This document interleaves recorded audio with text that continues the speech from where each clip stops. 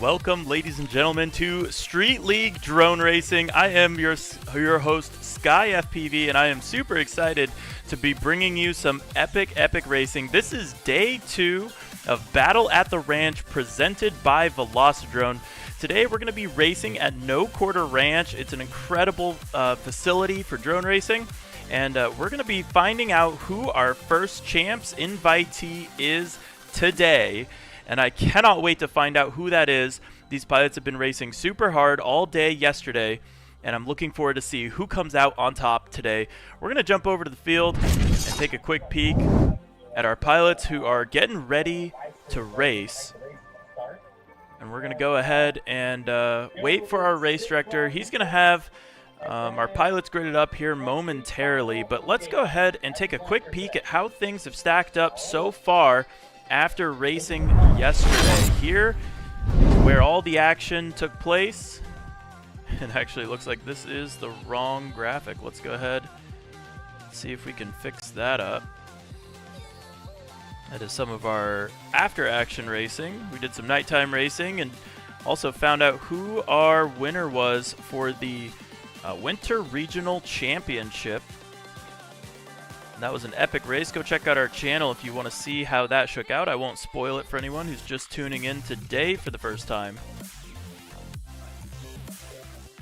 And let's see if we can get our points here. This should be what we're looking for. So here are your points after one day of racing. We're going to go up to 12 stages, but not necessarily all 12. We may stop at 10. We'll likely do either 10 or 12. Depending on how time permits us to do our racing. But right now, here's how things are stacking up. Hyper is your leader going into day number 2. And he is starting the day off strong. He had all wins and 1 second place yesterday. And if one singular second place is all that you're going to have throughout the event, that's not too shabby. And I think he is definitely the dominant pilot that everybody's going to be looking to figure out what those fast lines are, figure out what it is that he's doing on the track. And the pilot most interested in that is going to be J-Box down in second place. And he's got a very solid record of his own. He even managed to sneak in that win on Hyper. That heat was incredible. If you want to check it out, go subscribe to Street League Drone Racing. We're going to release all the highlights from this race as our season progresses. But yeah, right now we've got some interesting shakeups here. We've got Hyper in the lead. We've got J-Box getting that 1 win, so we know he can do it. But then it's going to be Sloth in third, and he made a nice late bump up there in the day, just barely getting ahead of Imperius after it looks like one really upsetting round for Imperius. He was able to get in the air, score some points, but ultimately, that one mistake is the reason Sloth is going to be sitting in third and Imperius in fourth.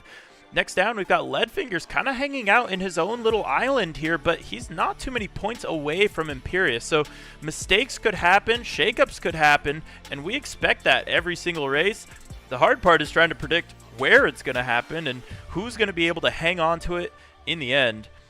Rounding out 6th place, it's going to be Prodangles with 63 points. A pretty solid day, a pretty solid event for him as well. Him and Bits in 7th have been going at it, but it looks like Prodangles just coming out on top after all the points are said and done. But you can see those points throughout the stages.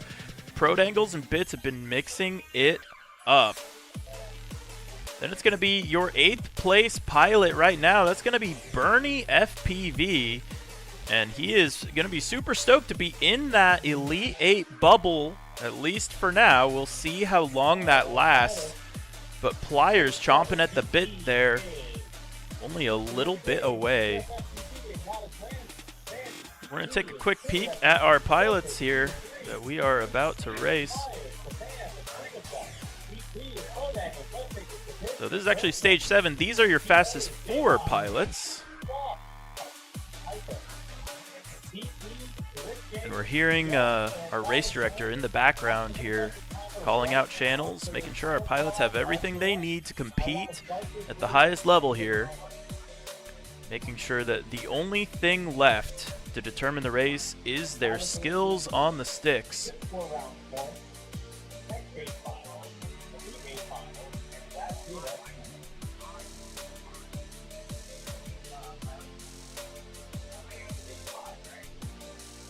we're going to jump on over. These are the current pilots up right now. We're going to be looking for Mr. Rick James, Geoff FPV, and Goddess Randy.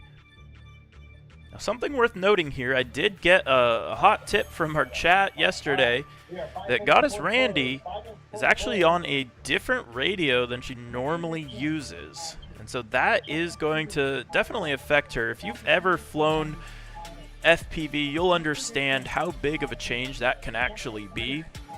There's a lot of adjustability that can be had in a radio. There's how high your stick is, how tensioned each of the sticks are, how much resistance, how much spring force. There's a lot of different things, just regardless of, I'm not sure if this is the case, but potentially a different complete shape of radio.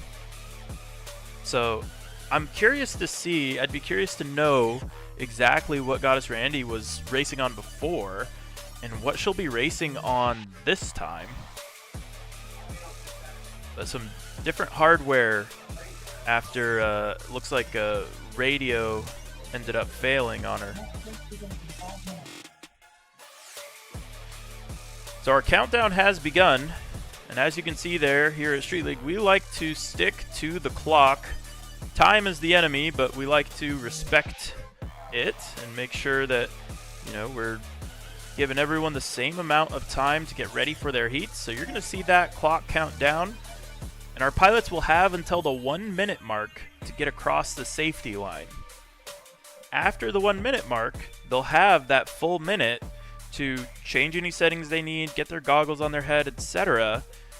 But they do have to stay on the safe side of the safety line after the 1 minute time has expired. And we do that to keep the race on schedule. We also do it to make sure that all of our pilots are getting a fair and equal competition here. And what we find is that 90% of the time our pilots are ready much earlier than that clock expires at. So it looks like we've got pilots getting situated here.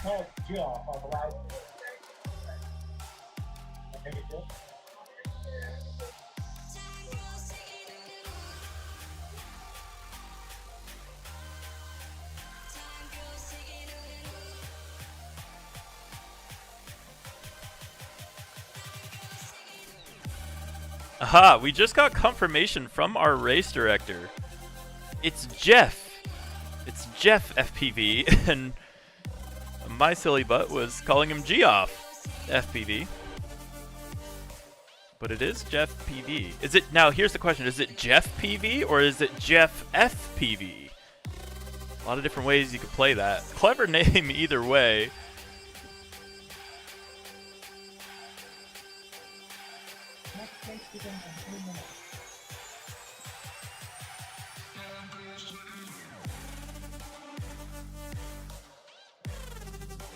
We're going to shoot a quick text on over to our race director, see if he can get us the answer.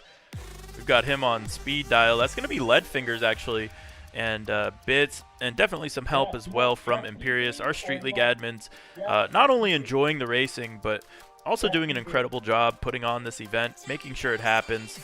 And we can't forget our sponsors, of course. We've got GemFan, our prop sponsor for this one. We've got No Quarter Ranch. We've also got Speed Source, some of the fastest drone racing frames in the game.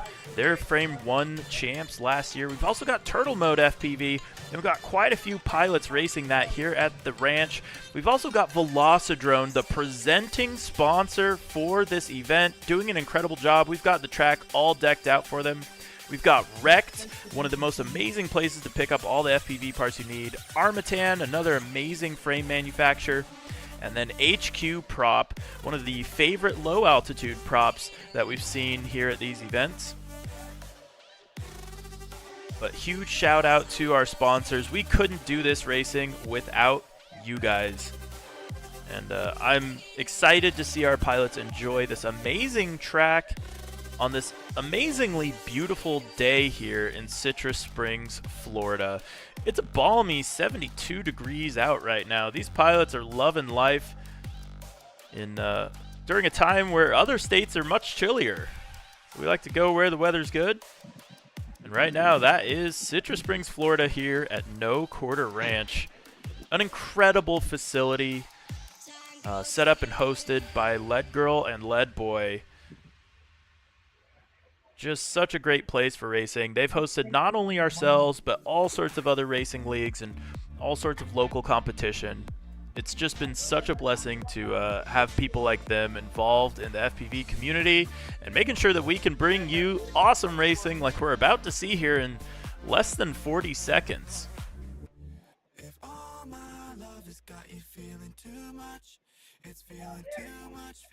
We also want to send a huge shout out to both Matt and Michelle here at No Quarter Ranch. They also fed the pilots, so these pilots are stocked up. They're ready to race. I saw some pictures in the chat. Looks like they were cooking up s'mores last night. Just the most hospitable place to do any type of drone racing. And I am hearing from our race director. It is Jeff PV.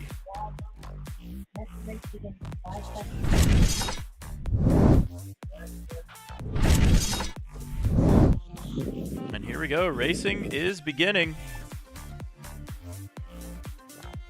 As you see our pilots coming down that GemFan start-finish straightaway. Triggering our timer. It's going to be Mr. Rick James, Jeff PV. We got it right now. And Goddess Randy all ripping through the sky. Looks like Goddess Randy actually goes down early or was not able to make it to the line potentially. And so it's going to be Mr. Rick James all alone out on the track. You can see this beautiful field. He's giving us a nice little course fly through. And you can see those beautiful Velocidrone gates. And my favorite part about those is the retro-reflective material that GemFan assisted us with. So those gates actually will light up whatever color your drone lights up. As you fly through them, you'll see that inside border light up during the nighttime. As Mr. Rick James makes his way on to lap number 2. And Geoff FPV staying in it as well.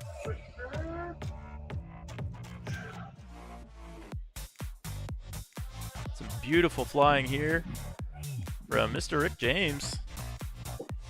He says, hell yeah, fella in that OSD. I love that. And you can see that boost mode engaged on his screen as well.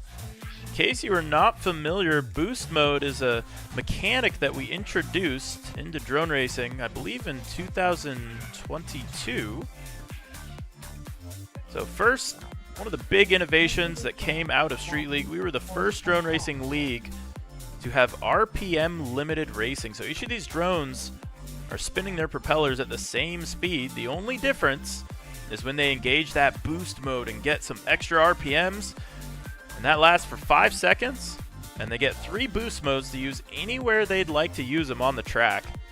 And we really have been seeing pilots use them all over this particular track. It's been very interesting to see them try to strategize where to use that boost the most. And you may be wondering where the most useful spots on the track generally are, and the fact of the matter is right now it is up for debate. Now, something I have seen is the more skilled pilots have a tendency to use the boost on the more technical sections. So I think that's a trend we're just beginning to see now. But oftentimes, it turns out that people are just perfectly happy using it on a straightaway. But there it is, Mr. Rick James going to take that win.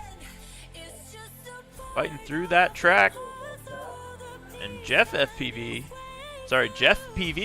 coming through right now.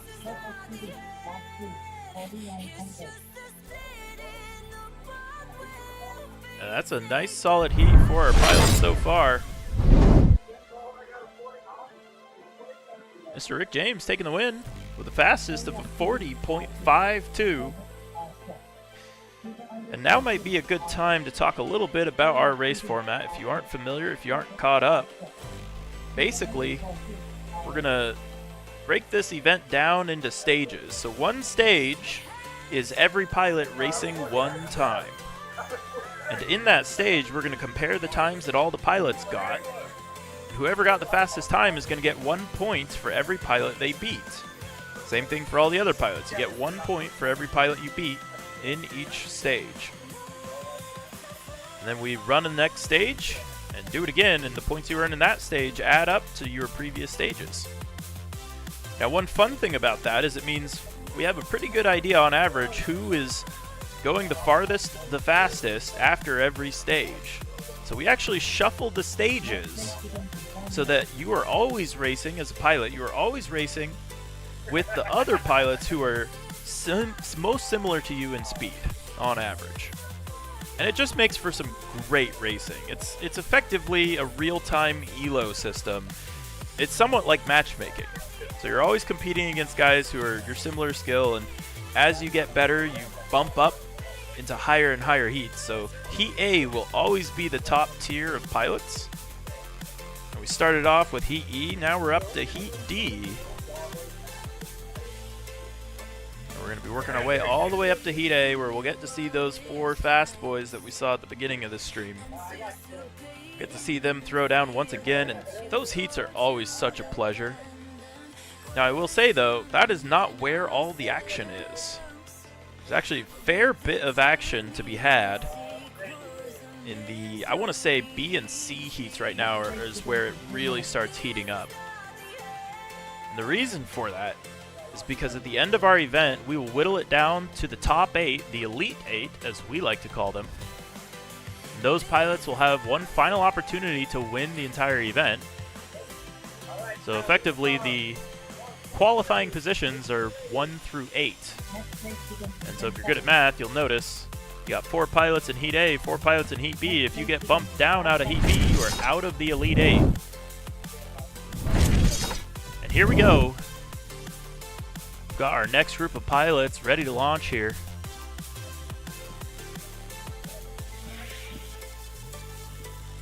As they come ripping through the sky. Nice clean launch here. We got a little bit of a race here between Tilly FPV and Tilted.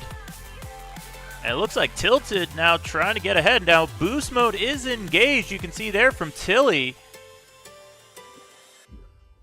And he is trying to play catch up here, but it looks like Tilted is just too solid right now, looking really clean. We saw some bobbles from him yesterday, and he's looking to reset and lock and load today. Boost mode engaged for Tilted as he comes through that Gem Fan start finish rate. Oh, but that looks like a failsafe for Tilted. He goes down and is not able to get back up. It looks like he's having RF issues, and we did see that last night as well. We saw RX loss on that OSD. And so that means that his radio disconnected, and that was what it appeared to be. And that's going to leave the door wide open for Tilly as we see now Zebra 3 making the pass on where we last saw Tilted. Now, we only count the start-finish gate when it comes to progression here. So Zebra does have to finish this lap to officially be ahead of Tilted, and you'll see that on our leaderboard on the left here. So Zebra 3 coming down that Gem Fin start finish rate. He is now officially in second place. Meanwhile, Tilly FPV is out in the lead, and it does look like we've got a connection from Tilted. He is back in the air, trying to figure out where he's at on the course. He does manage to get it right, and now he is progressing. A surprise comeback here from Tilted, so finishing those 3 laps is going to be huge because he's not just racing against these pilots, he's also racing against the pilots from the previous heat. Meanwhile, Tilly takes the win.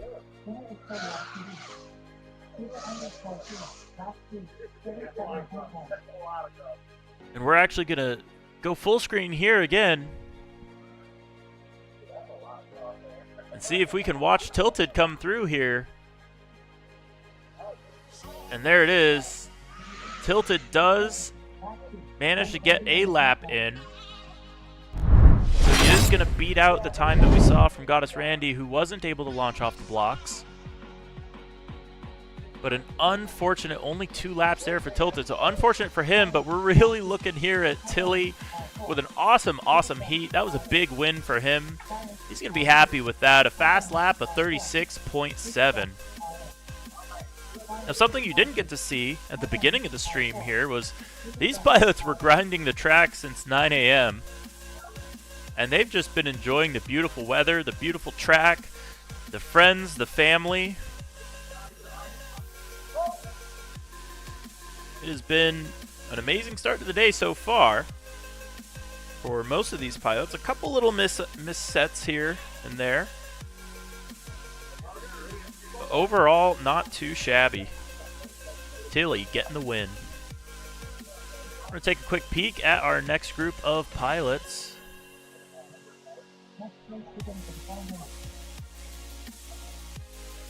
This one going to be Pliers, Kabam, and Freedom Duck.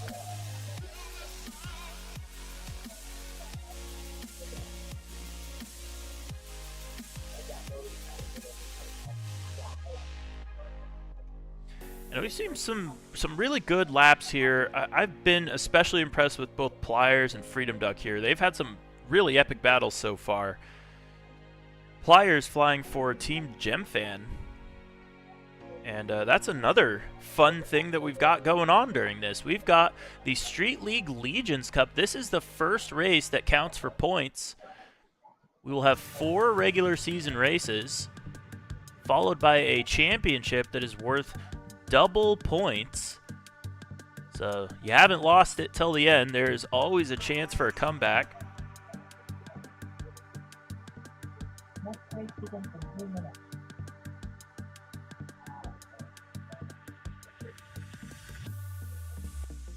But I'm really excited, especially for Pliers here. He is a brand new pilot to racing. I believe he's been flying much more before he got into racing because he's been absolutely steaming through the field here. This is his second Street League race ever. And so I think it's for sure a fact that he is going to be a force to be reckoned with as he gets deeper into his career, as he starts to put the time in. He's been spending some time training, actually, with his rivals. He's been training with Imperius, who's on Team Cyclone. But obviously that training has been paying off. We'll see how it pays off in this heat. Stage 7, Heat C.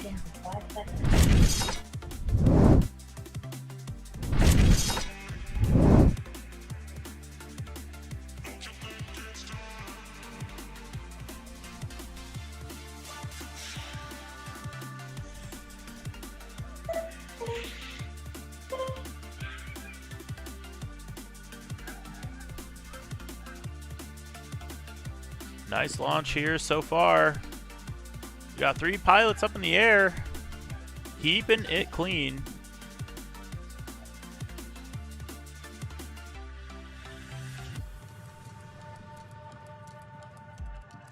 And your leader right now is going to be Freedom Duck. We've seen him put down some hot laps here. He is a Florida local. He's nice and comfortable in this environment. Nice and comfortable racing with most of these pilots, but most of them from out of state. I'm seeing Pliers trying to hunt down Freedom Duck, but I don't know if he's going to be able to make that pass there. That is a fast-looking quad there from Freedom Duck as he works his way through the HQ Helix and up through the Armatan Ascent. Now the Speed Source Slalom. Both of our pilots making it through that nice and clean. And into the Velocidrone Vortex, and finally, the Gemfan start-finish gate.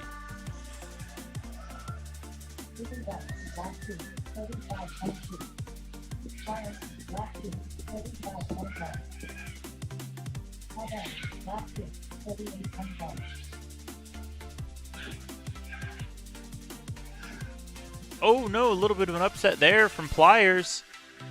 That's going to let Freedom Duck get a little bit more breathing room there into that Speed Source Slalom. Final lap. Batteries are depleted. Oh, Freedom Duck goes down, but doesn't leave the door open enough for Pliers to get in. Freedom Duck maintains the win. Second place is going to go to Pliers. Then it's going to be Kabam. Trying to get off the ground there. He's going to make it happen. Coming around right now through that Velocidrone Vortex. And there it is. Kabam finishes that one out strong.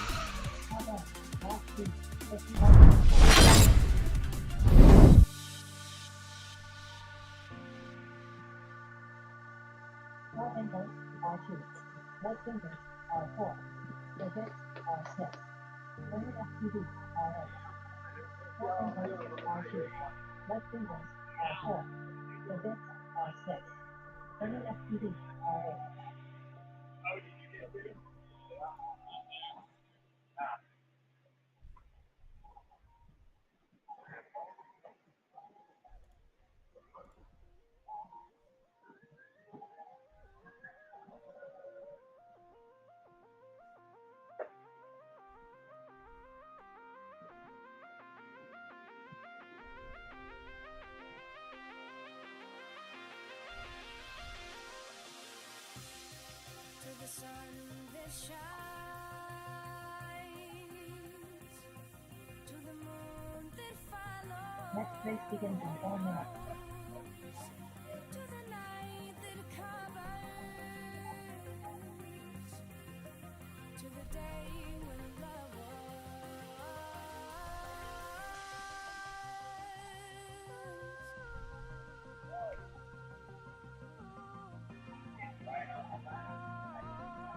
to the day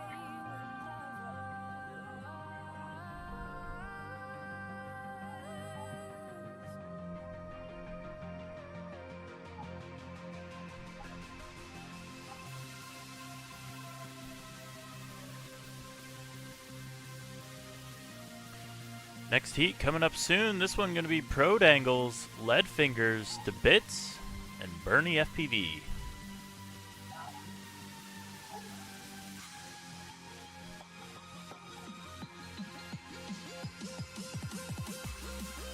Next race begins in 3 minutes. 4 angles are 2. Red fingers are 4. The bits are 6. Burning FPV are 8.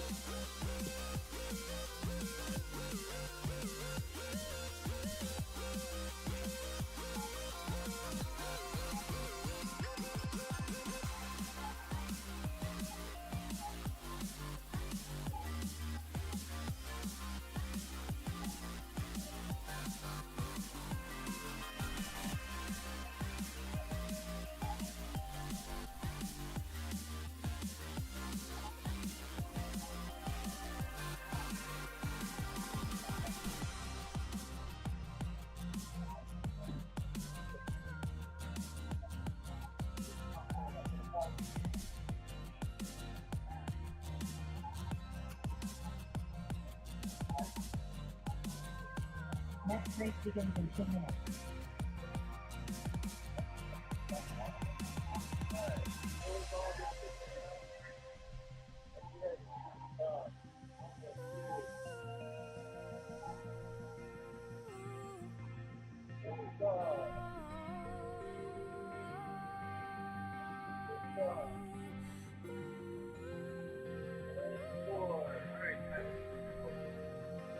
Next race begins in 10 seconds.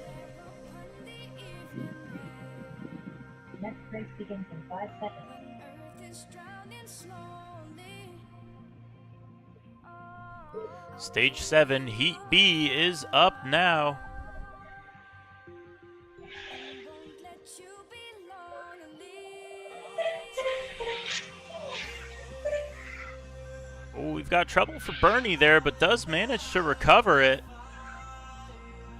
And your leader now is going to be Pro Dangles, being chased down by Lead Fingers.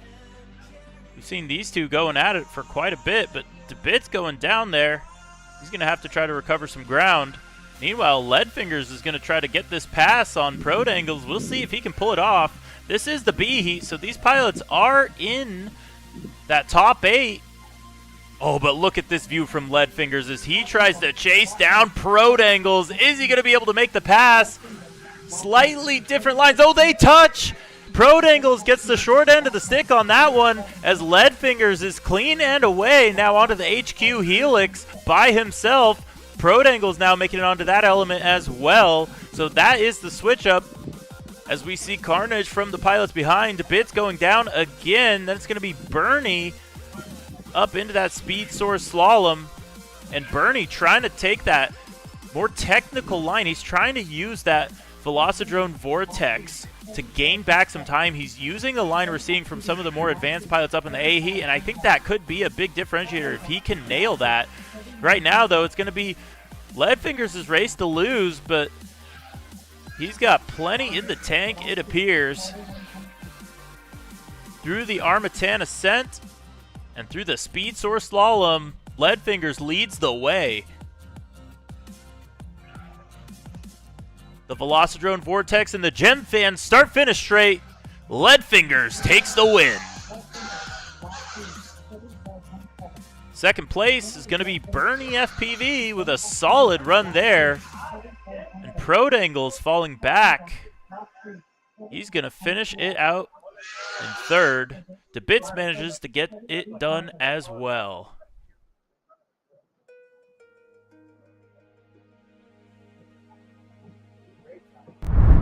That was quite the race. Lots of switch-ups. And lots of epic battles there. Really beautiful pass there from Leadfingers. And that's the type of racing that I really commend and I think is a super valuable asset throughout a pilot's career, is that ability to be patient. We saw there from Leadfingers, he was just parked right behind Prodangles, and he waited for the mistake. Although I will say it wasn't a perfectly clean pass. But he was going for it in a spot where I think is a good passing opportunity, that sharp U-turn through the wrecked ringer. It's a really tricky spot to get right, but if you get it right, you can get that pass so clean. I think that's what Led was going for, but ultimately their lines were different enough, but then crossed at the end. But that patience leading up to that attempt on the pass, just beautiful. That is what you want to see. It's easy to try to straight line it once you have that target fixation. Once you have that pilot ahead of you, you just start dive bombing. But I think Led really did a good job of avoiding that as a tactic. He was staying on the racing line, trying to wait until he had that good opportunity. And ultimately, it worked out for him. It was tight, but it did work out for him.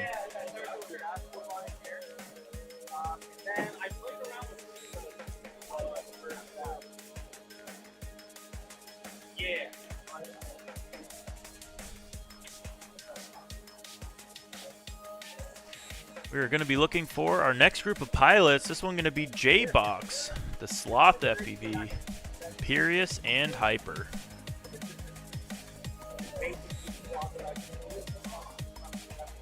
They will have 2 minutes to get their quads out and across the safety line.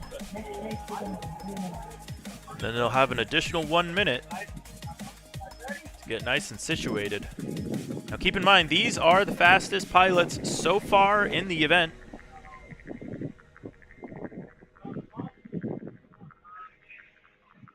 And they're trying to maintain that status. Next race begins in 10 seconds.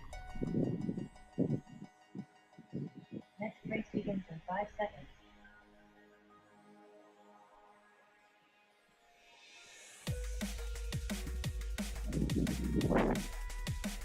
The wind starting to pick up here. You hear it through our track camera.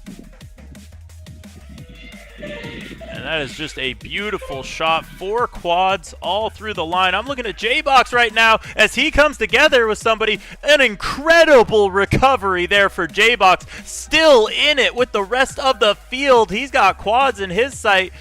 Minor adjustments, but he's going for those tight lines, trying to catch up to Hyper, your leader. Actually, no, it's going to be Imperious, your leader now.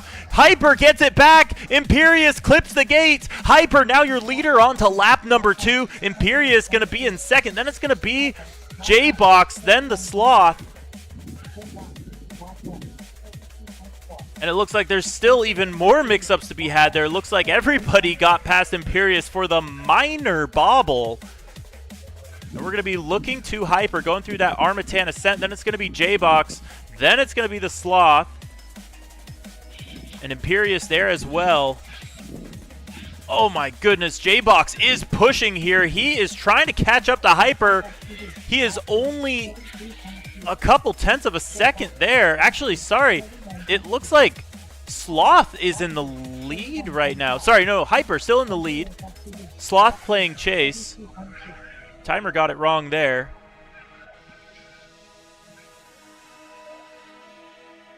Hyper through that speed source slalom. He's got J-Box right on his tail. The battle between Hyper and J-Box here. That's what we're looking for. The Velocidrone Vortex, and Hyper gets it right. He's going to take the win.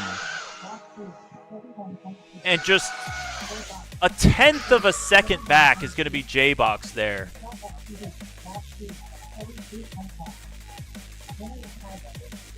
And I may have to go to an instant replay on that one. That was an incredible race.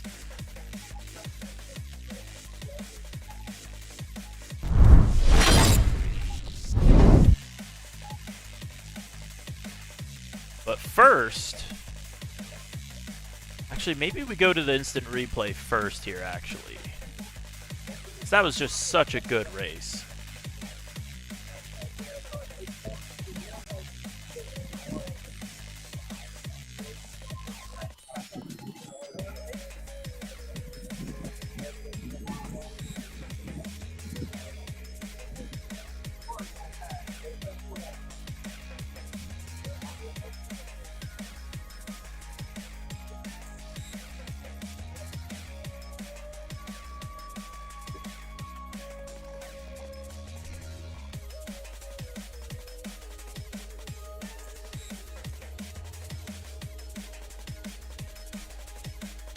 So this was the incredible race that we just got to witness.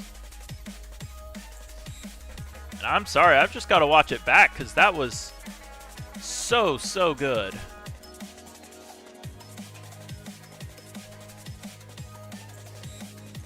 So I'm looking at J-Box here. He comes together with someone, but they don't even notice. They don't even flinch. And it looks like Hyper actually playing chase right now to somebody. It looks like that's Imperious. So Hyper playing chase to Imperious here through the speed source slalom. Then Hyper's going to make the pass. That is where he typically uses his boost. And he does get it done there on Imperious. And it looks like Imperious falls back. I see J-Box ahead of Imperious. Let's see where Sloth is in this mix.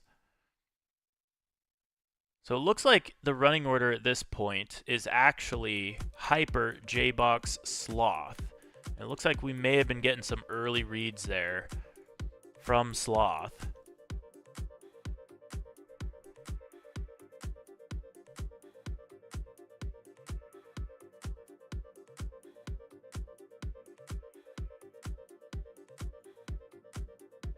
Yeah, we were getting some early reads there from Sloth. We've got those corrected on our timer, and that will affect the points.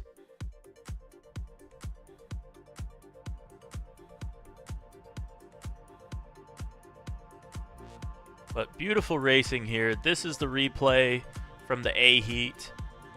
Just incredible racing here. Hyper with that beautiful Velocidrone Vortex. He takes the win. Then it's going to be J-Box. Then it's going to be Imperious. Then it's going to be the Sloth. So timer getting it wrong there, but we've got it right after the fact. We'll fix it in post.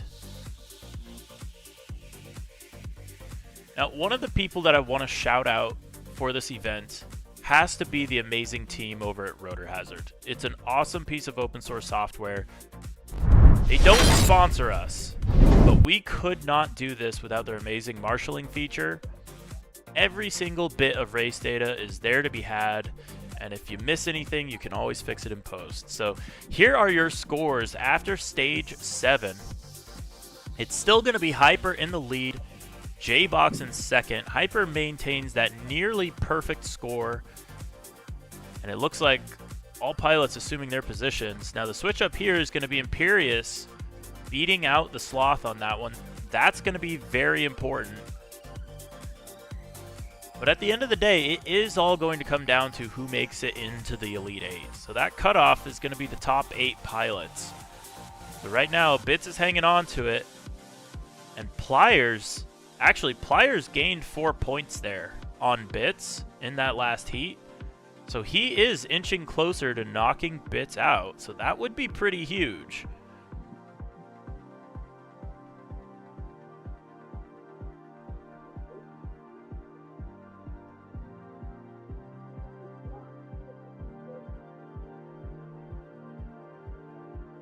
And it looks like, as far as teams are related, Hyper and the Sloth are both on Quad Force 1. And they're the top 2 pilots on their team, so they will be earning the maximum amount of points here, almost the maximum amount of points for their team, and the maximum team points so far, assuming that they can hang on to these positions all the way through the Elite 8.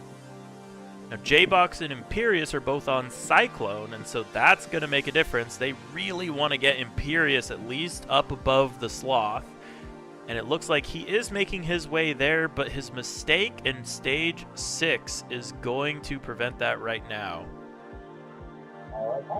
Then it's going to be Leadfingers, Prodangles, Bernie FPV in those next positions. Those are all GemFan pilots, I believe.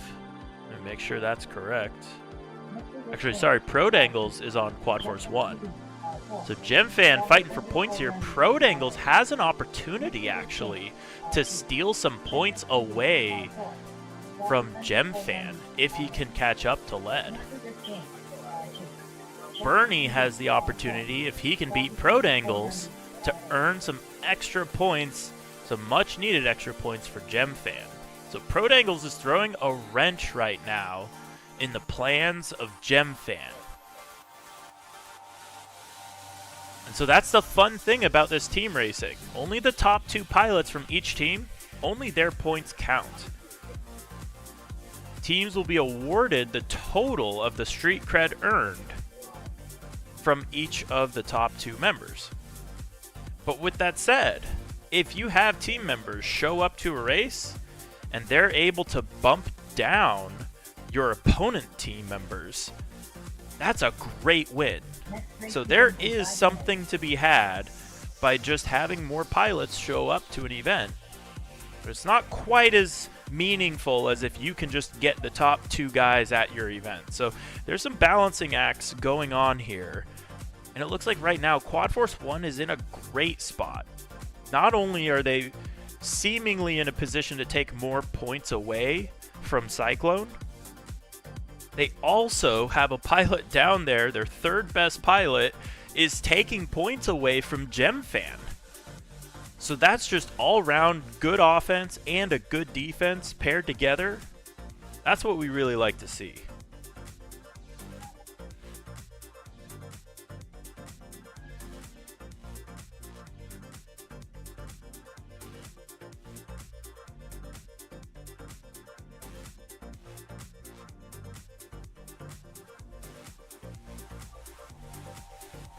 Next race begins in 1 minute.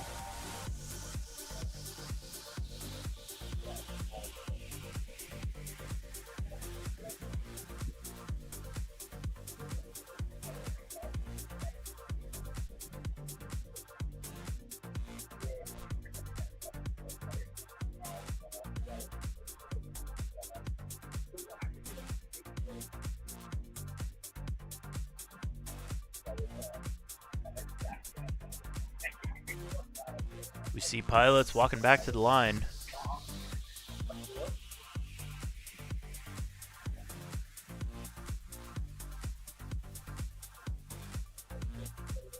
Now, if you've never experienced FPV racing before, I gotta tell you, it is something like nothing else you've experienced. In many ways, it's similar to a video game. You're wearing VR goggles, and you're seeing what the drone sees. Next race begins in 5 seconds. But gosh, it sure feels like you are flying a literal fighter jet. And it is just a blast. These quads especially too are all lit up with LEDs. You'll get to see that as night falls. Next race begins in 5 seconds. As both of our pilots take off here, down that GemFan start-finish straightaway.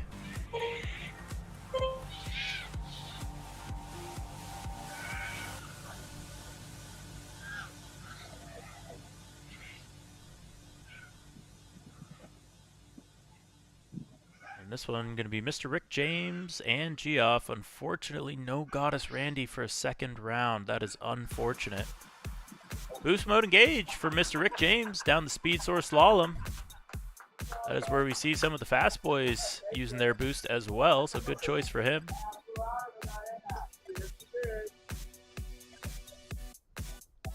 And one lap complete for Mr. Rick James. Mr. Rick James, lap 1, 39.3.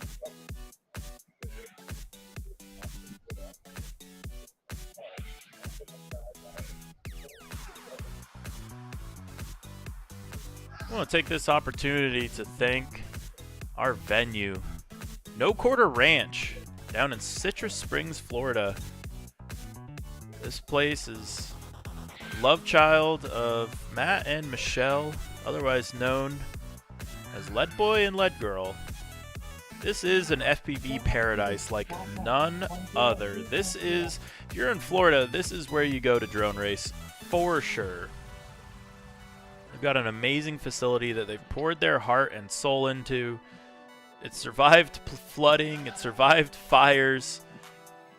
There's nothing that can stop an awesome community and leaders in the community like them from creating such an awesome space for pilots to enjoy racing just like this. Whether you're super experienced or it's your first time flying FPV, they will welcome you with open arms, and that's what we really strive to exemplify here at Street League, is that type of behavior.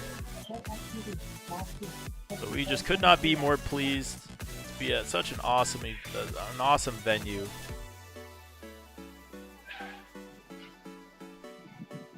I even heard the pilots got free food at this one. That sounds amazing. Nothing like a cookout with the boys. Wonderful boys and girls, as it were, of FPV.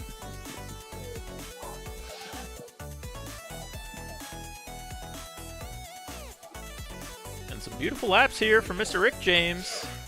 Getting it done. He's going to take the win. Geoff FPV not too far behind, though. Onto that Gem Fan start-finish straightaway. Sorry, Jeff PV comes in second. Someday I will get his name right. Someday. I think it's my third year commentating his racing, and I keep calling him Geoff. But it is Jeff PV.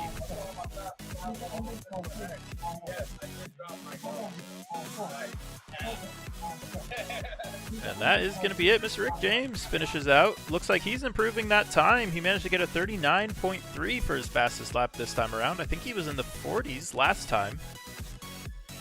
And maybe we'll take a quick peek here at our rotor hazards sheet and see how he's been doing.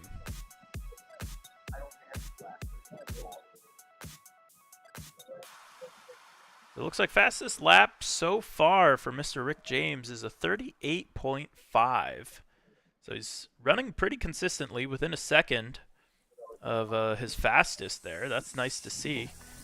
Now, interestingly, his fastest run so far was in stage 1.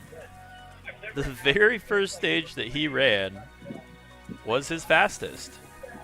Another pilot for whom that's true is Tilted. Stage 1, Heat A for him. He ran a 34.5 for his fastest lap. Now maybe what's a little more interesting is to look at fastest 3 laps. And right now, the pilot with the fastest 3 laps is going to be Hyper with a 1 minute 31.6. That is currently the runtime to beat.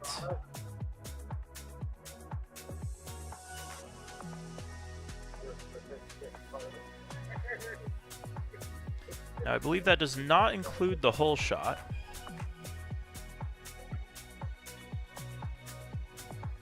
Next race begins in 3 minutes.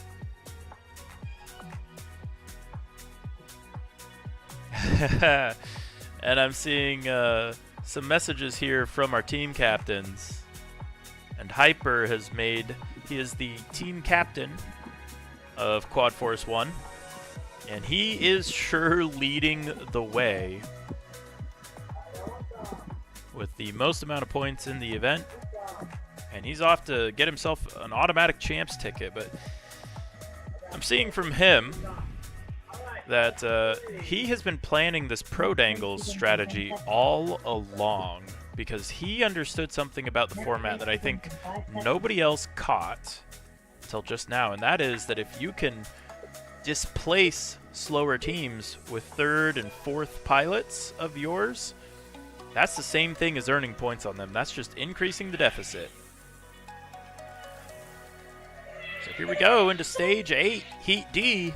This one going to be Tilted, Zebra 3, and Kabam. We'll see if Tilted can beat his 3-lap time from stage 1 here. Feeling it for him. I think he's got this. He is a Team Gemfan pilot ripping around the track right now and looking pretty smooth and pretty solid right now.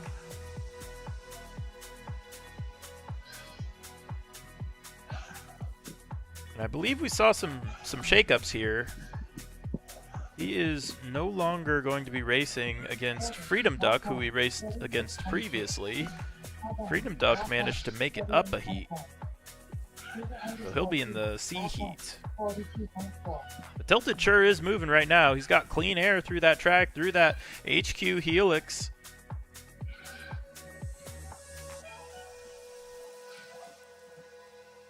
And some really nice tight lines here for Tilted. Just looking so smooth. He is your leader. Kabam out in that second place position. Then it's going to be Zebra 3 in third.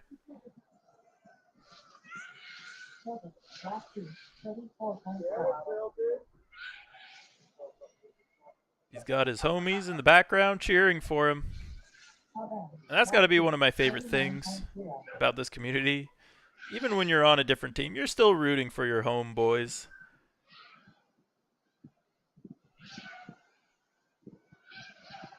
And we're seeing just a beautiful flight here from Tilted. This is it for him. The Velocidrone Vortex, and it is a good one. Boost mode engaged. Tilted makes it clean.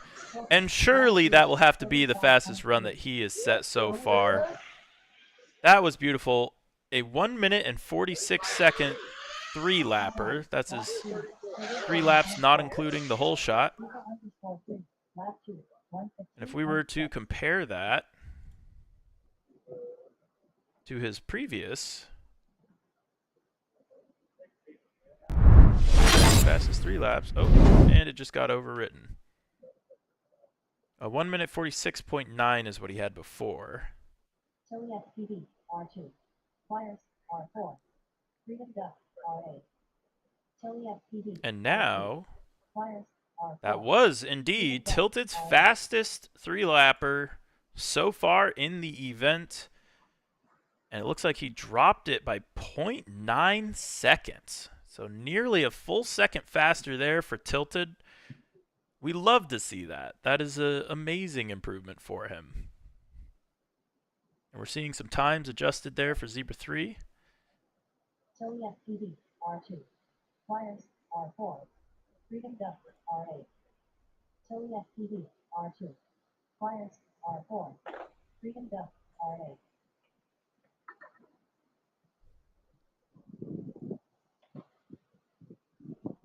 Next race begins in 4 minutes.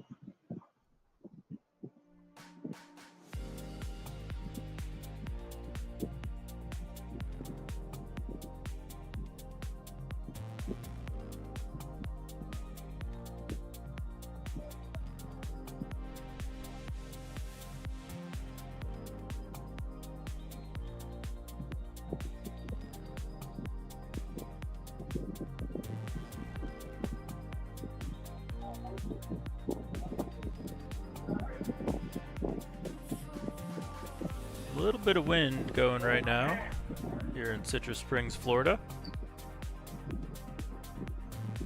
Although forecast was only calling for 2 miles an hour, I'm definitely hearing a little bit.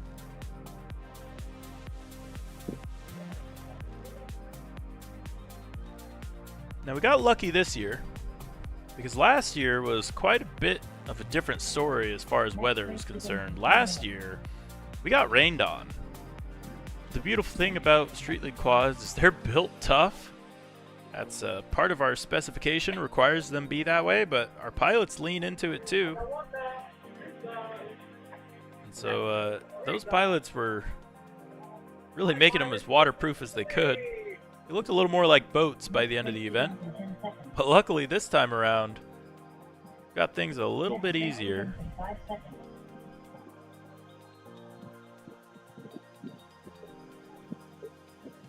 Here we go. This is going to be Stage 8, Heat C. Oh, one pilot not getting off the blocks there. Oh, we hear a clip as we go through that start-finish gate. This is tight racing. I'm looking at Freedom Duck and Tilly here, duking it out. Meanwhile, oh, actually, no. There's a battle between all three of these quads, all tangled up through the HQ Helix. Who's going to come out alive on this one? All of them so far. Who's going to come out in the lead? Well, that's going to be Tilly FPV onto the Speed Source Slalom. Nice tight line there for him, making it happen. But the battle rages on behind him between Freedom Duck and Pliers. They touch. Pliers makes it back around. Freedom Duck makes it back around. Little bit of a bobble there. Boost mode engaged now for Freedom Duck, trying to get caught back up to the rest of the pack. And meanwhile, it's going to be Tilly out in the lead, absolutely shredding the skies. This has been his race from the jump, but he had to fight for it every inch of lap number 1. Pliers going to be sitting in that second place position, and Freedom Duck now just behind through the Armatan Ascent. They both go. It's going to be Pliers just leading Freedom Duck, and it looks like Freedom Duck is fading a little bit here, not quite able to catch up to Pliers as they go through the Velocidrone Vortex. Beautiful lines from all these pilots. Boost mode engaged there for Tilly FPV as he works his way through the wrecked ringer and onto the turtle mode tilt gate.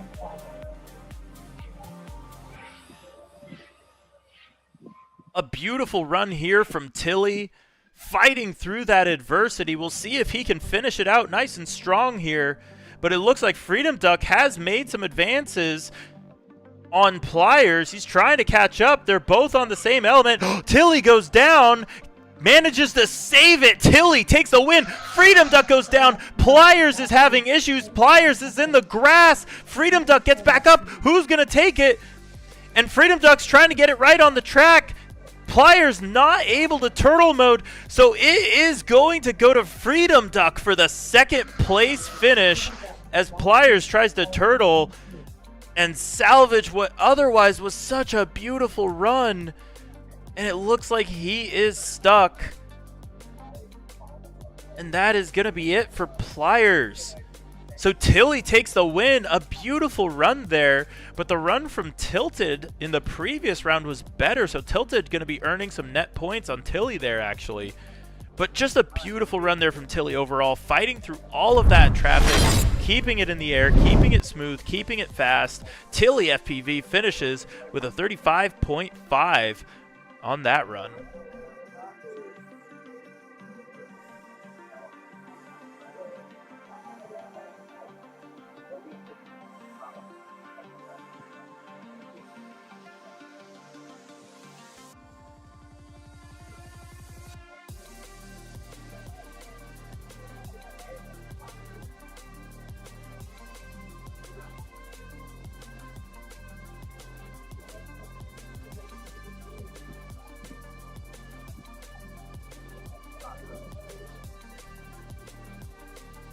Top angle R2, right finger R4, pivot R6, turning FPV R8.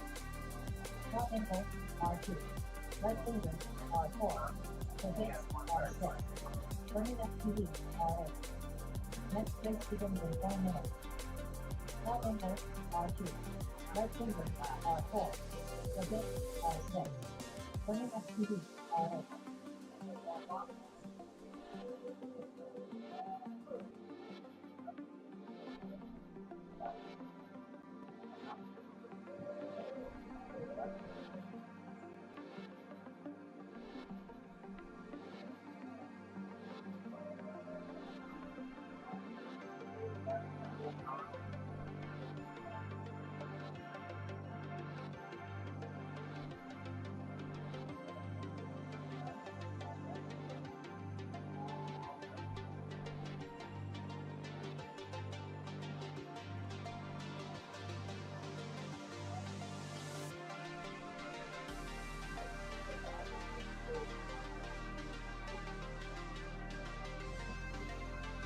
Next race begins in 3 minutes.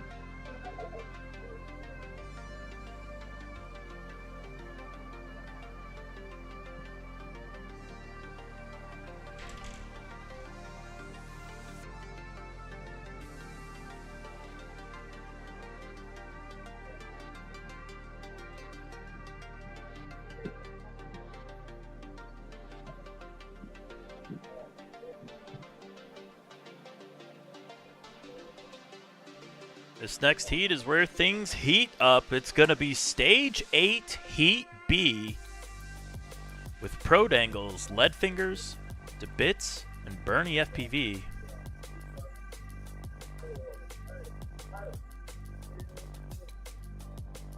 Next race begins in 10 seconds. Next race begins in 5 seconds.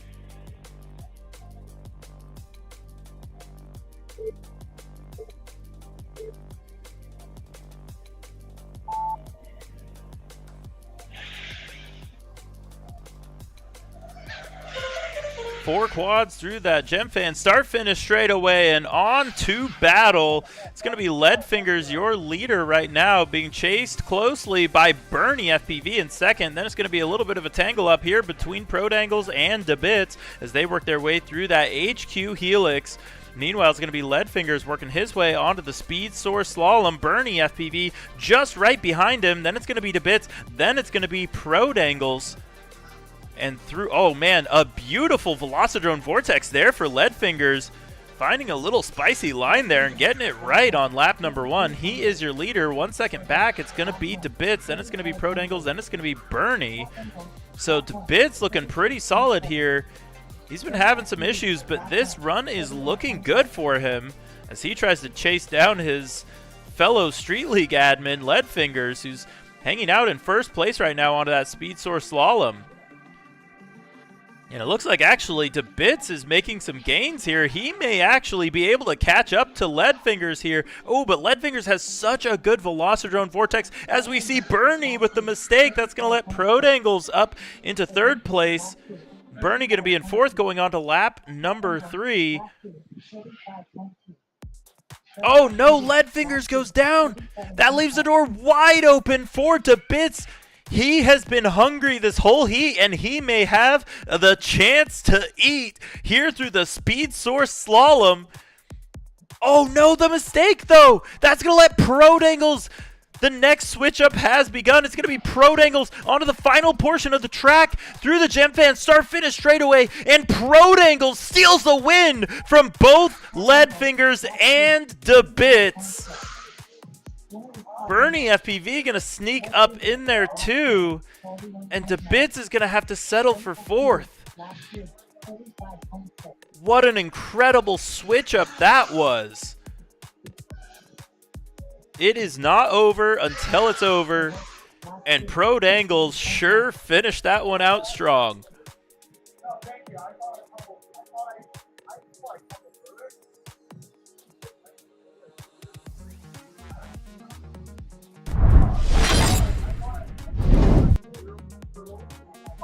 J-Box R2. The Smart FPV R4. Then Furious FPV R6. Tiger R8. J-Box R2. The Smart FPV R4. Then Furious FPV R6. Tiger R8.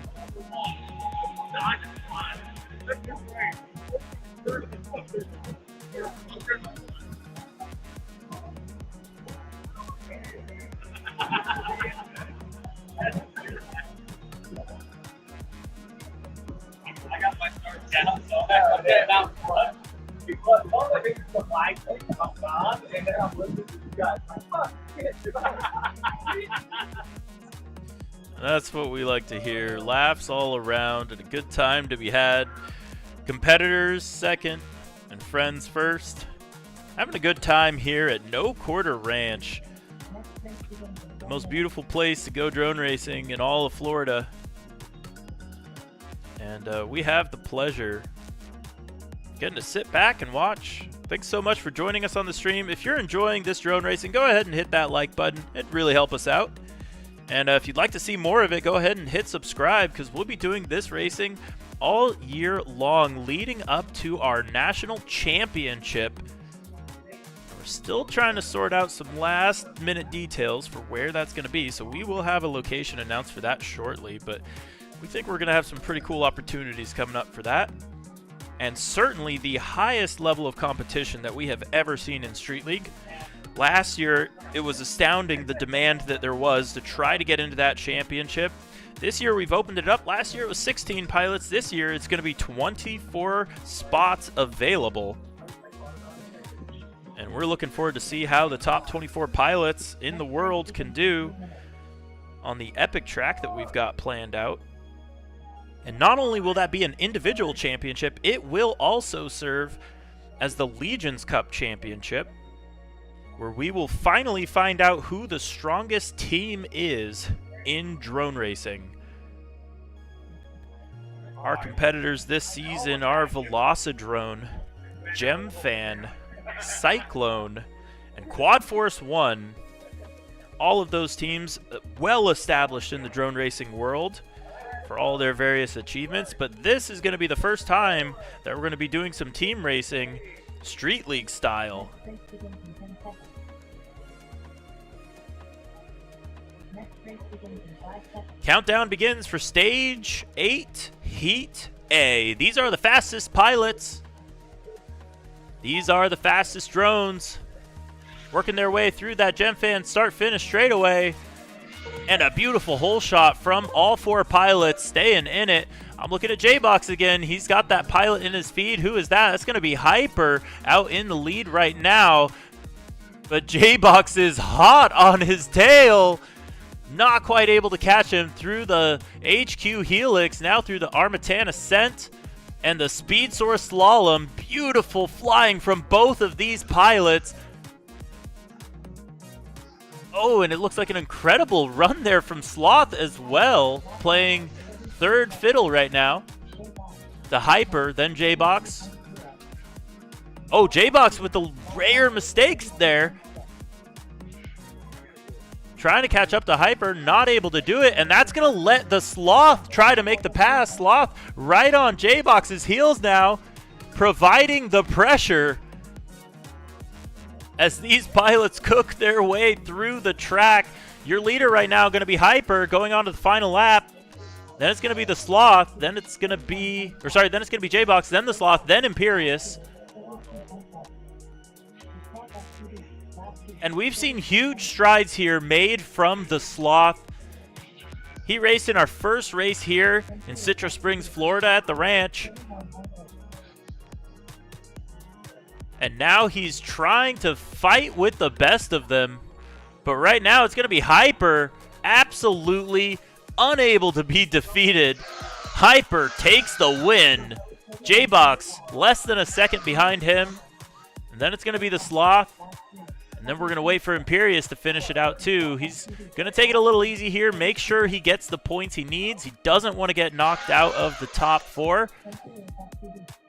But he does get beat by a couple of these pilots here. So some points left on the table there for Imperious. Hyper eating up all the crumbs.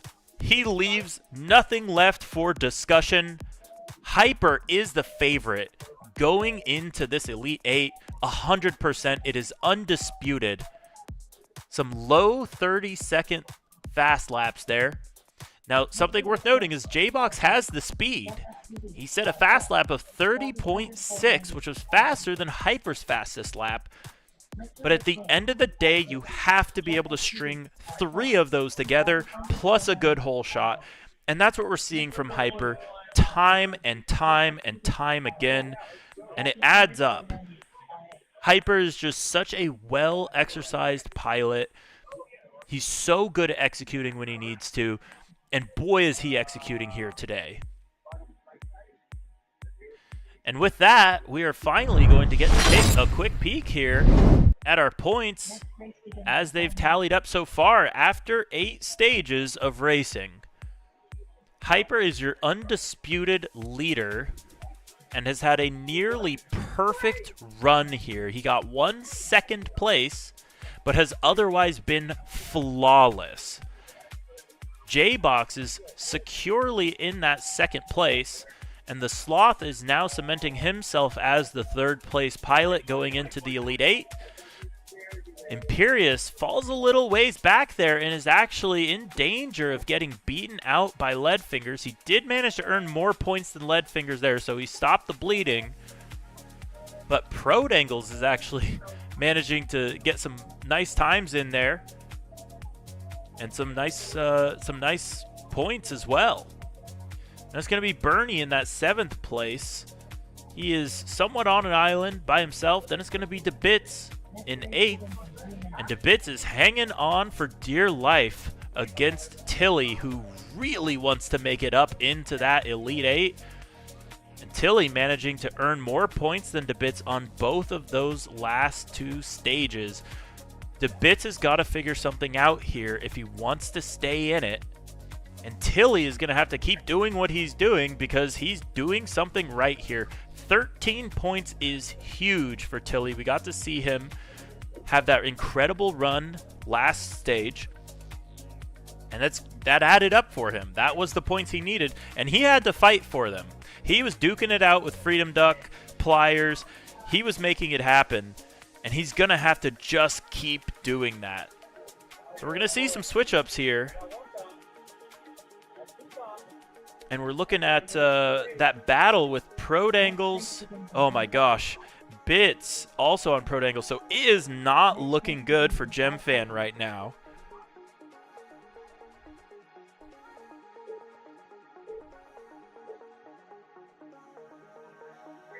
Meanwhile, we've got a heat starting here. A little bit of troubles getting off the line for both our pilots.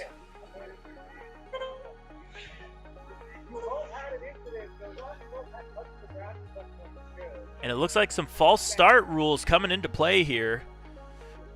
And just for clarification, the false start rule is a little bit tricky to say, but once you understand it, it's pretty simple. The rule is if you false start, you need to touch the ground, and then you need to be the last person through the gate with one exception. If somebody else has also had some sort of an incident, e.g. a crash, etc., then you are allowed to beat them through the start-finish gate. So basically the rule is you've got to touch the ground, and then you've got to wait a sufficient amount of time before you go through the start-finish gate and make a reasonable attempt to be the last one through the start-finish gate. And so effectively it's just a real-time penalty that we apply, and we will judge whether or not you made a good faith effort to abide by that penalty. But actually it looks like none of our pilots, it's not going to come into play at all here as they both go down on the track. We've lost video signal from every single pilot in this heat. So that is tricky. However, we did get some hole shots from them, so it won't be worth nothing.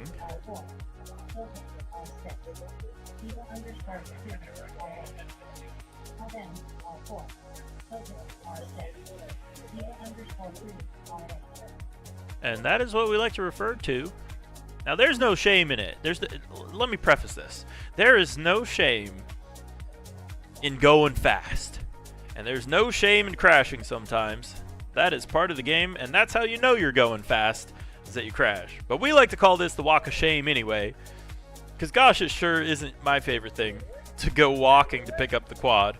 It is a luxury of winners to simply have the quad sitting at your feet. But honestly, what more beautiful place could you be thinking of? Let's go for a little stroll. It's like maybe we need to change. Maybe we need to change how we think about the walk of shame. Maybe we need a rebrand for it. It's sort of like Easter egg hunting, except for drones. And if I know anything about the people at this race, it's that they're all drone nerds. So they'd love nothing better than to get a perhaps a fresh stack of parts from Wrecked.com. That's where I'd like for all my parts to come from personally. They've got all the spec racing goodies. All the Street League racing parts you could need, you can find those at Wreck.com.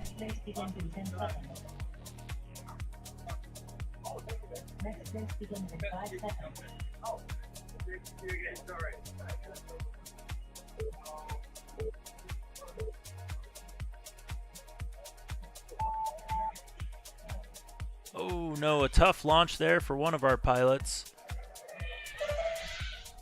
It looks like that's going to be Kabam, who does make it through that start-finish gate now, so he is still up in the air. Meanwhile, your leader, though, is going to be Tilted. And we saw him have a really, really strong run last time. And I would love to see that again from him. He managed to score 12 points out of a total possible 17.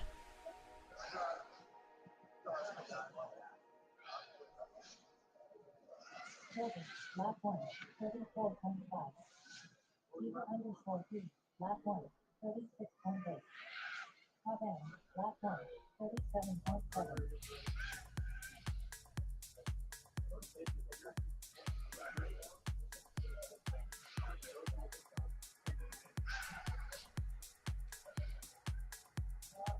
And a beautiful run here from all of our pilots. Looks like Tilted making it happen out on the track.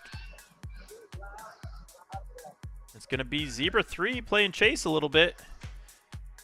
Boost mode engaged for Tilted as he makes his way through that speed source slalom. 7.0. Kabam, lap 2, 37.9. And that's Tilted, lap 2, going to be lap number 2 completed for Tilted.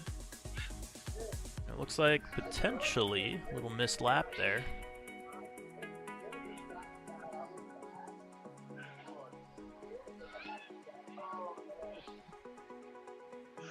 Although we do have that corrected now.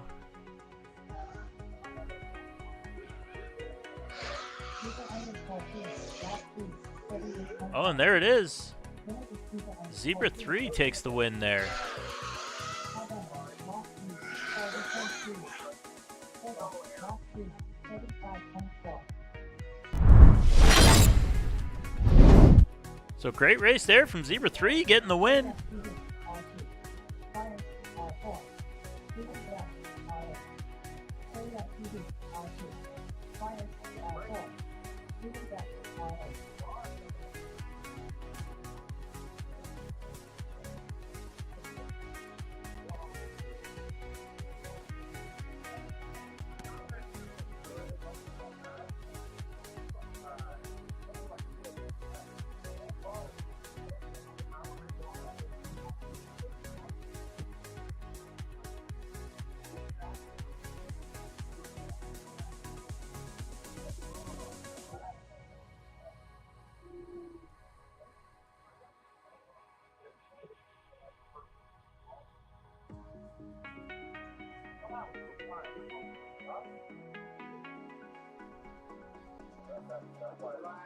Next race begins in 4 minutes.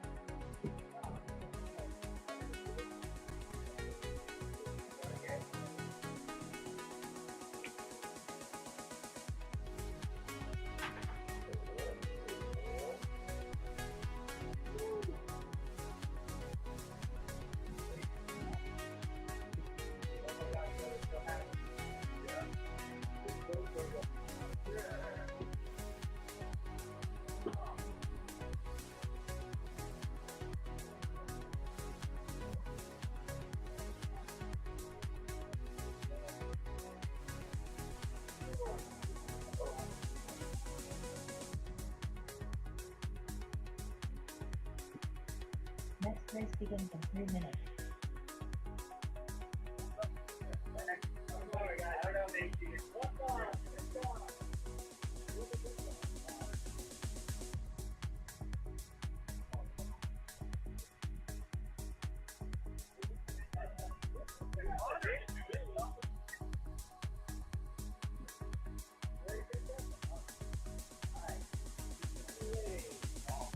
Next race begins in 10 seconds. Here we go. This one's going to be Tilly, Pliers, Freedom Duck. You're in Stage 8, Heat C.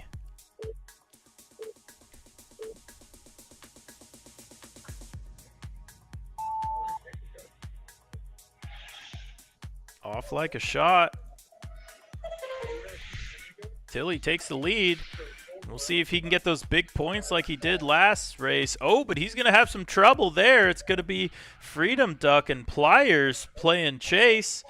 Looks like Tilly does manage to get back ahead. Pliers now chasing down Tilly. We'll see if Pliers can get the pass here. A beautiful speed source slalom for both our pilots. Looks like Tilly gets it right there, though. Gaining a little bit of ground there on Pliers in yellow. And boost mode engaged for Tilly down that Gemfan start-finish straightaway. And through the wrecked ringer. And Pliers, a frustrating point of view, chasing down Tilly, not quite able to catch up.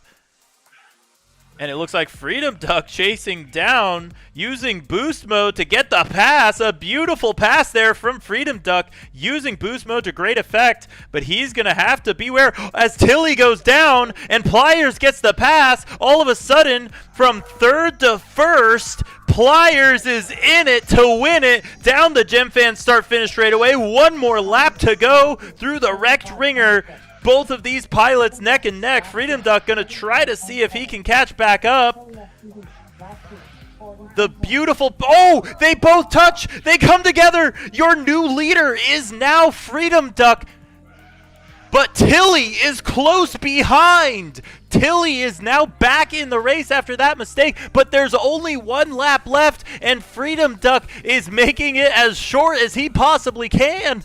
The fumbles from Tilly, Pliers not in it. Freedom Duck is going to ring the gong. Freedom Duck takes the win.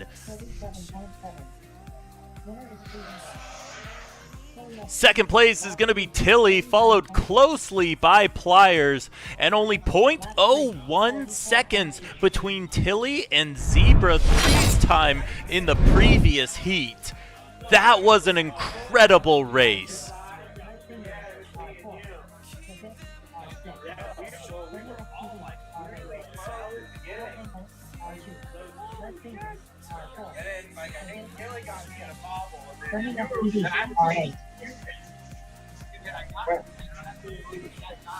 That's the normal guy thing. All guys push every guy's neck high.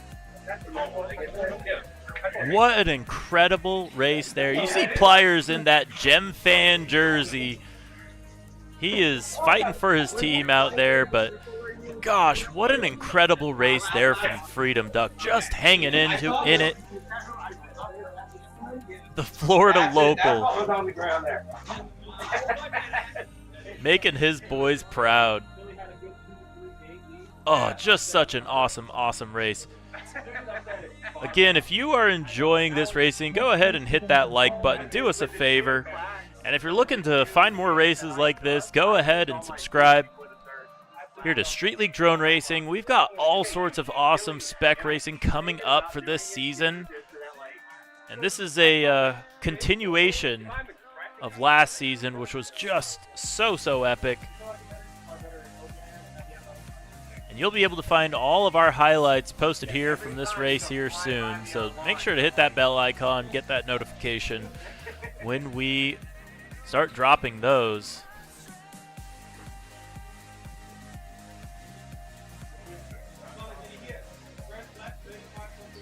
We're going to be looking for our next group of pilots here.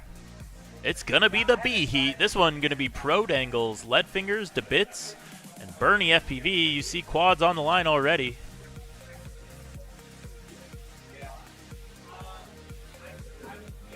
Next race begins in 3 minutes.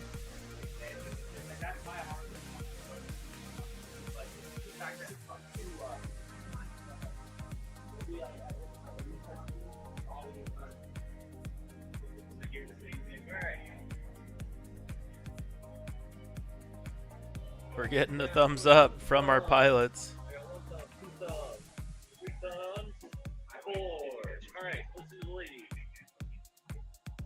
Next race begins in 10 seconds. This race, Pro Dangles, Leadfingers, DeBits, and Bernie FPV. This is the B heat.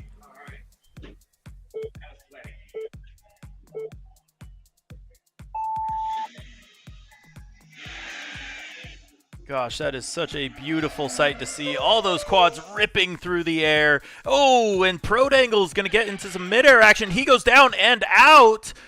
And Bit's going to have trouble as well. And that could leave the door wide open for Tilly to get up into the B heat. No, Bits is still in it, trying to make it happen. Meanwhile, it's going to be Leadfingers out and away, looking pretty solid. Leadfingers is providing pressure for those A heat pilots, making sure that nothing is guaranteed. As we see boost mode from Bernie FPV going on to the wrecked Ringer. And on to lap number 2. Some beautiful flying here from Leadfingers, though, as he's got clean air behind him.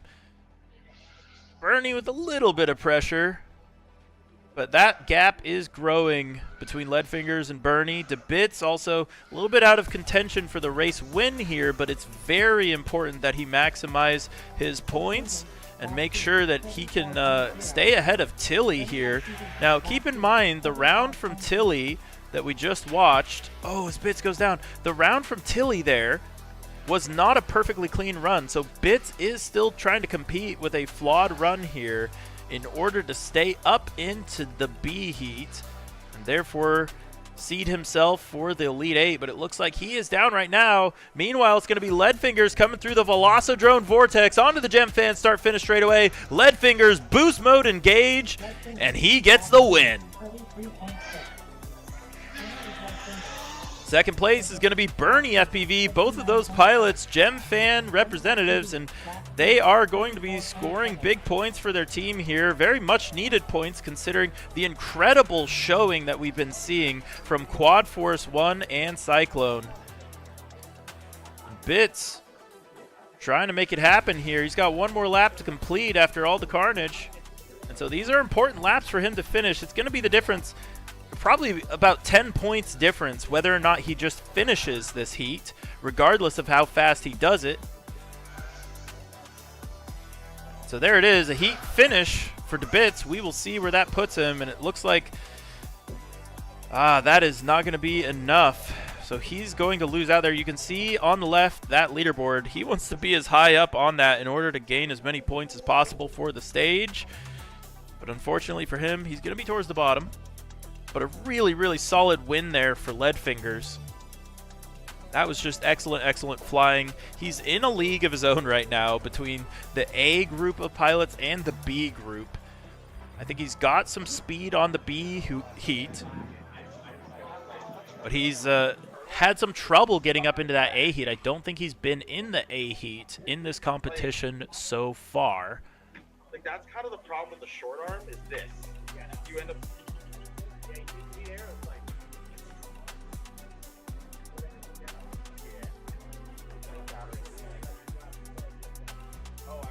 As we hear some gear issues may be at play there. That's one of the fun things, but can also be one of the detrimental things that you have to encounter here at Street League Drone Racing. You have to make sure that your gear is in order, and that's easier said than done. Drones are basically flying bricks. You put a battery, you put some propellers on a battery and see how fast you can make it go. And we've made some improvements here at Street League Drone Racing to make sure that the drones are as durable as they can be, as is reasonable, while still allowing for customizability. So our pilots are able to come up with their own frame designs, or frame manufacturers can, and you can just buy one off the shelf. One of my favorite places to grab drone frames, drone motors, etc. is from Rect.com. And if you're looking for a prop selection, there's both GemFan and HQ. Both of those have Street League official props that you can find out about on streetleague.io. You can find out more about the exact specification, and not only can you jump on there and do some Street League drone racing, we also are super excited to be partnering with UDL, the Underground Drone League.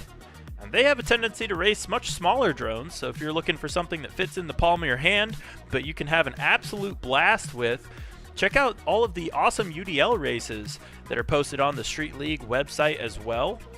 And I hear some rumors that we're going to be expanding that and doing other types of drone racing too, but I don't want to spoil any secrets here. Meanwhile, we've got our next heat of pilots coming right up. This is going to be the A heat, and boy is it going to be a hot one as our pilots all come through that gem fan start-finish straightaway. It's going to be Imperious getting the whole shot, then it's going to be the Sloth, J-Box, and Hyper, but that order does not stay the same for long. I'm looking at J-Box here out in the lead right now, and Hyper with an uncharacteristic late start. He's going to have to try to play catch-up here. Boost mode engaged through that speed source slalom. It appears he is trying to make that pass. Oh, 3 quads in his view. Hyper has got it all to work for here. 3 quads wide through the gem fan start-finish gate. Who's going to be able to hang on to it? Hyper with a beautiful pass there on Sloth and Imperious. So your leader right now is going to be J-Box, and Hyper has just meticulously picked apart his opponents and is now on his way to trying to get the pass on J-Box through the Velocidrone Vortex at incredible velocity. Both of these pilots go on to the last lap. Your running order going to be J-Box, Hyper, Imperious FPV, and the Sloth FPV. Incredible racing here, super tight. Is Hyper going to be able to catch up to J-Box? J-Box holding him off with everything. He's got boost mode engaged here. The final one, J-Box with the mistake. Hyper is going to remain indomitable. He is through the Velocidrone Vortex and onto the gem fan start finish straight. Hyper takes the win anyway. He does not care. He will be in it to win it every day of the week. Incredible racing. Lap 3, 32.2.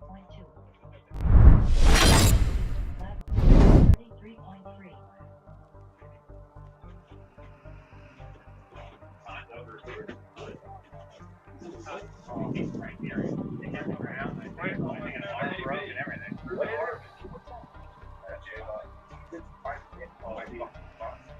I think the rivalries here are building. These pilots know what it's like to race with the best.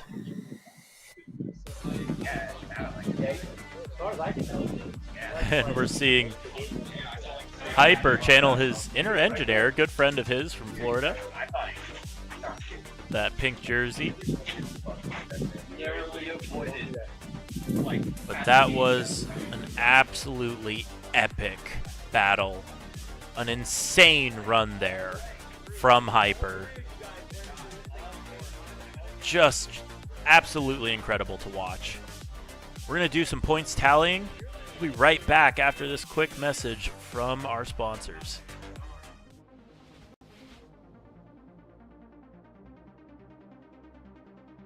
For years, drone racers have been pushing the boundaries, splitting the horizon where the possible and the impossible collide.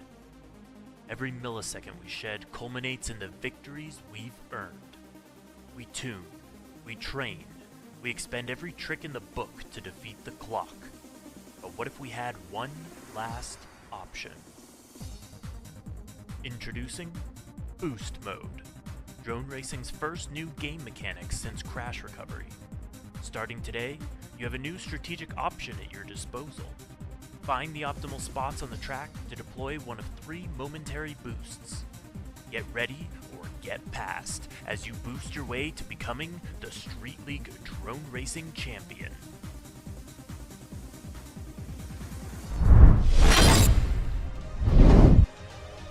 And here are your points after 8 stages of racing. It's going to be Hyper maintaining that incredible run despite the adversity, despite the prop wash, despite a slow launch there.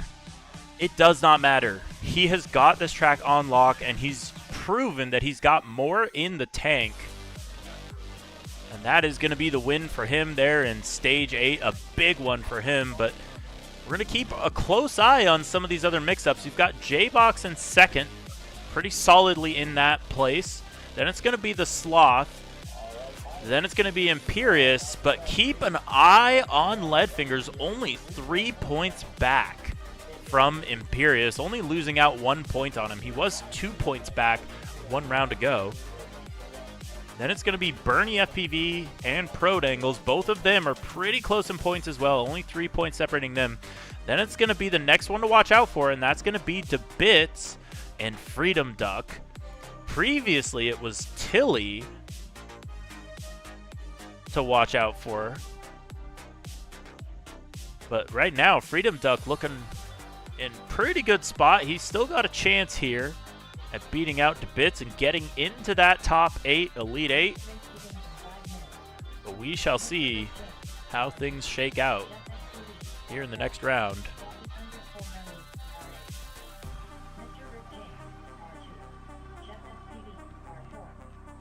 Our next group of pilots we'll be looking at is going to be Mr. Rick James, Jeff PV, and Goddess Randy.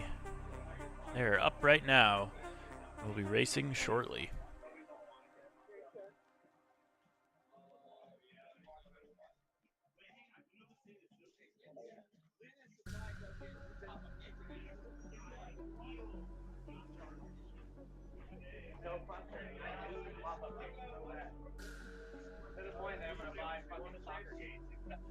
Hey, Ricky, I'll tell him to chill for a minute. Hold up for a minute.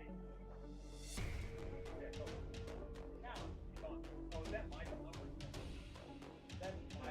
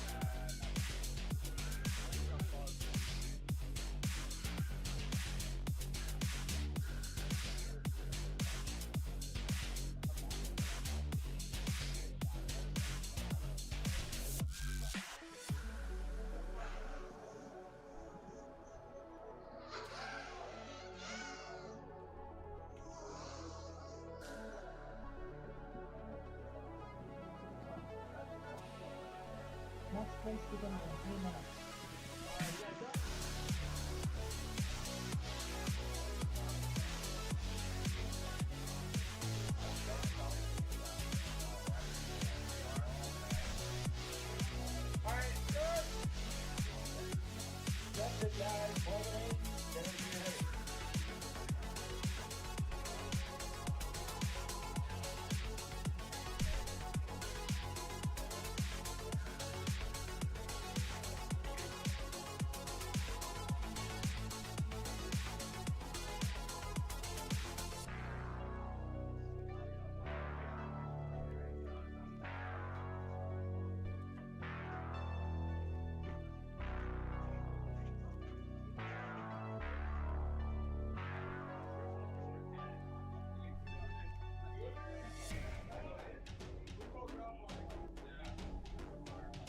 Next race begins in 3 minutes.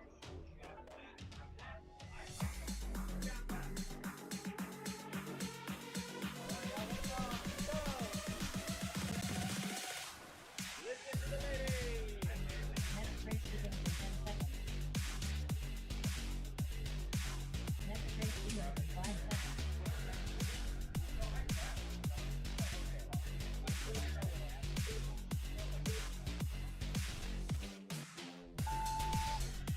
Off and away we go with Heat E.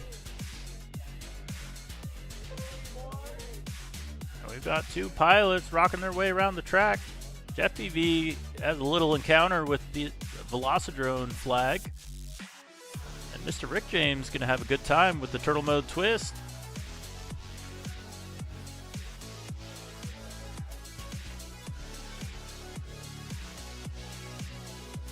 Oh no, looks like Mr. Rick James gets it caught up in the Armatan ascent as Geoff FPV is going to have a good view of him here. As he comes up, you can see him dangling there.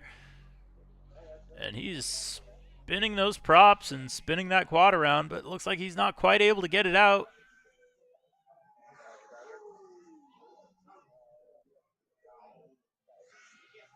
So it looks like this win may end up going to Geoff PV.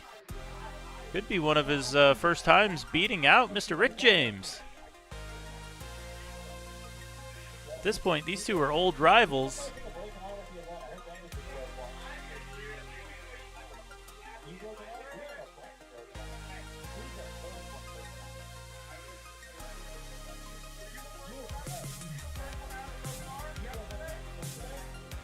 Still trying to get it out, but it looks like nothing doing. So Geoff PV, he's got it through that speed source slalom, looking pretty solid. That's a point for him, and who knows, it could even turn into a position change and maybe eventually some street cred. Oh, as he goes down, he's gonna have to turtle it. Luckily, modern drones have the ability to reverse their propellers and try to flip themselves over, basically thrusting backwards.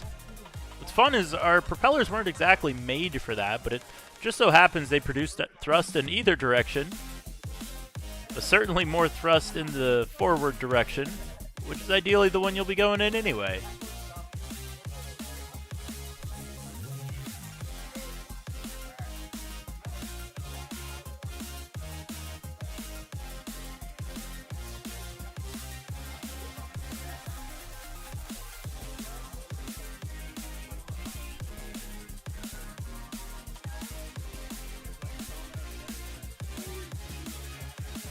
And this is the final lap for Geoff PV.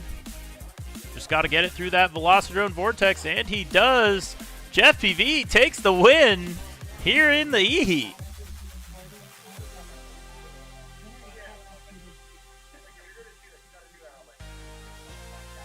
Geoff PV doesn't hang around and brings it on into land.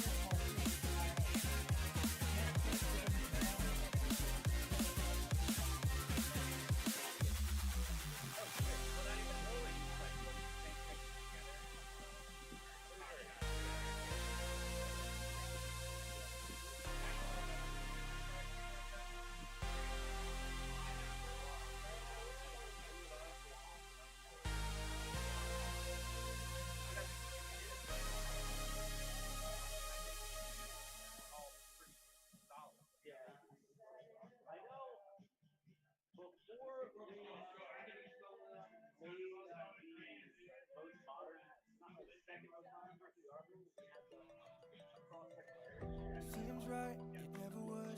We were just stuck into something. Time shows we let it go for too long.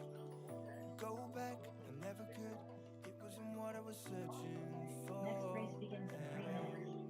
We've been turning upside down. Now things are stranger. Nothing's left to say. Too far gone to go back to that place. And I don't wanna see that.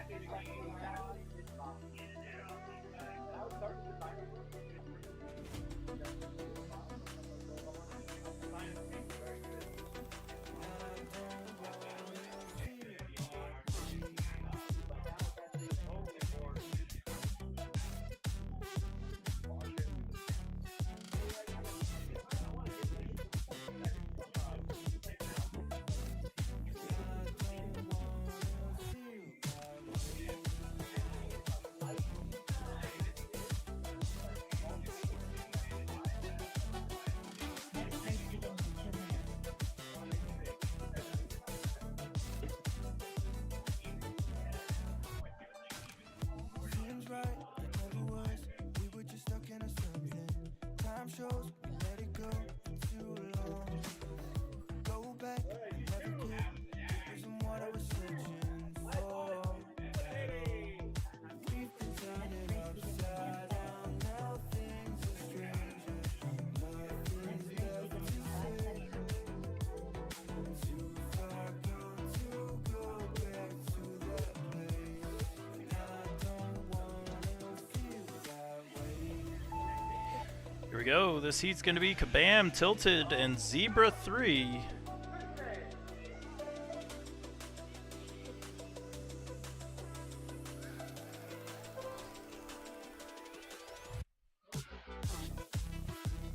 Oh, boost mode is engaged for Kabam, but he runs into something there and manages to get back on the track. That's going to leave wide open racetrack for Tilted.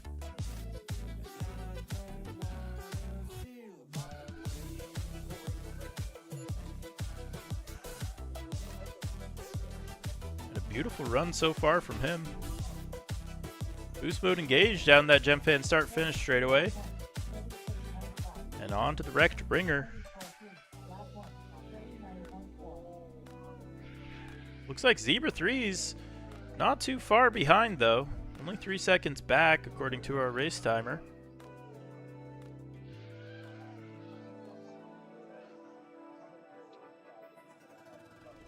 This is a pretty solid run here though for Tilted.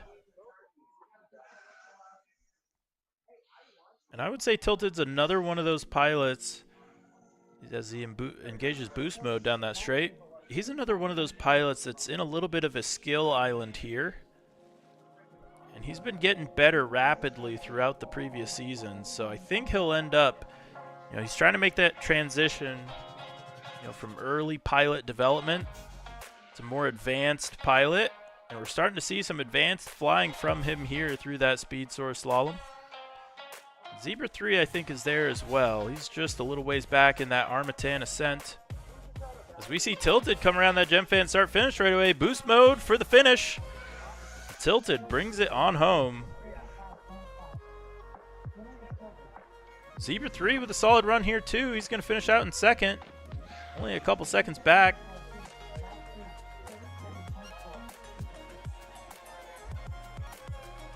Great racing from both our pilots there.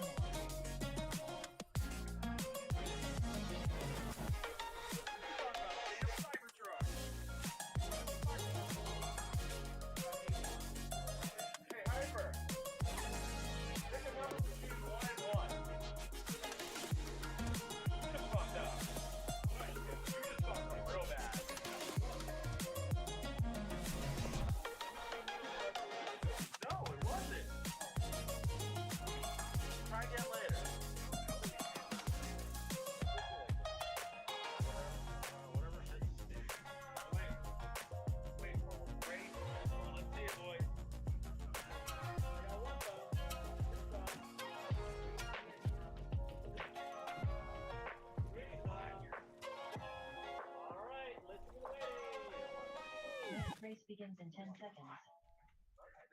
This race is going to be Tilly, FPV, Pliers, and Freedom Duck. Freedom Duck really does look free in that profile picture. Absolutely incredible.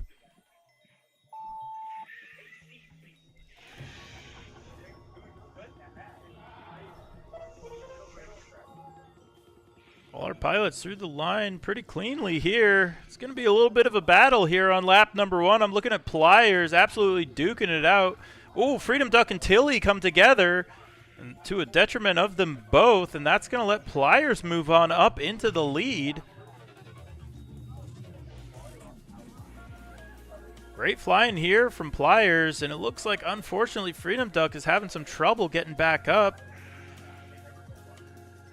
And it looks like he may have some problems.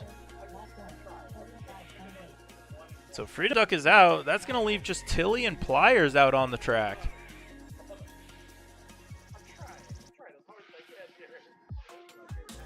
Some beautiful flying here I'm noticing from Tilly. He may end up being able to catch up to Pliers, who has a little bit of a bobble there as they both go through the Armatan ascent. Boost mode engaged for Tilly as he tries to get the pass on the Speed Source Spiral, and he absolutely battery bumps Pliers out of the arena.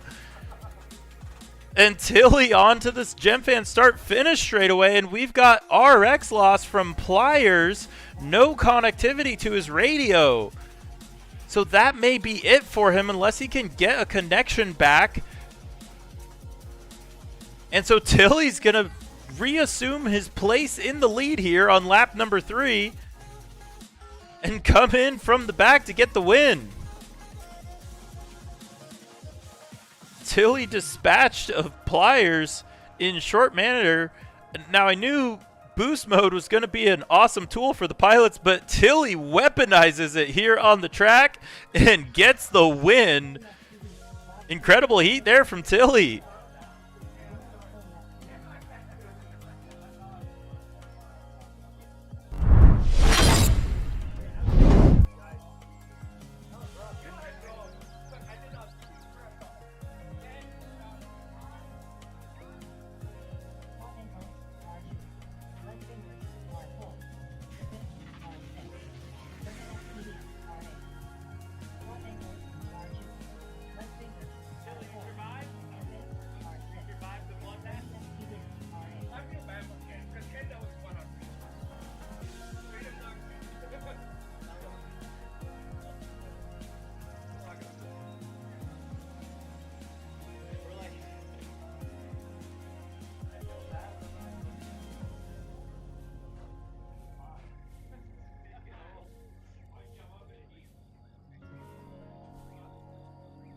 Going to take a quick peek at our next group of pilots coming up. This one going to be Pro Dangles, Leadfingers, DeBits, and Bernie FPV. We're going to enjoy watching them race after this quick message from our sponsors.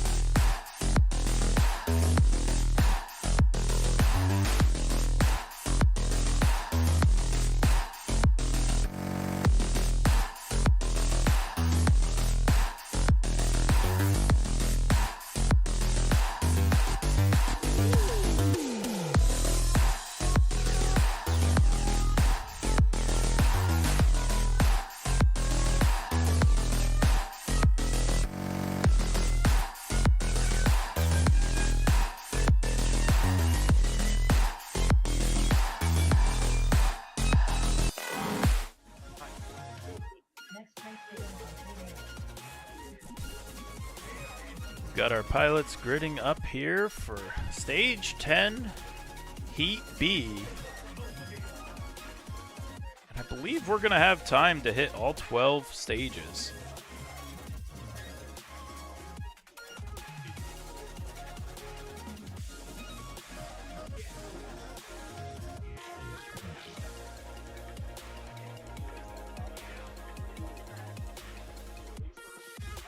I just want to take this time to thank all of our amazing sponsors. First and foremost, Velocidrone, your presenting sponsor for Street League Battle at the Ranch here at No Quarter Ranch.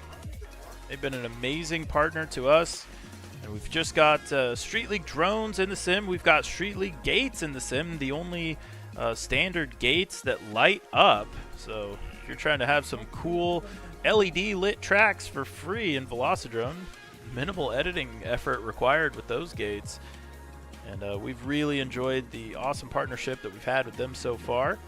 It is the best simulating experience that you can get on Street League drones. We cannot thank them enough for all the support they've offered us and our pilots as we look forward to this incredible heat that's about to kick off.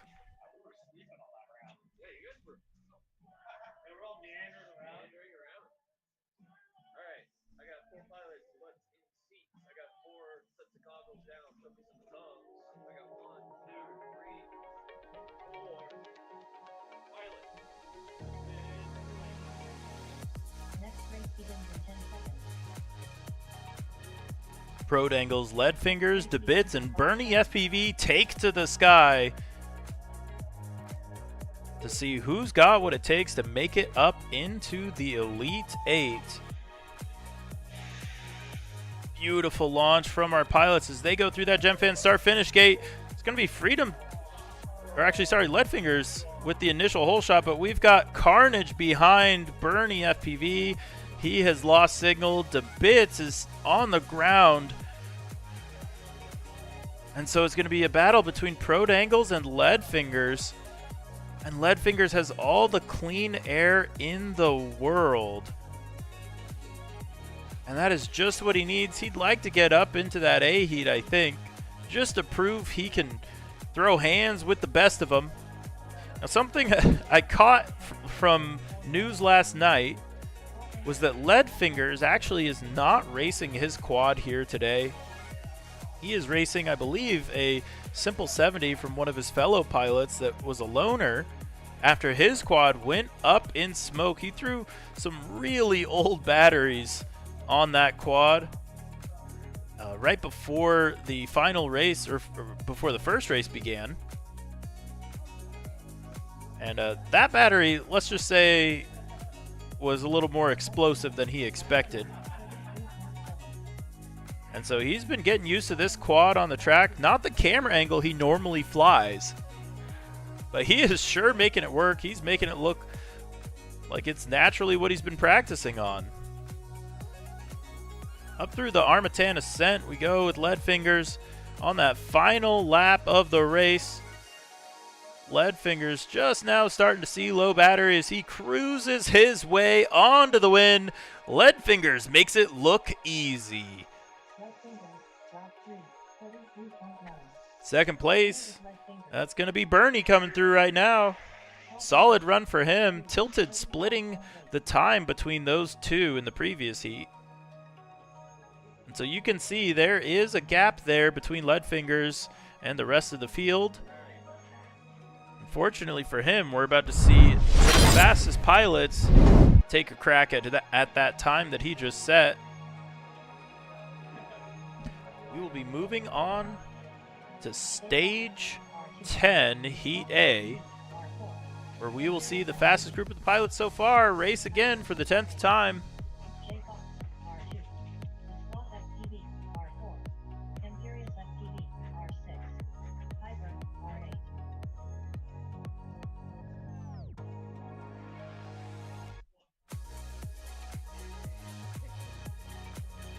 We're going to see those pilots make sure their equipment's in good shape, get ready for the next round.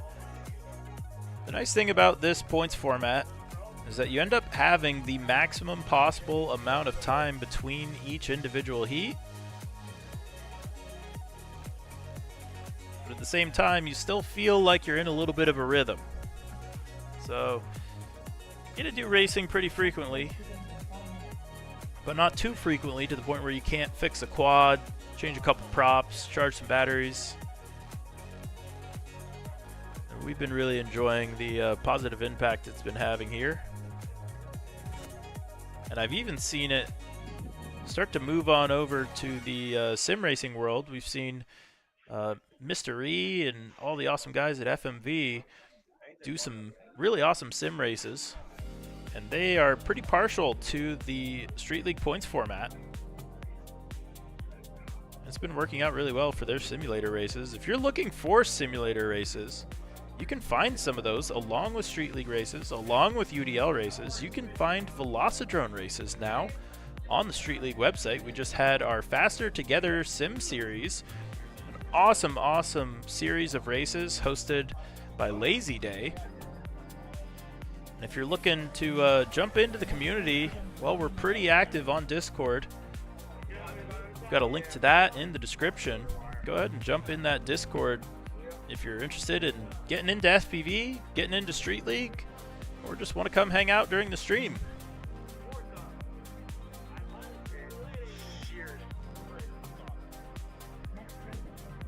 Next heat is up here at Battle at the Ranch, presented by Velocidrone. It's going to be J-Box, the Sloth FPV, Imperious, and Hyper.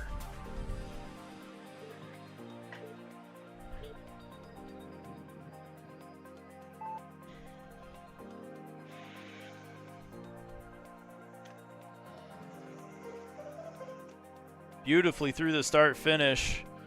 And it looks like some mix-ups already. Imperious going to be your leader onto the first portion of the track. The turtle mode tilt gate for Imperious. He is your leader. Tough to tell who's in second. I see Hyper battling it out with somebody. Looks like J-Box is going to be the closest one to Imperious. Hyper playing chase just behind. Then it's going to be Sloth in that fourth place position. J-Box with a really tight turn there as Imperious has some trouble but does manage to recover. So J-Box, your new leader. Then it's going to be Hyper. Then it's going to be Imperious. Then it's going to be the Sloth. So Imperious not losing all his positions there. He definitely wants to beat the Sloth here, I think. But Sloth is a slippery one. And a very ironically named pilot considering how not slow he is around the track here. Meanwhile, the battle up front is still going to be J-Box and Hyper, but Hyper has an upset there and only one lap left to try to play catch up to J-Box. J-Box smells victory at this point. He needs to prove to himself and to Hyper that he can take those wins when it counts. And this is an opportunity to do that, to try to unsettle the lead that we've seen from Hyper. If nothing else, just for the mental game of it. But right now, Hyper's boosting his way, trying to catch up. But it's going to be no holds bar for J-Box as he takes the win with the look back. Little disrespect there from J-Box as he takes the win. I think he'll be happy to have that one. It looks like Timer missed him. He hit us with that look back quick enough that we definitely missed that last read. We'll get that fixed up in post. But J-Box took the win. Hyper going to settle for second.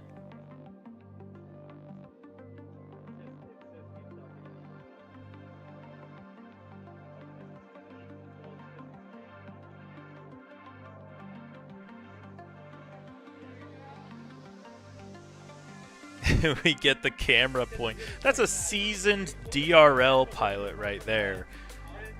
He knows where the cameras are at all times. I do have to say, though, Hyper managing to get that second is going to be pretty big, because I think it indicates that even if J-Box got the win there, Hyper will always be there breathing down his neck. He will never give you an easy race. That is the thing that we see from Hyper year after year.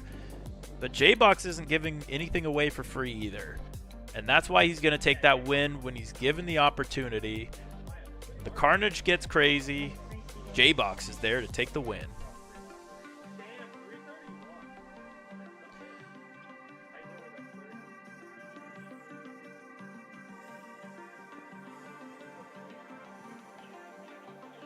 And it looks like we do have times adjusted for J-Box, so we're going to go ahead and take a peek at our scorecard here.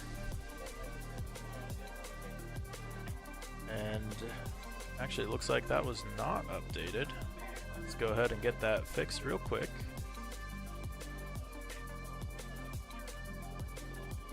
Mr. Rick James, R2. Jeff FTV, R4. Dolphin_Randy, R8. Mr. Rick James, R2. And apparently the look back makes getting a read on that pretty tricky. Randy, R8. So we'll have to play a little bit of imagination here. Next race begins in 3 minutes. 'Cause it looks like we may have skipped round 9. So we're gonna go take a quick peek at our stats. We'll be right back with some more racing after this message from our sponsors. Today, I'm going to talk to you some more about Street League. Today's subject, LEDs and electronics.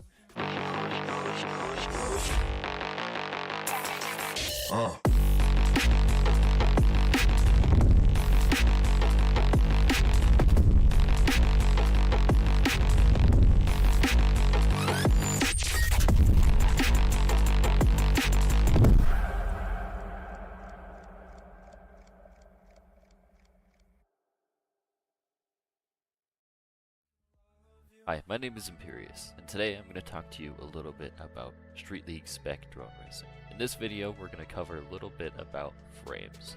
What's legal, what's not, why are the rules that way, and what's available for you to purchase today. So I can love.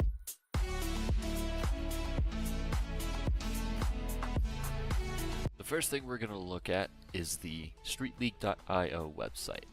Any information that I cover today or don't cover can be found on this website.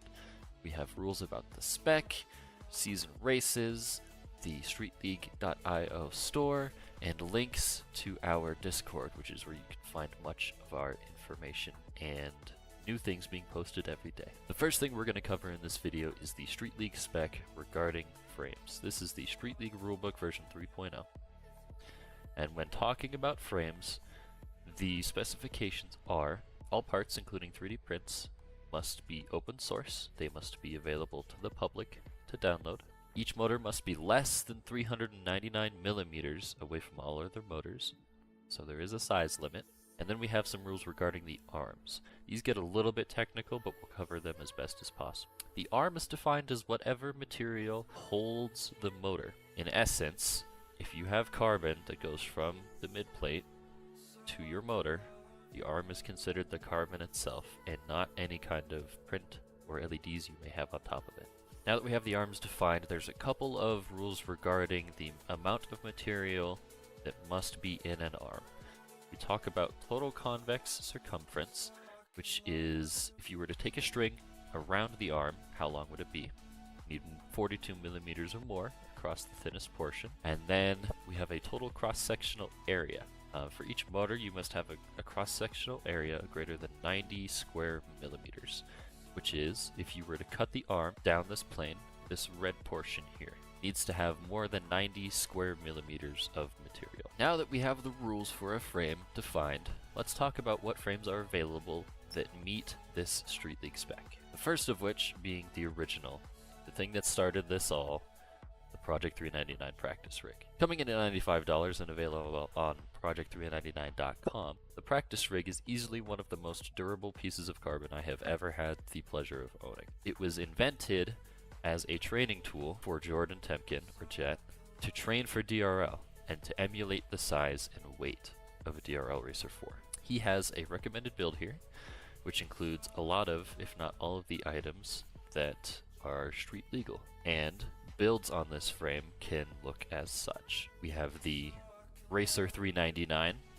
the Racer 4 look-alike, or you can go custom with it and design something totally new. The next frame we're going to talk about is the first frame to come to the Street League store, and that is the Kari X. The Kari X is a True X version of an original design by Alex Dunda at Cloud10 FPV. He designed this frame to take a lot of inspiration from the Project 399 and make it just a little bit better. The vertical carbon makes for a really cool canopy design, but we retain the same strength and weight of the Project 399 practice rig. So this is a great option for high performance, high durability. And this comes in at $90. And this is what it can look like when built. This is a build by Leadfingers, who absolutely loves Rainbow, and it looks absolutely amazing. The next frame we're going to talk about is the budget frame, the way to get into Street League for the cheapest possible. And that is the RDQ Source 1 7-inch. This does meet the ARM specifications and is readily available on RDQ's website for only $30. It's a great, cheap starting point, but that's not to say that it's not a good frame. With a little bit of ingenuity, it can become an absolutely amazing street legal quad. If you decide that none of these frames for you, or you decide that you could make something better, and you don't know where to go to turn that into a real Street League quad, I recommend visiting Toker Designs in CNC. He is amazing at cutting carbon and doing 3D prints for all of your build needs. And the carbon that he cuts is absolutely amazing. Made in the US, it's incredibly strong. It's this twill weave you can see up here. It's so difficult to break this carbon, it's ridiculous. And some of his original designs are amazing. This is what he likes to call the squash. It's a little bit shorter and the body is a little bit smaller. Kind of brings the motors in nice and tight, and these are some of his prints that he's designed for it. And this is an amazing route to go as well. If you have any other questions regarding Street League Spec Drone Racing, and specifically the frames, drop it in a comment below, or you can visit our Discord. Regardless of which frame you choose, a Street League Spec drone will be durable, and it will be enjoyable to fly, and it will provide some of the best racing that you have ever been a part of. And I sincerely hope that you enjoy your time participating in Street League. If you enjoyed this video or if you found it informative, please drop a like and let me know that I'm doing good. I want to bring as much information to you guys as possible and help you enjoy Spec Drone Racing. Thank you so much for watching, and I hope you have a great rest of your day. It's lighter again. My mouth filled with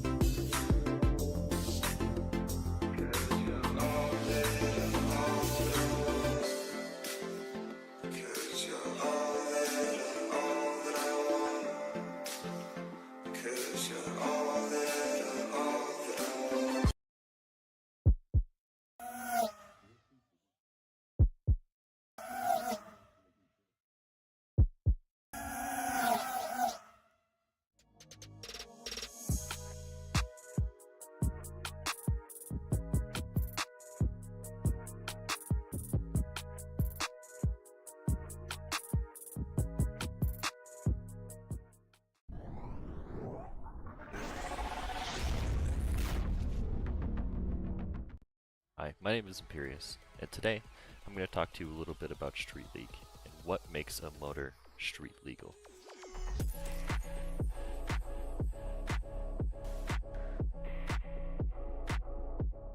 Today I'm going to talk about some of the motors currently available that are street legal, and I'm going to give them a rating based on personal experience of their durability, of their cost, and of their performance. But before we get into that, let's talk about what makes a motor street legal. Any of the information that I talk about today can be found on streetleague.io under the Spec tab. When we look at the Street League Rulebook version 3, we have a certain set of specifications for our motors. When we talk about street legal motors, we have a couple of criterias to meet. First of which is only 4 motors are allowed. Cannot have 3, and 5 is right out of the question. When we talk about the size of a motor, what we're looking for is the volume of the stator, and it must be less than 4,950 cubic millimeters. We see that a 1250 kV is recommended, what higher or lower kVs are permitted. We'll talk a little bit later about what kVs are and aren't allowed and what's preferred. And then we have Rule 2.4.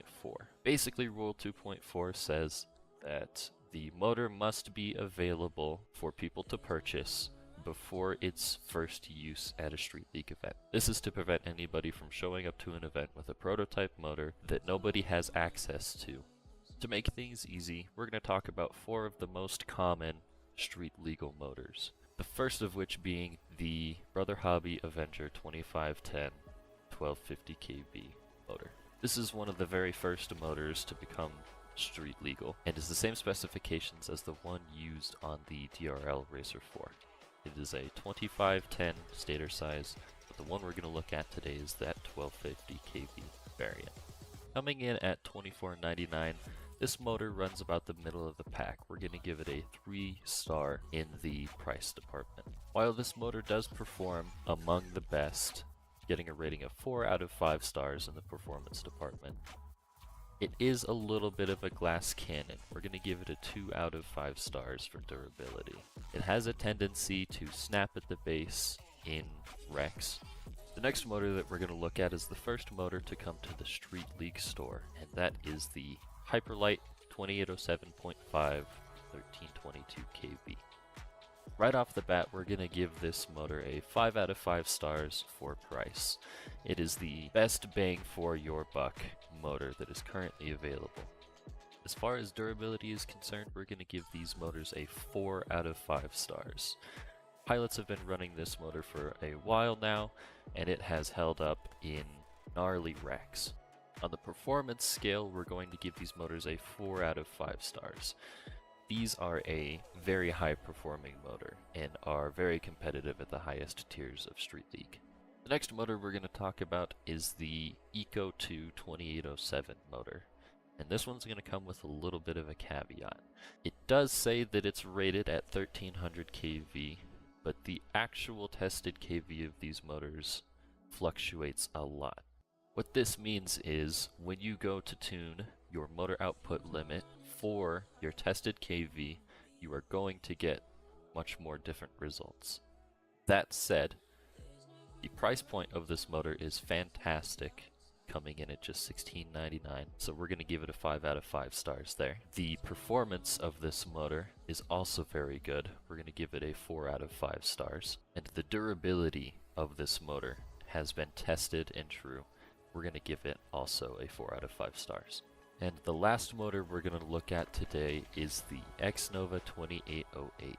In the performance and durability departments, after testing, we have found that this motor trades blows with the best of the best currently available motors. In the performance department, we're going to give it a 4 out of 5 stars, rivaling any of the motors available today. In the durability department, we're also going to give it a 4 out of 5 stars.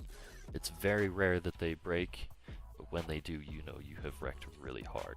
And while that's all fine and dandy, we're going to have to give it a 2 out of 5 stars for the price point, coming in at $31.99. It's worth noting that these 4 motors we talked about are not the only 4 motors that are street legal, but they are some of the most popular motors among Street League pilots, and for very good reason. In a later video, we'll talk about what we can do on the software side to make sure that any motor you choose to bring is on an even playing field with all of your other competitors.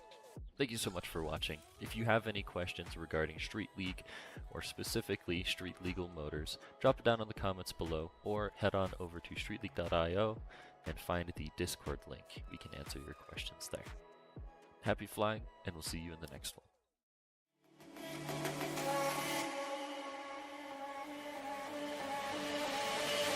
Where'd you go?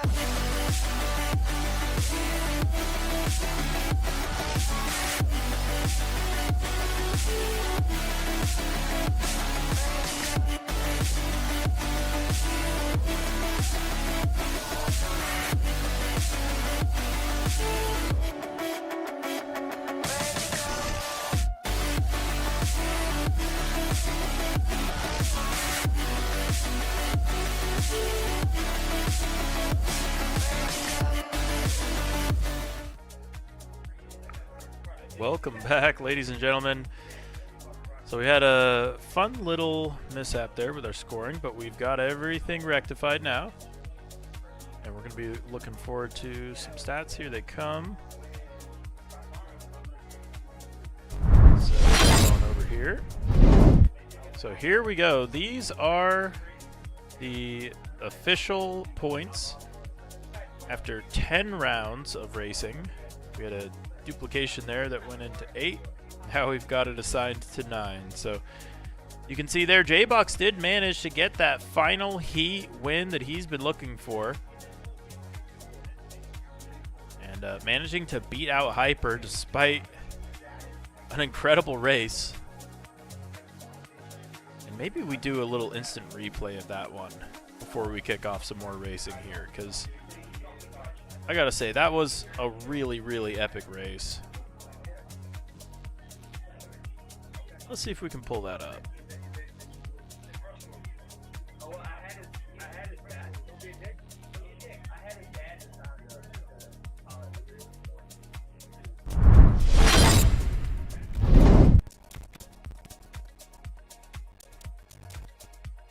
So here we go. This is a quick little recap of how stage 10 completed.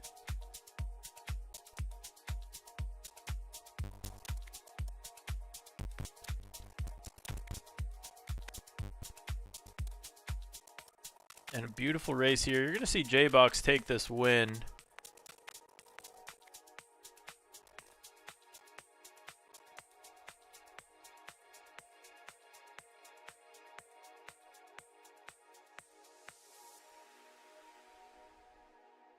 A very, very hard-fought battle here. And really doing a good job capitalizing on a couple of the small mistakes we saw from the other competitors. Hyper was hunting him down, though. And both of these pilots just finding every single line they can possibly squeak through to just try to shorten that path, try to maintain the momentum. And J-Box just doing such a great job of that here. And I think in that he was making Hyper sweat a little bit. So we know that J-Box getting up to his full potential here, starting to get hot on the track. We'll see if he cools down as nightfall approaches. We're going to be going to 12 rounds of points rounds here. And these pilots will be hot on the track by the time we get to the Elite 8 races. And there it is. J-Box finishing it out strong from our Stage 10 Heat A. Just a beautiful race there from him. You love to see it. You love to see a little bit of that underdog story. And it's funny calling J-Box an underdog. He's an incredibly experienced pilot. Been racing Street League a long time. Been racing drones a long time. But Hyper has just been the one to beat all event long. Even when he ends up behind J-Box, you know, there's a couple times we've seen where he's still got a little extra in the tank to play some catch up.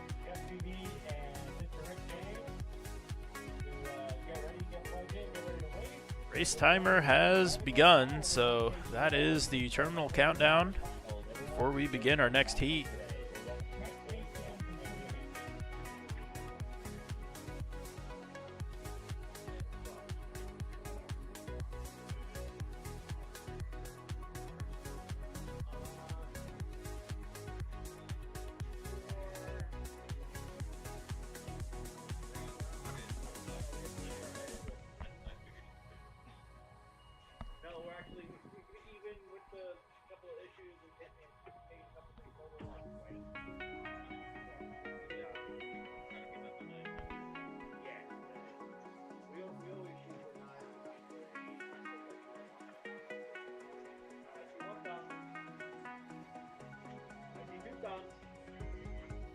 All right, we are collecting thumbs up from our pilots, making sure they are ready to race.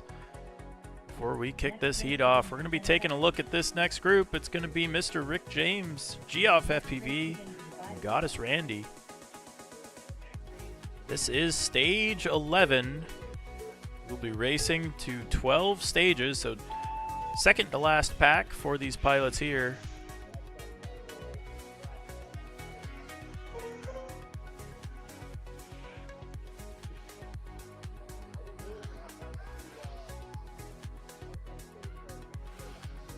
A good first half of the lap from both of our pilots. Oh, Jeff PV go down. He's going to get it back up. Mr. Rick James has a little bit of trouble. It looks like now getting passed by Jeff PV. Jeff PV had the win there in the previous round. That was a pretty big one for him. He was excited to get that win on Mr. Rick James. So I think we got a little bit of speed here for Mr. Rick James. But Jeff PV been looking pretty good. Playing chase now. Mr. Rick James, who goes through that GemFan start finish gate. Lap 1, 47.8. Jeff FPV, lap 1, 48.1.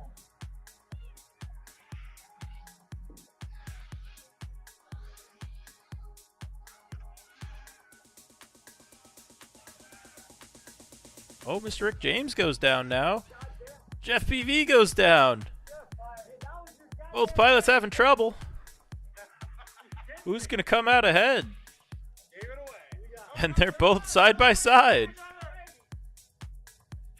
Oh, they all get a little bit excited there, though. Boost mode engaged for Mr. Rick James as he goes through that speed source slalom. These two old rivals working their way through the track. Mr. Rick James, lap 2. As Mr. Rick James makes it on to the last lap of the race.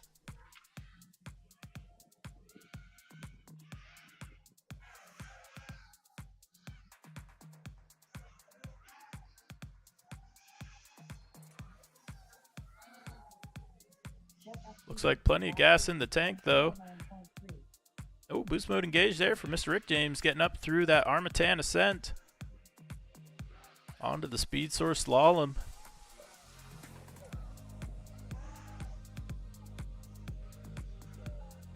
And the final turn onto the GemFan start finish straightaway. Mr. Rick James takes the win. Mr. Rick James, lap 2. And looking at Jeff PV's feed right here. He's going to be following just shortly behind. Nice little Velocidrone vortex there for him. And Geoff, sorry, Jeff PV comes in second.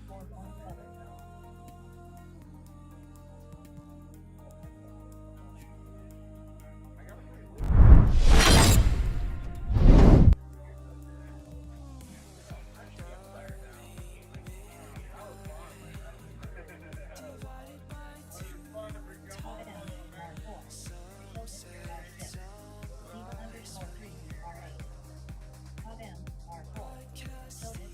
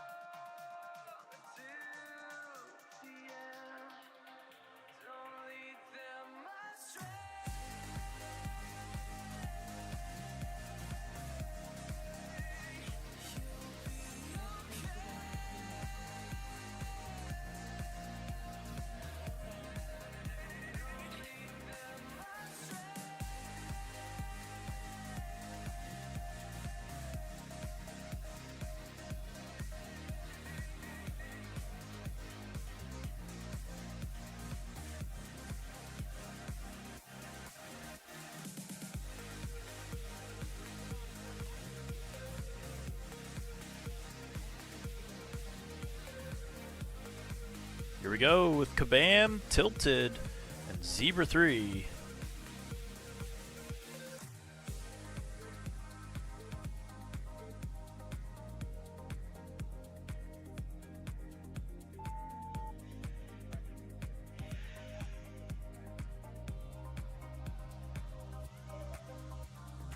Hole shot from Tilted. He's looking nice and smooth again on the track. He's had a couple heat wins here in the D heat. As we got trouble from Kabam. Zebra 3, though, providing some pressure for Tilted as he gets the pass. Beautiful racing here from Zebra 3. Is he going to be able to hang on to it? Tilted falling back through the speed source slalom, but gets the pass back after a little tap there from Zebra 3, but both of them neck and neck through the Velocidrone Vortex, side by side on the Gemfan start-finish straightaway.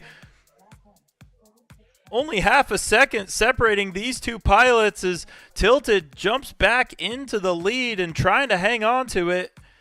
Zebra 3 playing chase here as well, though.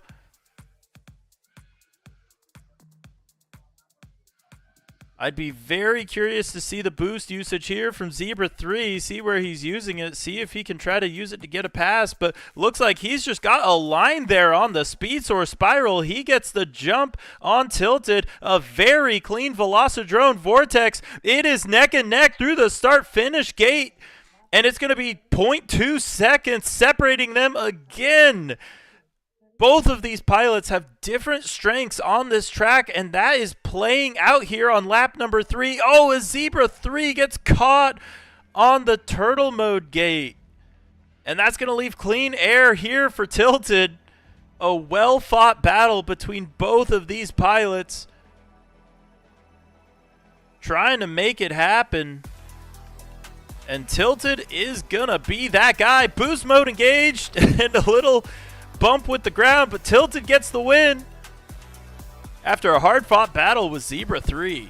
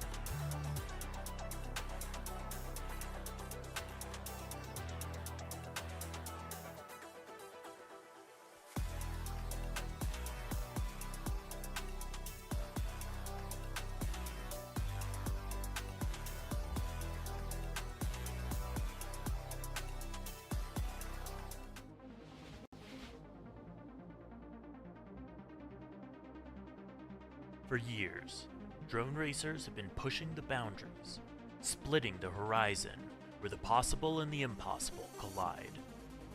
Every millisecond we shed culminates in the victories we've earned. We tune, we train, we expend every trick in the book to defeat the clock. But what if we had one last option? Introducing Boost Mode, drone racing's first new game mechanic since crash recovery. Starting today, you have a new strategic option at your disposal. Find the optimal spots on the track to deploy one of 3 momentary boosts. Get ready or get past as you boost your way to becoming the Street League Drone Racing Champion.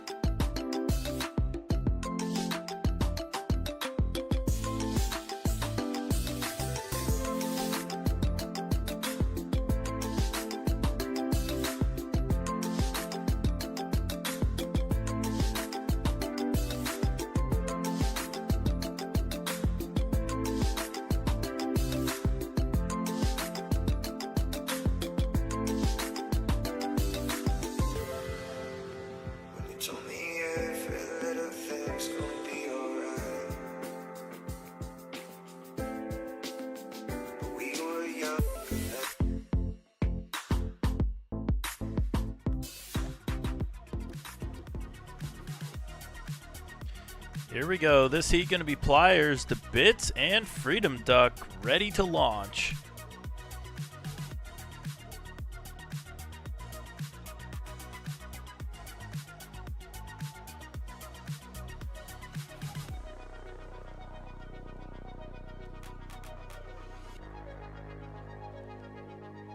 And I think Bits is looking for a nice clean heat here. He got bumped into the C heat, so this is going to be a new group of pilots for him. He's going to have to contend with the likes of Pliers and Freedom Duck, as we're seeing a really nice run here so far from Freedom Duck. But it looks like the Bits and Freedom Duck are side by side, throwing hands. Meanwhile, Pliers is out behind them. Boost mode engaged for both pilots down the Gem Fan start-finish straightaway, so no real shuffle-ups. They're still side by side. Through the wrecked ringer they go. Oh, and it looks like a little turnaround there for Freedom Duck. He gets back on the track. That's going to give a little bit of space for Pliers to play catch-up, but not able to make that pass quite yet. He's still running in that third-place position. So your running order right now going to be to Bits in that first-place position. Then it's going to be Freedom Duck. Then it's going to be Pliers. Through that speed source slalom they go. And onto the Velocidrone Vortex. And a solid Velocidrone Vortex there from DeBits. He uses boost mode to get back on the gas through that Gem Fin. Start-finish straightaway. Your running order going to be DeBits, Freedom Duck, Pliers still, but oh, DeBits is going to go down there. That's going to let the pass happen for both Freedom Duck and Pliers. Both of those, and the pass actually from Pliers getting ahead of Freedom Duck. So position switched up all around, and actually it looks like Pliers goes down. Freedom Duck takes the lead back. Meanwhile, Bits is still in it, playing chase, but it looks like Freedom Duck, actually, it's going to be the Bits in the lead right now after all the mix-ups. On the final lap, the Bits comes back with the boost, and the Bits is going to take the win. Second place, that's going to go to Freedom Duck, and Plier going to settle for third. So each of those pilots experiencing every possible position they could have been in during that race. All the switch-ups, all the action here at Street League Drone Racing.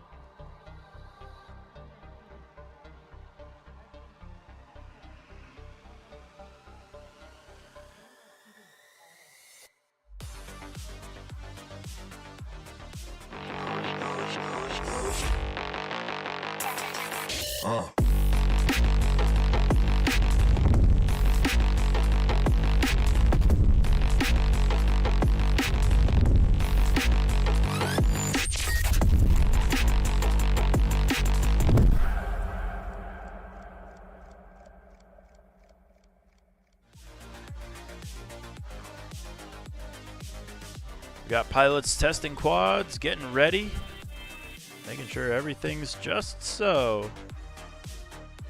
For stage 11, Heat B, we're going to be going to 12 stages here. So stage 11 almost done. We're going to run this B heat, then we're going to run the A heat. So this is the second fastest group of pilots that we've got at the event so far. Many of these pilots coveting the position that we find our A heat pilots in, but only one of them with a real chance at getting in. And that's going to be Leadfingers.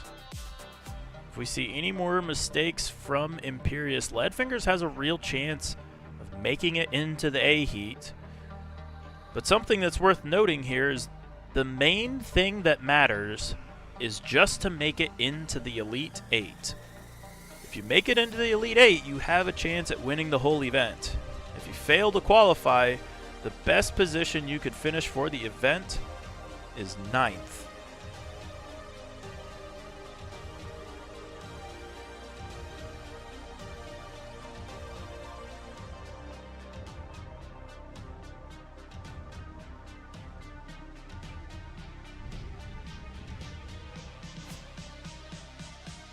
As we see that sun starting to get lower, not quite at the twilight hours yet. It is 4:42 here in Citrus Springs, Florida at No Quarter Ranch, where we are bringing you the Street League. Excuse me 1 second. The Street League Battle at the Ranch race presented by Velocidrone.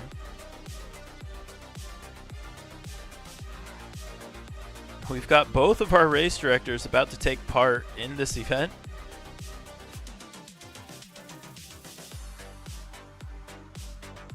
So they're getting some helping hands here from afar. I'll be your host today, Sky FPV, bringing you all the commentary.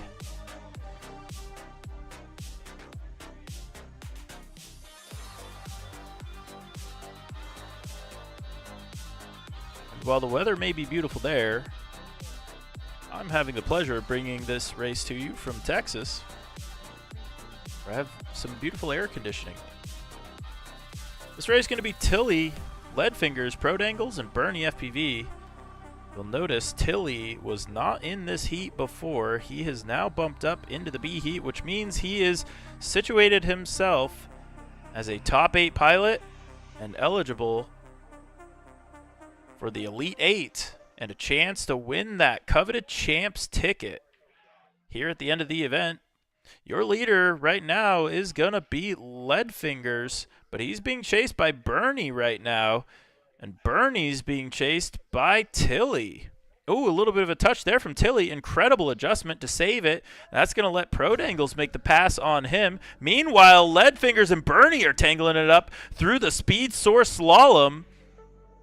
And an incredible Velocidrone Vortex there for Leadfingers is going to let him extend that lead just a tiny bit. But boost mode engaged for Bernie FPV as he tries to catch up down the straightaway. Not quite able to do it. Leadfingers still hanging on to that first place position. Then it's going to be Tilly. Then it's going to be Prodangles just behind him through that wrecked ringer. Oh, man, and it's close here between Bernie and Leadfingers. They touch, hanging on to it through the Armatan Ascent. And a nice line there for Leadfingers. He's still hanging on to it. Bernie right behind him just by half an element or so. Remember, they've got one more lap of this to finish, and I think Leadfingers has the stronger Velocidrone Vortex, but Bernie has been catching up by using that boost on the straightaway. Will Leadfingers be able to stave off his advances? It looks like Bernie is a little bit stronger here in the middle of the lap, but Leadfingers really strong on that final element. And that consistency is going to matter here as he comes through it for the last time. It's going to be Bernie just about half a second back from Leadfingers. And there it is, the mistake from Bernie. So Leadfingers finally able to breathe a sigh of relief as he boosts through the GemFan start-finish gate and takes the win. Bernie going to settle for second, 3 seconds back after it's all said and done. Then it's going to be Prodangles, notably behind the time that Bits was able to set. Tilly running in 5th as well. So some good points there from DeBits. He needed that win over his rivals here. And Leadfingers with another solid heat despite the mitters, despite the adversity. Leadfingers hanging on to it and proving how far you can go with a little bit of consistency and a lot of bit of speed.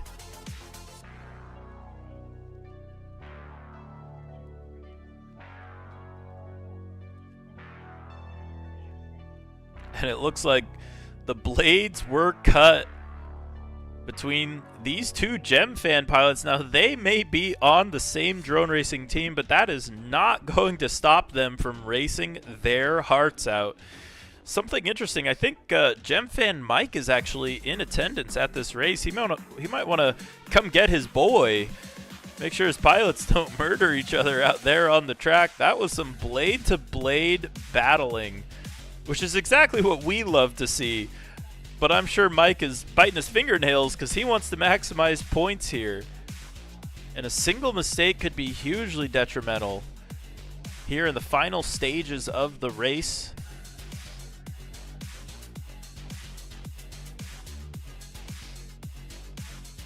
Next up, it's Battle at the Ranch presented by Velocidrone. We're going to be looking at J-Box, the Sloth, Imperious, and Hyper coming right up.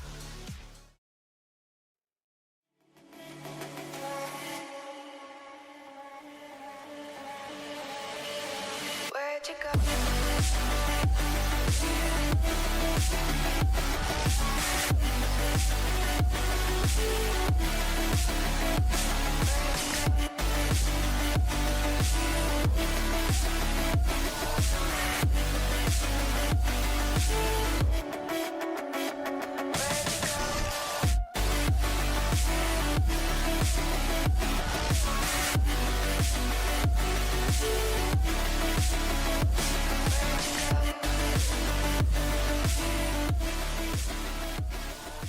Here we go. This is going to be J-Box, the Sloth, Imperious, and Hyper.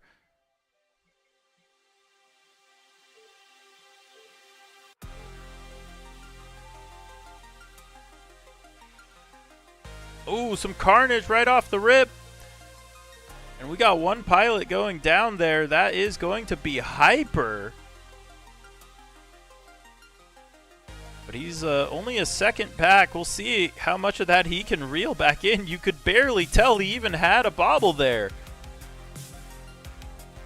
And I'm seeing J-Box hunting down Imperious, and he gets the kill there as Imperious goes down. J-Box now up into the lead with a beautiful Velocidrone Vortex, but Sloth is right on Hyper's tail as they come through that Gem Fan start-finish straight away. Hyper makes the pass, now up into third place. J-Box holding on to that first place.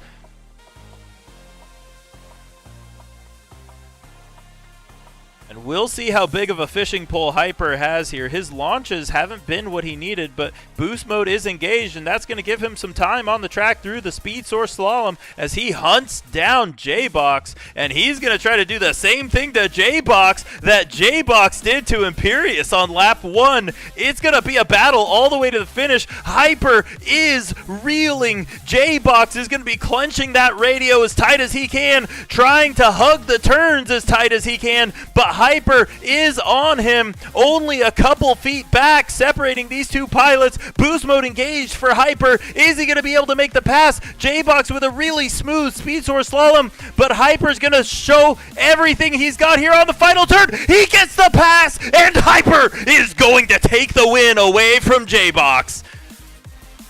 Incredible racing. J-Box not going to have it in the final sector of the track. Hyper's got what it takes to take the win.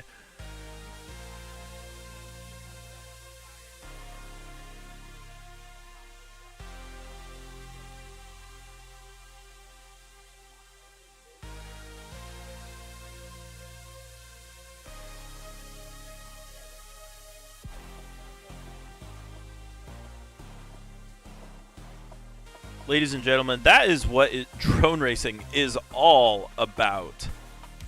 The incredible persistence from Hyper to get that final pass. Absolutely incredible. We will take a look at our score after 11 stages in just a moment after this message from our sponsors.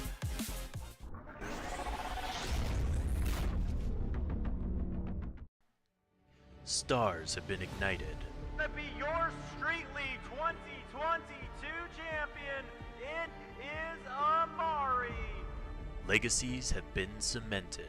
Heads Up FPV is your Street League drone racing champion. And kingdoms have been overthrown. Free and clear to take the win, and the season championship goes to Russell AR. But now, glory no longer rests on the shoulders of one man.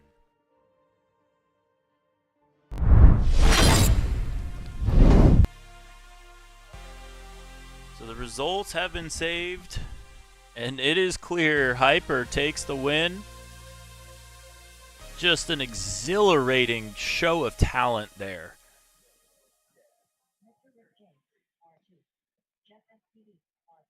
We're actually going to go ahead, do a little bit of a review here, just to make sure.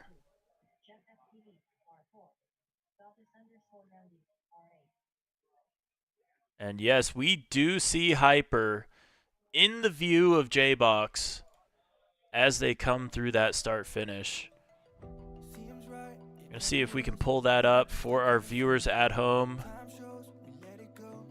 Again, thank you so much for joining us. This has been such an epic event so far, and we've got even more racing coming right up. We've got the Elite 8 finals after we complete stage 12. And actually, real quick, let's take a peek at our points after that heat.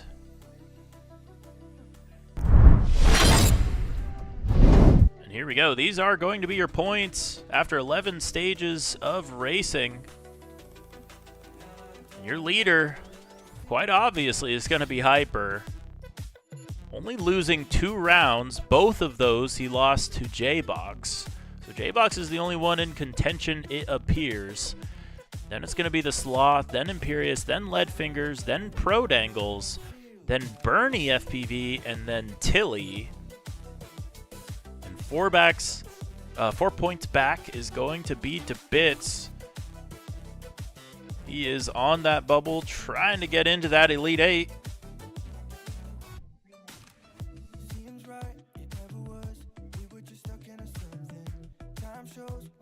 We'll see if we have enough time here for a quick little instant replay.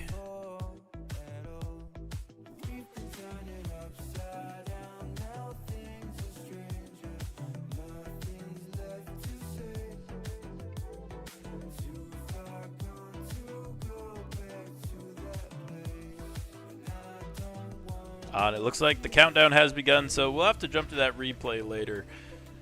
But right now, actually it looks like we may have the wrong stage running here. Actually, no, this is it. This is our replay.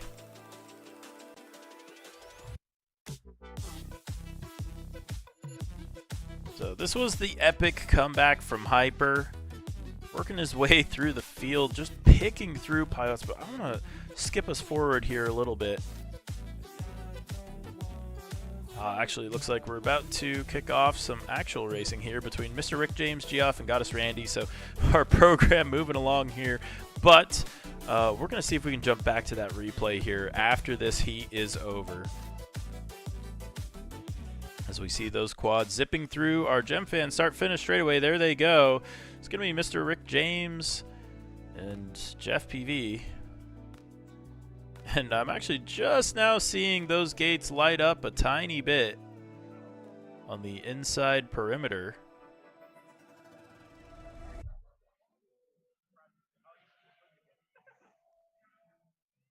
As Mr. Rick James works his way around the track. And we're starting to see that shadow of the tree line slowly crawl across the track here at No Quarter Ranch. This is the spot to be racing if you're anywhere near Florida. And for many people, even if you're not near Florida, it is still worth it to show up to this spot and experience all the love that Lead Boy and Lead Girl have shown the FPV community. An incredible and historic venue for drone racing. And these pilots getting to enjoy every single inch of it, flying through the air and enjoying this incredible track brought to you by Velocidrone, your presenting sponsor for the Battle at the Ranch National here today. And remember, at the end of the day here, we are going to be deciding who gets the coveted Champs ticket. An automatic spot guaranteed at the Street League 2025 National Championship. And this is National 1 of 5, actually, as the Canadian National this year will be the first out of the U.S. National. We've got a bunch of awesome racing. We've got the Canadian National. We've got the Houston race coming up, as Mr. Rick James makes it look easy there. Nice run for him.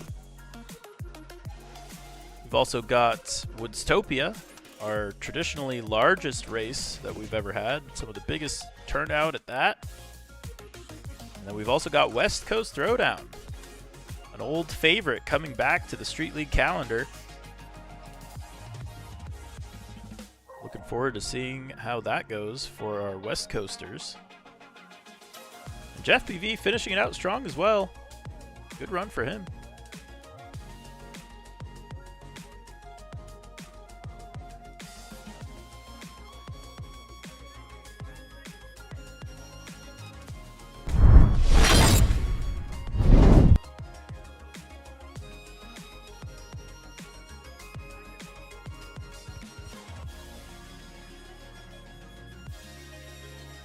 All right, let's go ahead and take another look at that replay because it was just phenomenal.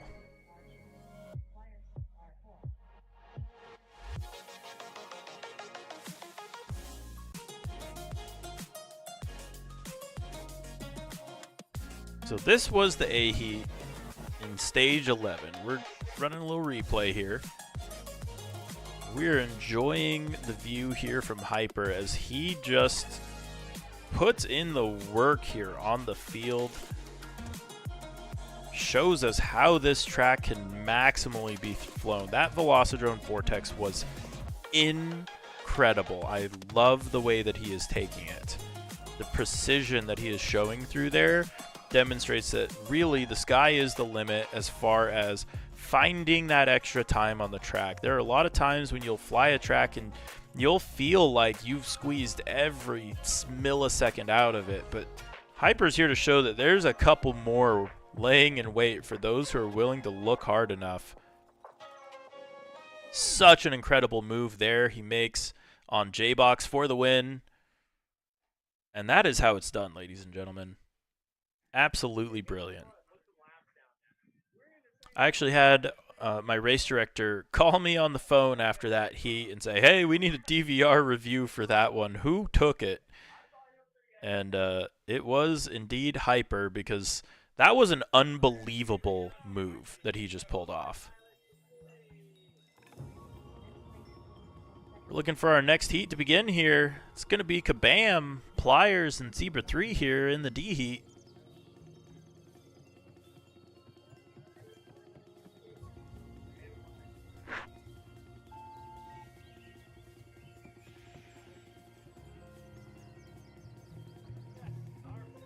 And I'm seeing 3 pilots through that start-finish gate. I'm looking at Pliers here. He's got a little bit of company here as he works his way through lap number 1. And I have to say, this does not appear as though it is his second race ever. However, it is, and he's been showing some real skill here on the track. Showing some speed here. Looks like Kabam playing chase a little bit to him. Zebra 3 right there as well, so a little bit of a battle between those 2 pilots as Pliers makes his way through that Velocidrone Vortex just fine. All 3 pilots through on lap number 1, looking good as we see boost modes all around through that Gemfan start-finish straightaway. And on to the wrecked ringer. The turtle mode tilt gate for Pliers. He is your leader, followed by Kabam, then Zebra 3 just behind. And right now, this is going to come down to who can keep it clean. I think that's what it's going to take this win. As all of these pilots looking so solid through the track right now. This is what we like to see. There it is. A beautiful line there from Zebra 3 I'm seeing through that Velocidrone Vortex. But Pliers all the way on to the wrecked ringer. And now the turtle mode tilt gate into the HQ Helix. Incredible racing here from Pliers so far. Just so smooth, so clean. I think he's going to nab some serious points if he finishes this out clean. There's going to be pilots in the C and the B heat maybe even that don't set a time like the one we're seeing from Pliers. Pliers making it look easy there. Boost mode engaged. Pliers takes the win. Second place is going to be Kabam. Oh, actually a little bit of a race there between Zebra 3 and Kabam. Zebra 3 takes the win. Kabam going to be 0.2 seconds back. Nice little finish there.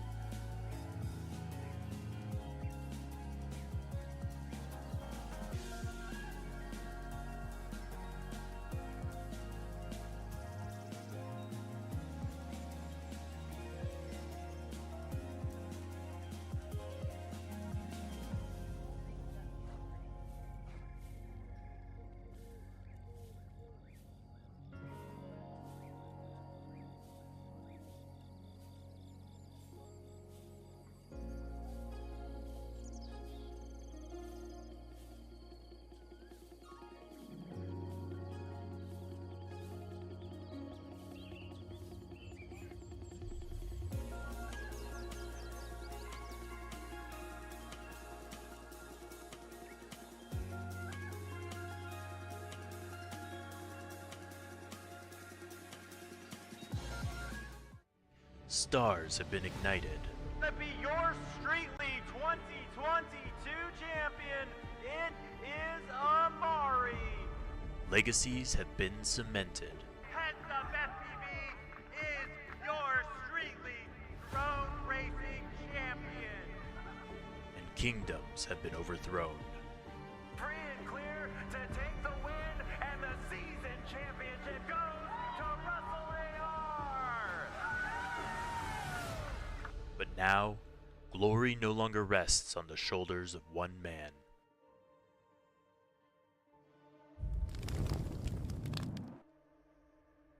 Street League Legends Cup, where champions become royalty. Stake your name. Join forces.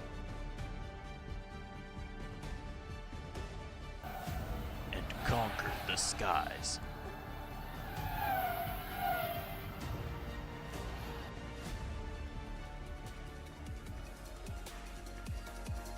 Here we go. This one going to be tilted to bits and Freedom Duck.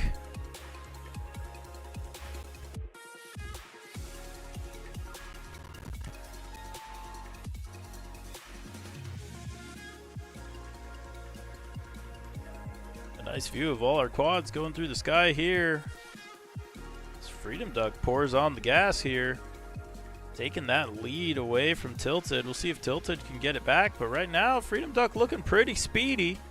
I'm seeing 2 boosts used already, so it looks like he's going to use lap 1 to try to use every bit of boost he's got, try to get out into some clean air, but unfortunately DeBits is not going to give him that, as DeBits makes the pass and then loses it to Tilted. Tilted now the leader going on to lap number 2. This is a beautiful run here from Tilted. He was patient through lap number 1, but he is patient no more. He is trying to get that lap time down as low as he can get it, as he is chased now by Freedom Duck, and DeBit's going to be a little ways back.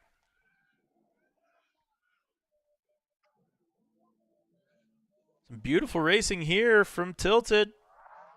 Not much in the way of competition. And boost mode engaged down that Gem Fan start finish straight away. Meanwhile, it's going to be Freedom Duck just behind, so it looks like about a second, 1.2 seconds back between our leader and our second place pilot right now. And actually, it looks like that's starting to change. Freedom Duck's got some speed, and Tilted is going to have to try to hang on. Is he going to be able to do it through the Speed Source Slalom? Freedom Duck with a really nice line there, and Tilted got a quick peek of his quad as he turned around. Is he going to be able to make the pass at the end? Tilted goes down. Freedom Duck goes down. Freedom Duck recovers with a bobble. Freedom Duck hangs on to it for the win. And the epic comeback from Freedom Duck. What an upset that was. Freedom Duck with the early mistake, but brought it back.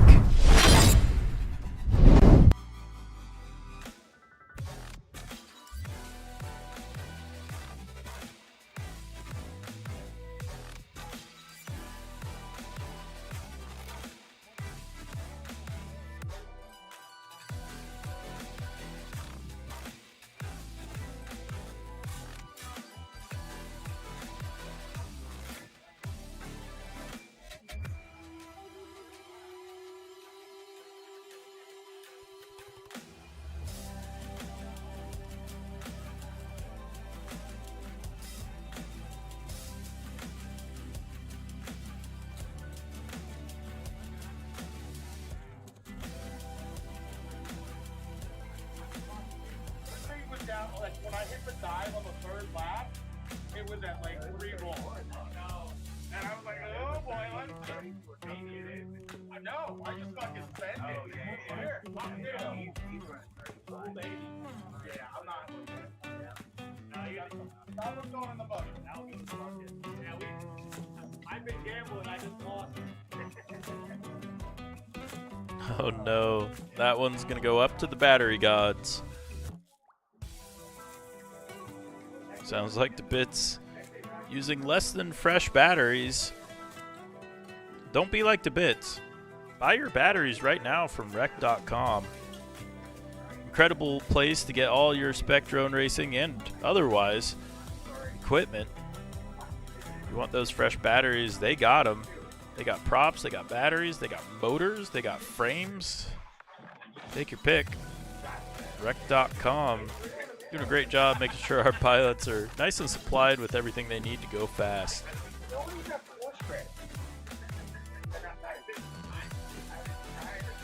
Next race begins in 3 minutes.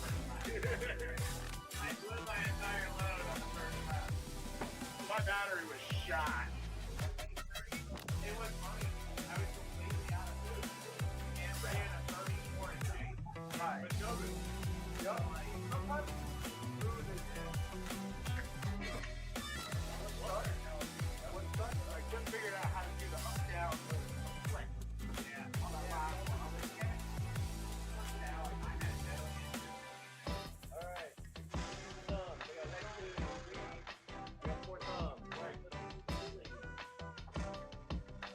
Next race begins in 10 seconds. This one going to be Tilly, Leadfingers, Pro Dangles, and Bernie FPV.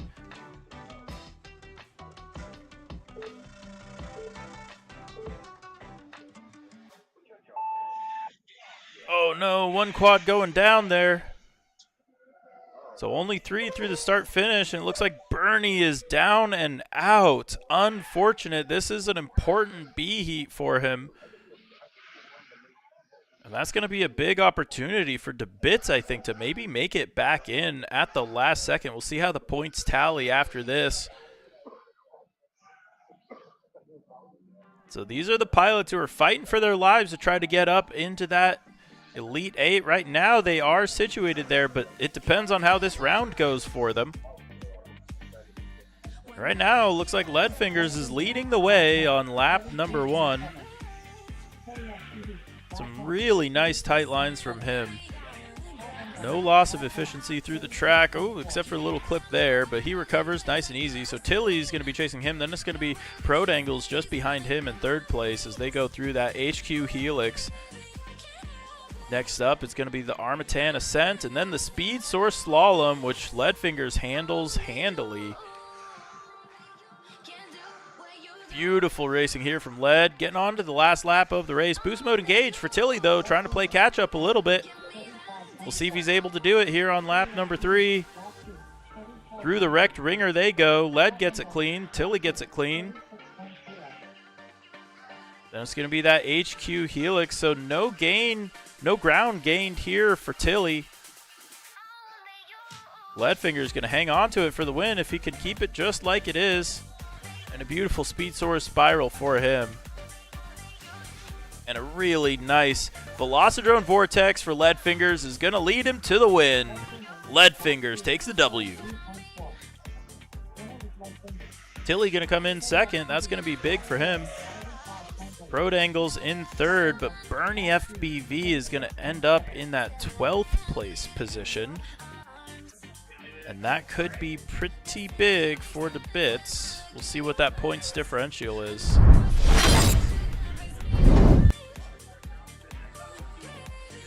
So just because I know that those B heat pilots are going to be sweating, even though the points are not completely tallied, I don't normally show them before the round is done.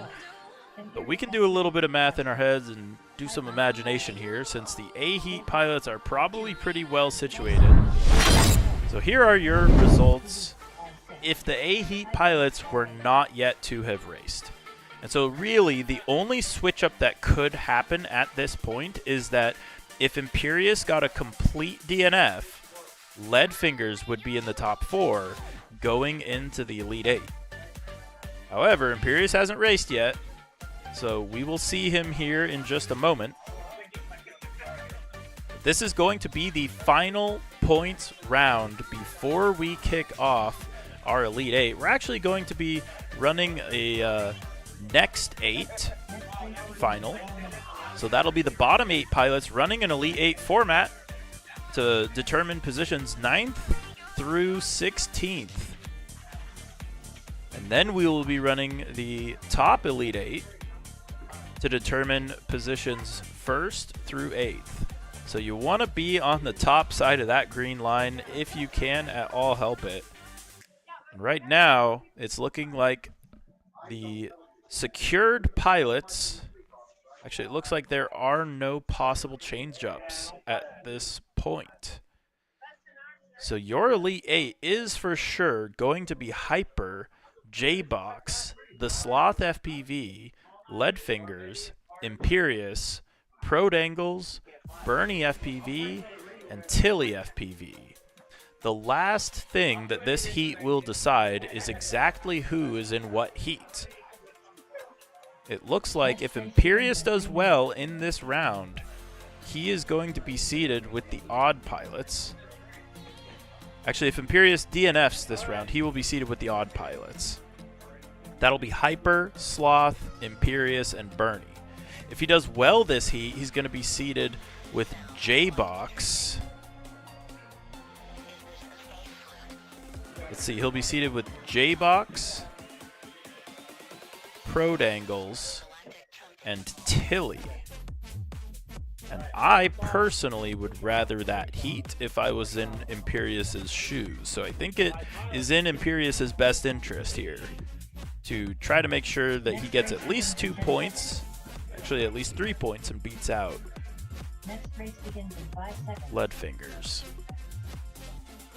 Here we go, though. This one going to be J-Box, the Sloth, Hyper, and Imperious. Oh, blade to blade battling right off the rip as they all make it through that hole shot. This is going to be a tight one, though. I'm looking at your leader right now. That is going to be Hyper, just showing us how it's done here on the track. He is done fiddling around in 4th place. He doesn't even want to have to make the comeback. He wants to start in 1st and finish in 1st with no mix-ups in between. And right now he is on track to do that with a beautiful Velocidrone Vortex. But we've got mix-ups. Imperious and the Sloth come together in that same element. That's going to leave plenty of room for J-Box here in 2nd place to try to hunt down Hyper. But Hyper is growing that gap as J-Box makes the mistake. And then it's going to be Sloth now up into that 2nd place position. So lots of mix-ups here. Imperious now moving his way. Nope, he's still in 4th, actually. Now chasing down J-Box. But Hyper has been in the lead the entire time, and he is not about to let that change here on lap number 3, it appears. Sloth going to be coming through that start-finish onto the lead lap as well. Then it's going to be J-Box. Then it's going to be Imperious. All of our pilots getting through that 2nd to final lap. Now working on the final lap. Hyper just showing us how it's done. Into the sunset he goes, on his way to a likely victory here. The look back from Hyper. Except in this case, he doesn't even see anyone behind him. Dominant performance from Hyper. The Sloth FPV finishing it out in 2nd. Then it's going to be J-Box in 3rd and Imperious finishing it out in 4th. As far as points go, that's going to be a 7th place position there from Imperious. And we will see how that affects our points. But I believe that will be exactly what we expected. No major upsets. As our pilots walk those drones back. So here we go. Here are your final points results after 12 rounds of racing. It's going to be Hyper with all 1st places and 2 2nd places. Then it's going to be J-Box in 2nd. It's going to be the Sloth in 3rd. It's going to be Imperious in 4th. Leadfingers in 5th. Prodangles in 6th. Tilly in 7th, and Bernie rounding out your Elite 8 finalists. Both of those last 2 pilots tied for points, so looking forward to a great battle there. But before we get to our Elite 8, we're going to run our next 8 finals. And that'll be to settle positions 9 through 16. So all these positions yet to be decided. And we're going to go ahead and grid them up. We'll be right back after this message from our sponsor.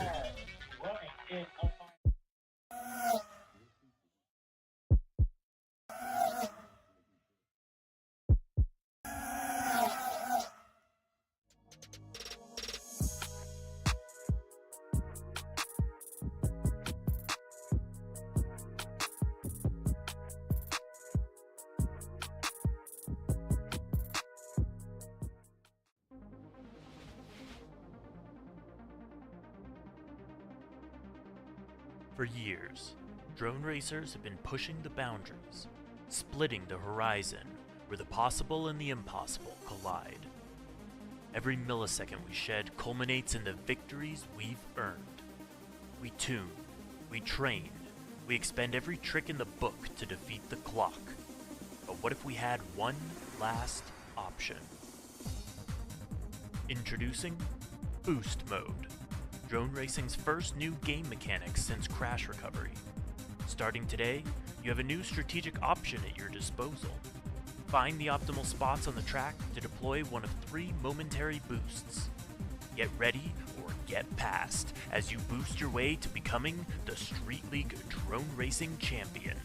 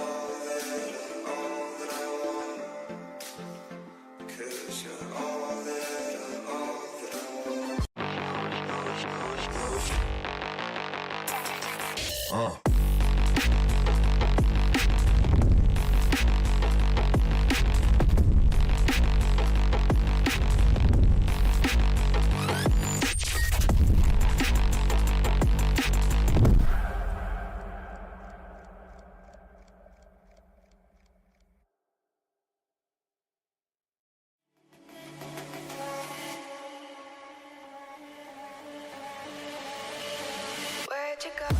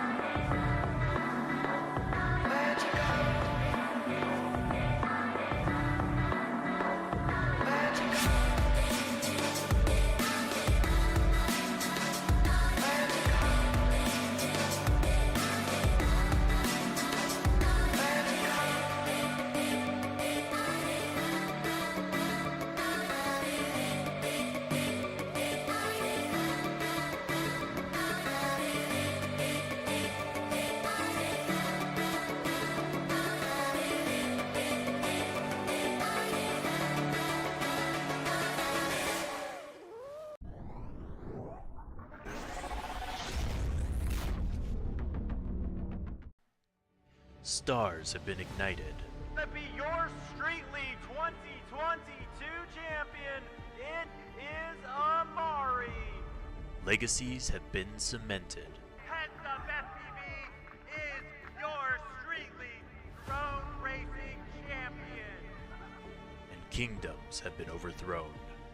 Free and clear to take the win, and the season championship goes to Russell AR. But now, glory no longer rests on the shoulders of one man.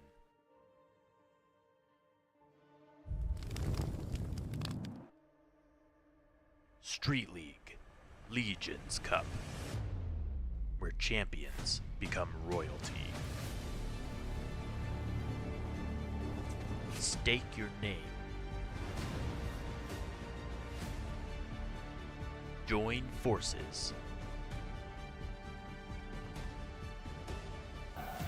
And conquer the skies.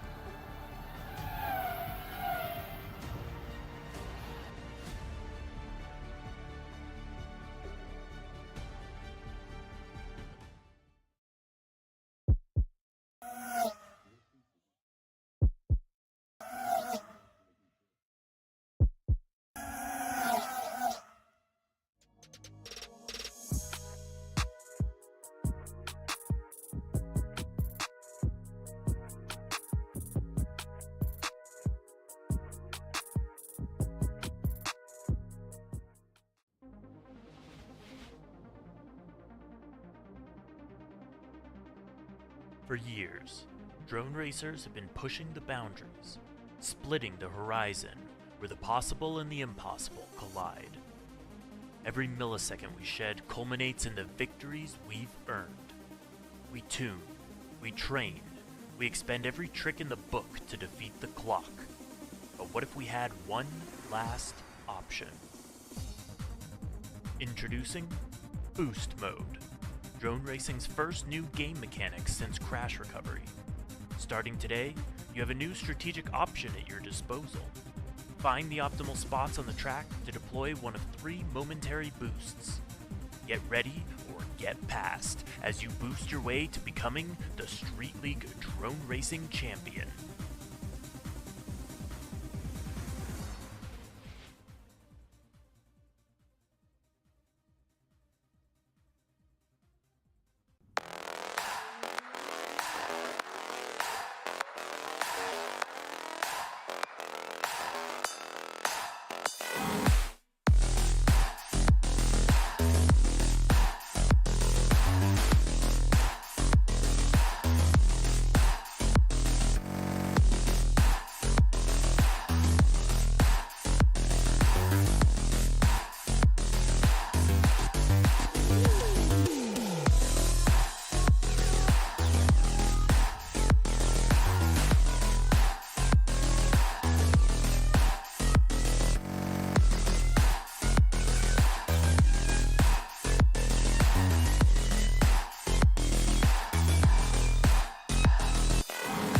Sleep the shoulder again. My mouth lifted high.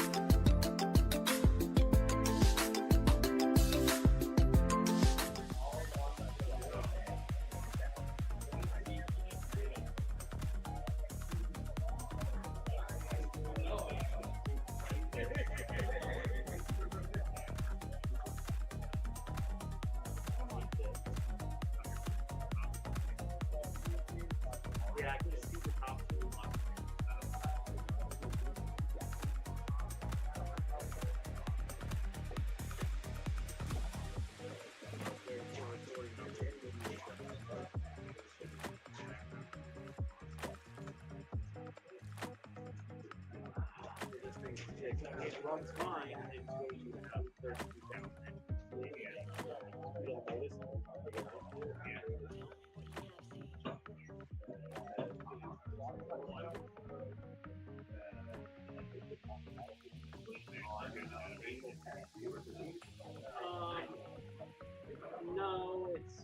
Yeah, when we're in sleep, because I'm sitting there. We're finished, we go hard to see it. That's all. It's a little laggy, but like.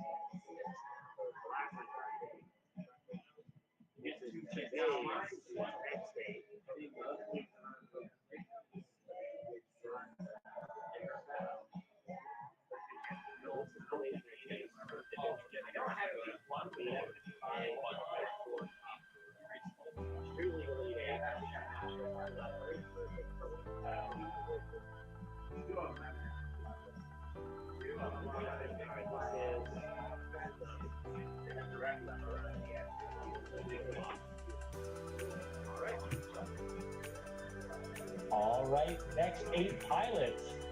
We are looking for tilted, Zebra 3, Devitz, and not Hyper. That's not where we're supposed to go.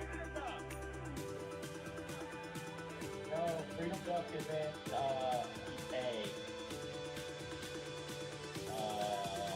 What are they doing? Yes, yes.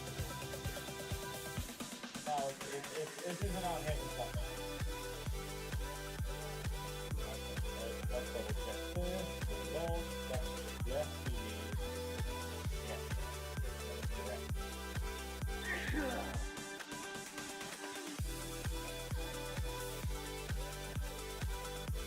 Man, I thought I wanted both in that page.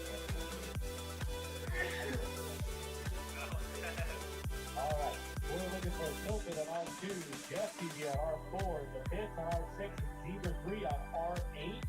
On deck, we got Mr. Rick James on R2, Flyers R4, Kabam R6, Freedom Duck R8.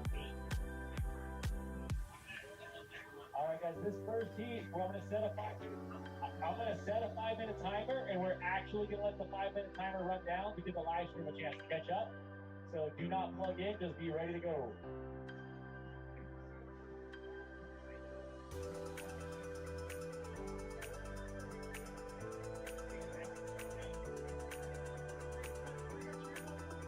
Yes, sir. Yeah, Tilted R2, Jeff BB R4, Devitz R6, Zebra 3 R8. I'm starting the 5-minute timer right now, and we're going to start the race at the end of this timer. So you guys got 5 minutes before the race starts. So don't plug in close up. Next race begins in 5 minutes.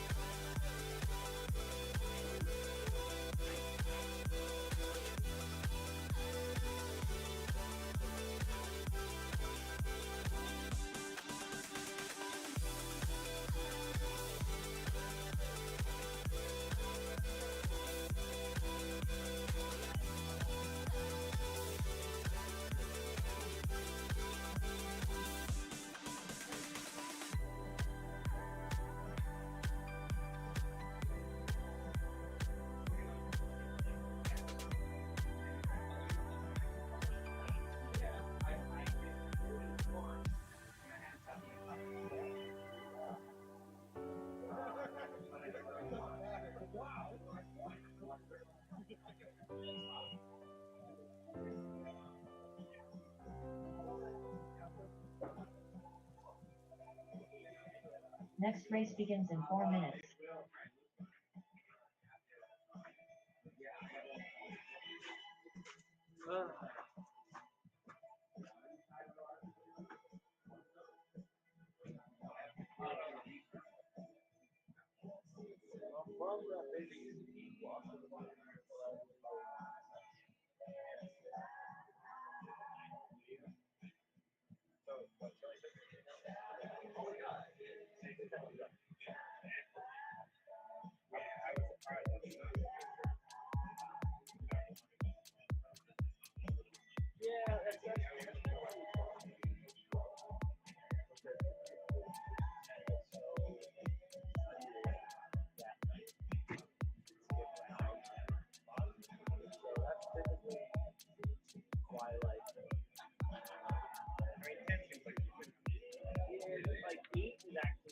Next race begins in 3 minutes. I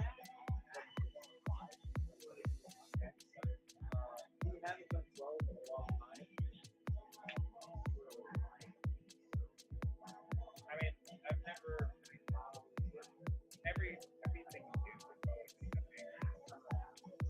like at this rate. Now the big flying guy.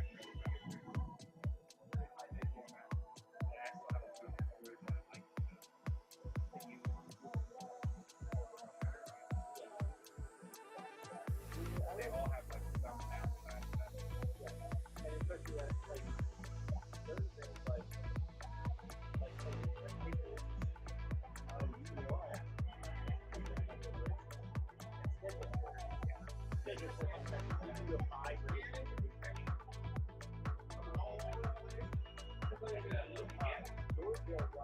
Next race begins in 2 minutes.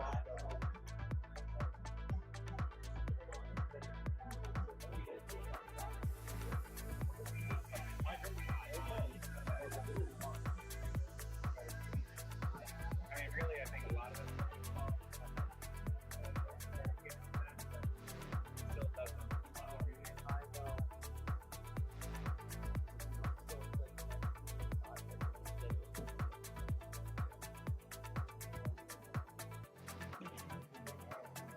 There's 30 guys. Did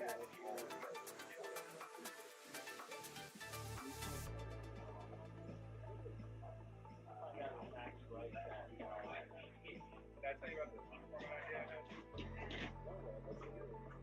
I was thinking, Hey guys, we got a minute to race starts, so once you get your drones plugged in, come on over. We're not worrying about lineouts right now because I'm forcing you to wait for them. Next race begins in 1 minute.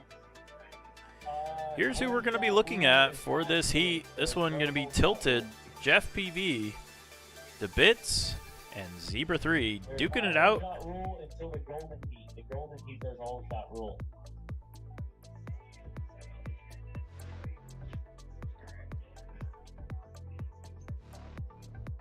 Race starts in 35 seconds. So here's how things are going to go. These pilots are going to compete. They've been separated into 2 semifinal groups, semifinal B and semifinal A. All of these pilots will have 2 opportunities to get a race win. If they manage to get a race win in their 2 opportunities, they will move on to the top 4. If they fail, they will be bumped down to the next 4. Guys, come on. A little hustle. All right. So all that matters is winning here. Listen to the ladies. Any of these pilots have a shot at pulling it off. Here we go. It's going to be Tilted, Jeff PV, The Bits, and Zebra 3 ready to race.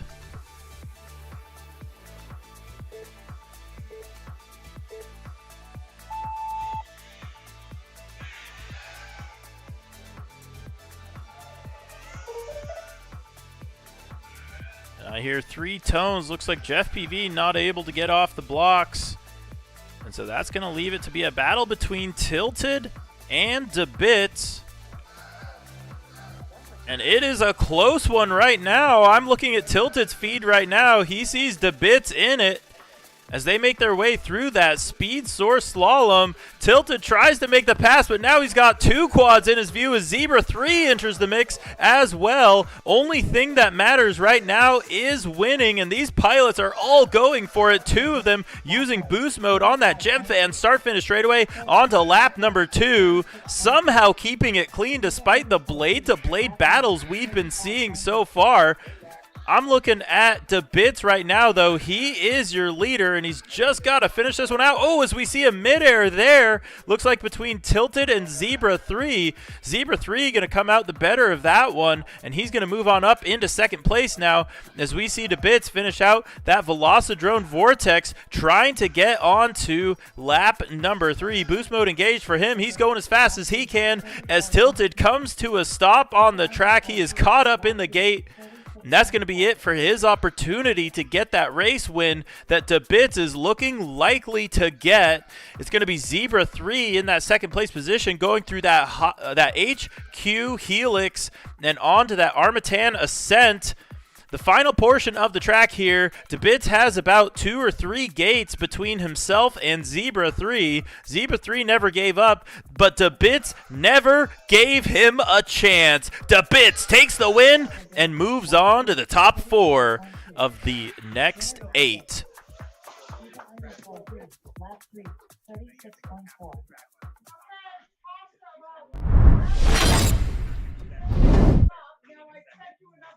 And you can hear there in the background the incredible hospitality here at No Quarter Ranch.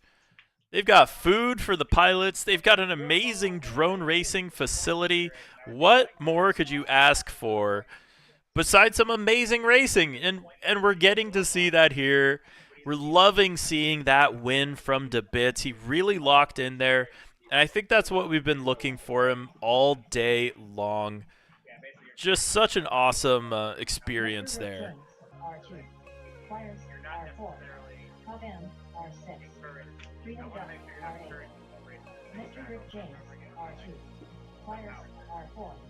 Hub M R6. Freedom Duck R8. We'll take a peek at our next group of pilots. This one going to be Mr. Rick James, Pliers, Kabam, and Freedom Duck. We'll be right back with some more racing after this quick message from our sponsors.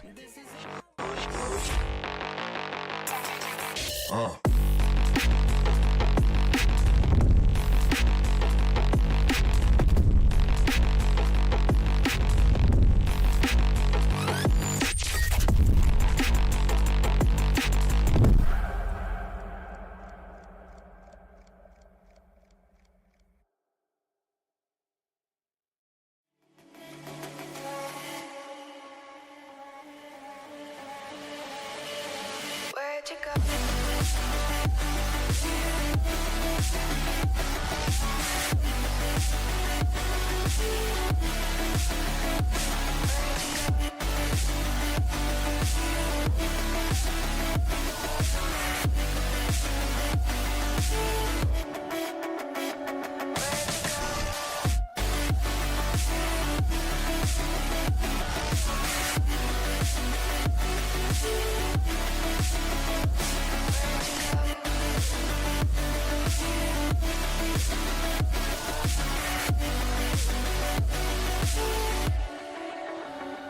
Where'd you go? Where'd you go? Where'd you go? Where'd you go? Where'd you go?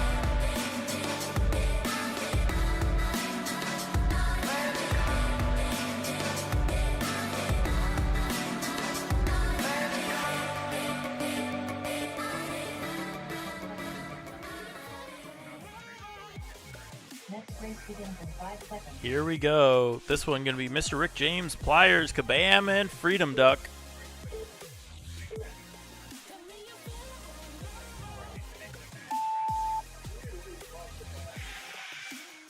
Ripping through that Gem Fan start finish straight. Here they come. It's going to be Mr. Rick James battling it out for that lead. Looks like Freedom Duck, though, gets ahead. And he is going to be your leader right now, but it's going to be Mr. Rick James right there with him. Mr. Rick James gets ahead, and Pliers going to have to contend with him. This is an incredible battle, Mr. Rick James and Pliers. Boost mode engaged there for Mr. Rick James. He's going to come back swinging, try to catch up to Pliers, but Pliers with a nice line there, keeping it nice and clean here. And through that Velocidrone, that is the differentiator right there. You're going to see that Pliers handles that so well. And that's going to give him the advantage on his opponents as he works his way onto lap number 2. It's going to be Kabam now in that second place position, leading the way for Mr. Rick James and Freedom Duck. Great racing here from Pliers, his second Street League race ever, and he is well on his way to grab the win and move on to the top 4 of the next 8. Last lap for him, just got to finish it out nice and strong. The rest of the field having some trouble, so he's got plenty of room to breathe here, and just got to finish it out nice and smooth. As Kabam makes his way onto the final lap of the race. Pliers now making his way through the Armatan Ascent and the Speed Source Slalom. And it looks like we have lost Freedom Duck here. He's going to have one more opportunity, though, as Pliers cements his place in the top 4. Great racing from Pliers. So he's going to make his way into the top 4 heat for the next 8 finals. And Mr. Rick James finishes it out for Pride here. An impressive performance from him. I think he had a shot there, but Pliers was just looking so solid.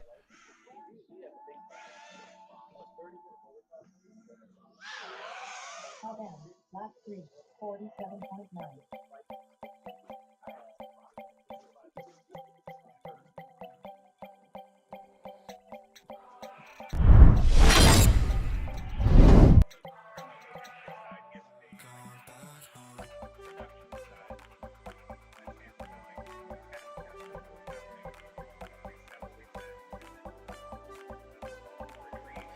So now that we've raced our first heat for both the A group and the B group, those 2 pilots who've made it up into the top 4 will no longer be racing until we reach the top 4. And the remaining 3 pilots will have their last chance to win a heat. And we will see how that shakes out. We're going to take a quick peek at who that is going to be. It's going to be Mr. Rick James, Kabam, and Freedom Duck. Pliers managed to make his advancement.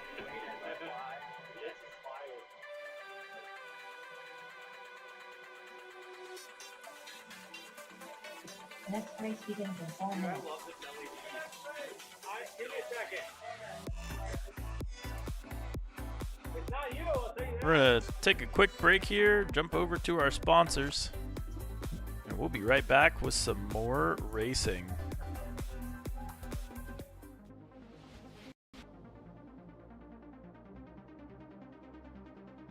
For years, drone racers have been pushing the boundaries, splitting the horizon where the possible and the impossible collide. Every millisecond we shed culminates in the victories we've earned. We tune, we train, we expend every trick in the book to defeat the clock. But what if we had one last option? Introducing Boost Mode, drone racing's first new game mechanic since Crash Recovery.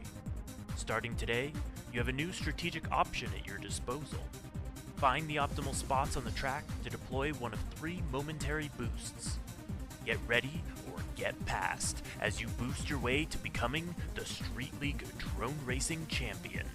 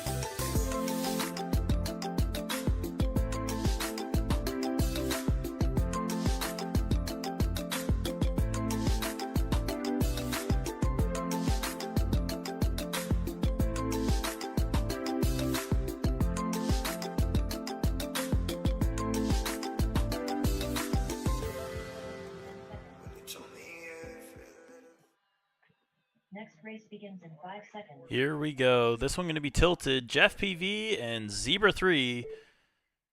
And their last opportunity to try to make it up there.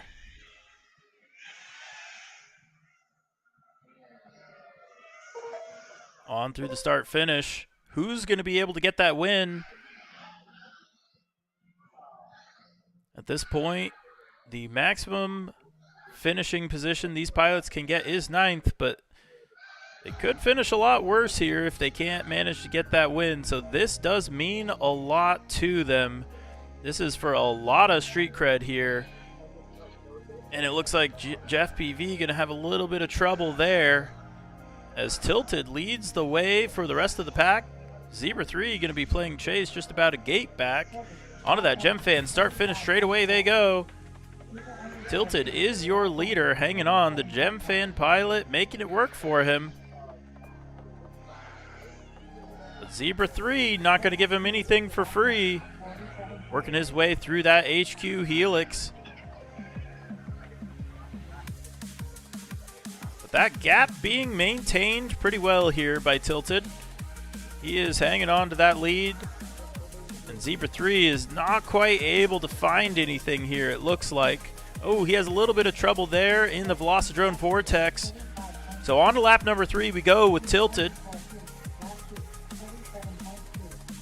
He is just trying to secure that top 4 position for the next 8 finals.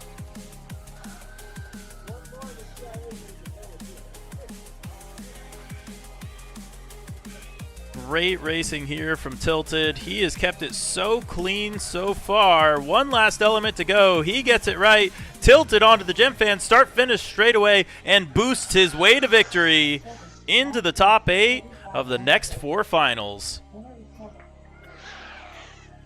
Awesome, awesome racing from Tilted there.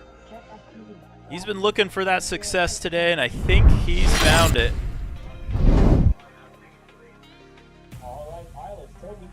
The Gem Fan pilot sporting that Gem Fan team jersey for the Street League Legions Cup. Doing pretty well for himself. He's got a shot at finishing up to 9th in this competition. Alright, we're looking for Mr. Rick James on R2, the Bam on R6, and Freedom Duck on R8. Winner moves to the Golden Heat, losers move to the Silver Heat.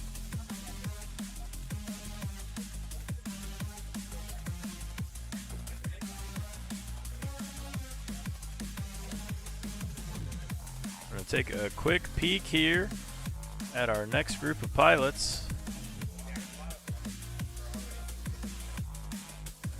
And it is going to be Mr. Rick James, Kabam, Freedom Duck. Winner advances to the top 4 of the next 8.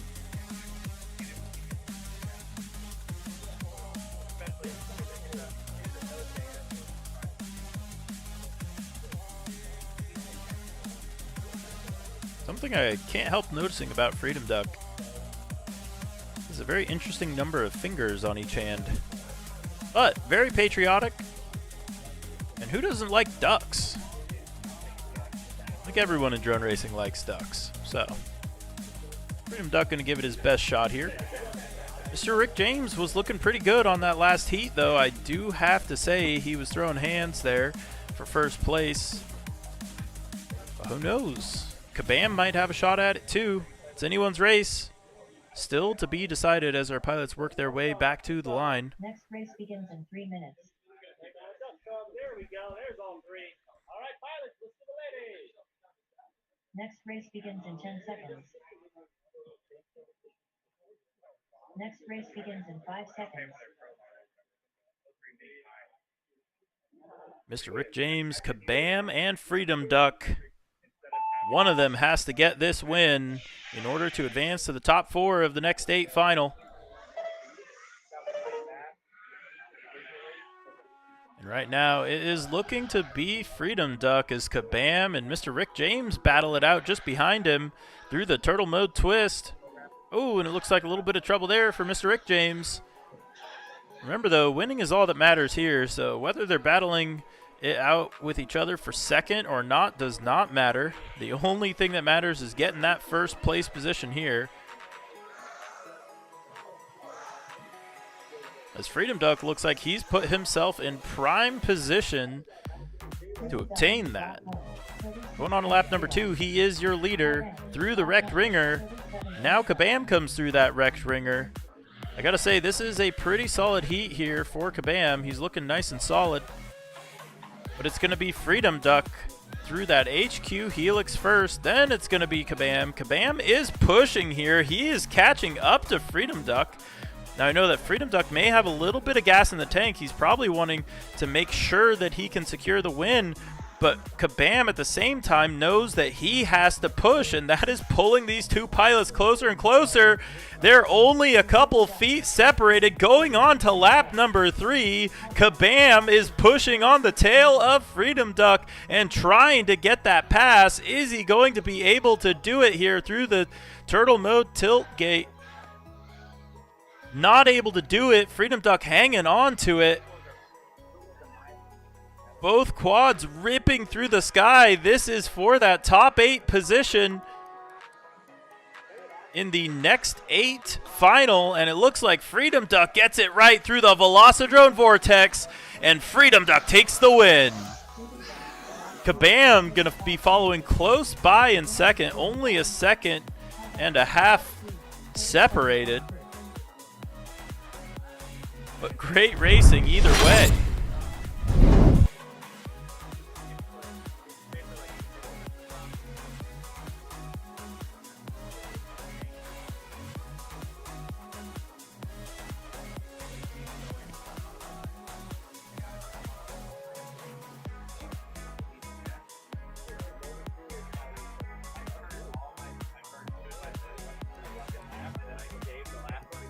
All right, pilots, we are doing the next 4 finals. This is one one pack to figure out who finishes the event. Zebra,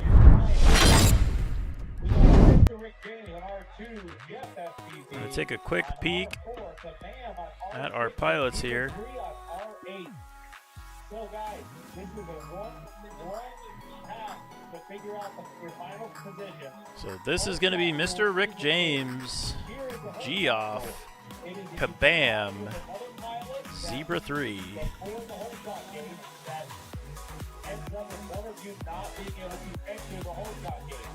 So if you crash by yourself, that's not a whole shot rule.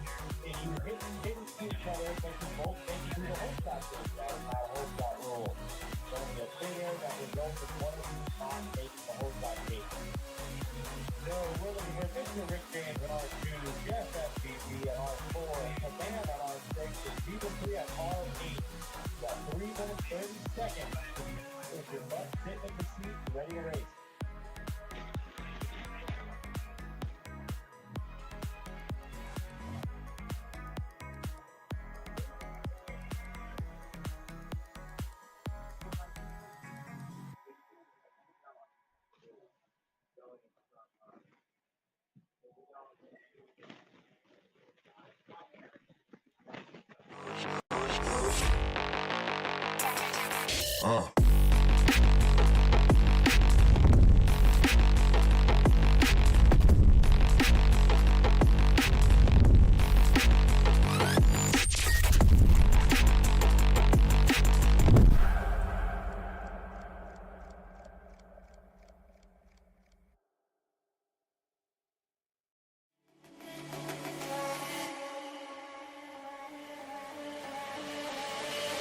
Where'd you go?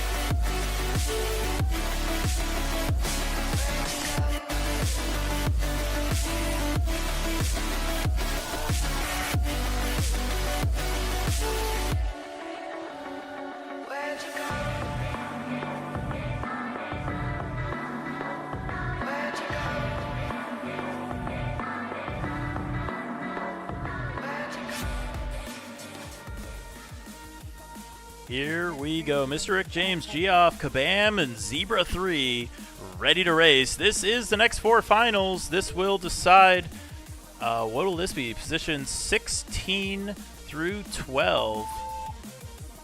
Sorry, position 16 through 13.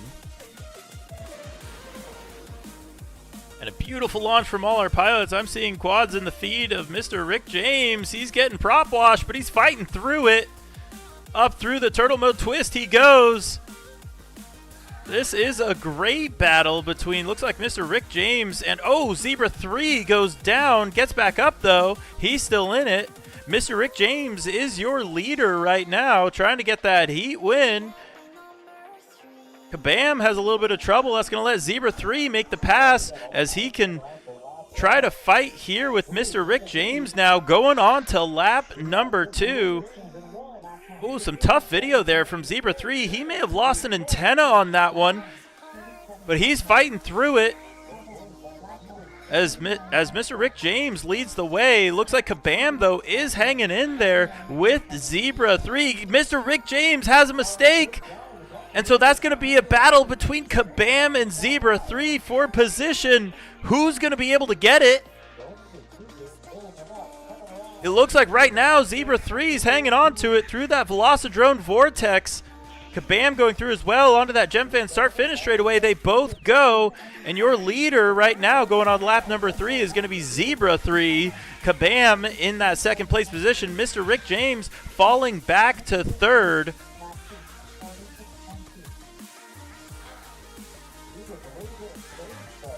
And who's going to take it here? Zebra 3, a couple elements to finish. Just got to keep it clean.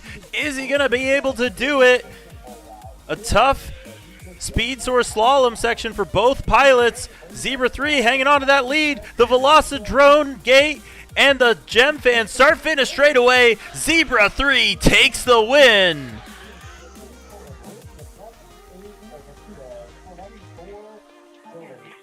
So Zebra 3 will be finishing out the event in 13th place. Kabam finishing out in 14th.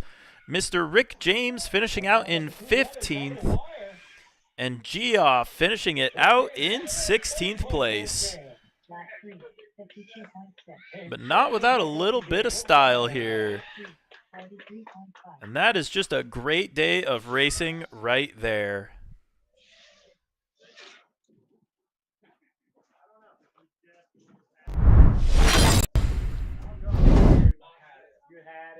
I announced it first.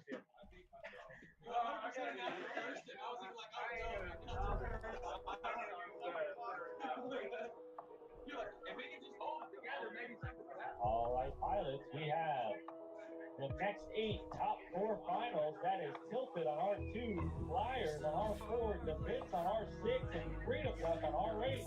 Whole shot mode, whole shot rule is engaged. And this is one race for final finishing orders. It's 9, 10, 11, and 12. We got 5 minutes, 30 seconds to fourth place, pilots. 5 minutes, 30 seconds to fourth place.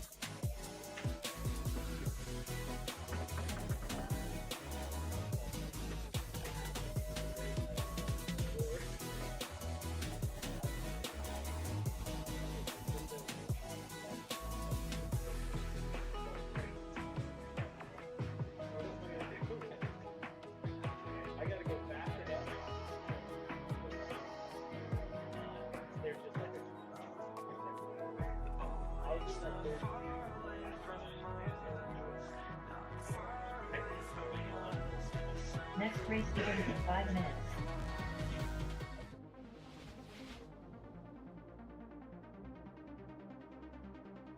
For years, drone racers have been pushing the boundaries, splitting the horizon where the possible and the impossible collide. Every millisecond we shed culminates in the victories we've earned. We tune, we train, we expend every trick in the book to defeat the clock. But what if we had one last option? Introducing Boost Mode, drone racing's first new game mechanic since crash recovery. Starting today, you have a new strategic option at your disposal. Find the optimal spots on the track to deploy one of 3 momentary... There we go, this is going to be Tilted, Pliers, DeBits, and Freedom Duck playing for keeps here. This is for positions 9th through 12th. Winner takes all.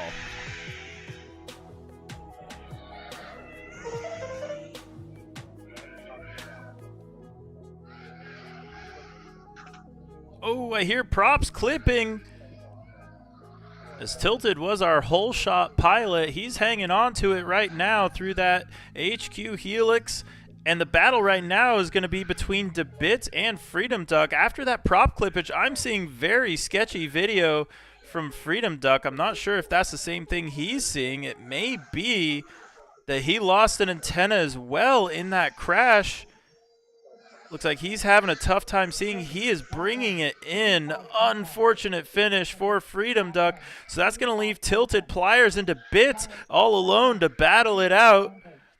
And right now, battling they are. DeBits is on the tail of Tilted, trying to catch up and make the pass. Pliers isn't too far behind either. And it looks like DeBits has got Tilted in his sights and pulling some shenanigans on the Speed Source slalom through the Velocidrone Vortex. They go right together. Boost mode engaged for both. 1 foot separating the two of them. They come together. They both go down. Pliers is now in the lead of the race. Both pilots trying to turtle mode to catch back up. They do. They're now back in it. Meanwhile, Pliers is your leader. The Gem Fan pilot trying to make it work here on the track. This is the final lap for him, just trying to stay ahead of Tilted and DeBits, who made the crucial collision midway through the lap. Pliers is going to take advantage, and Pliers takes the win. And just for good measure, Tilted and DeBits come together again.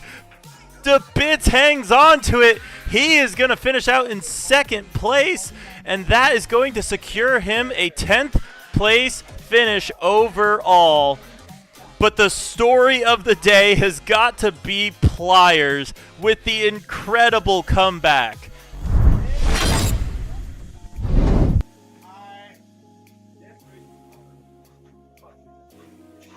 I was trying to just hang back behind you.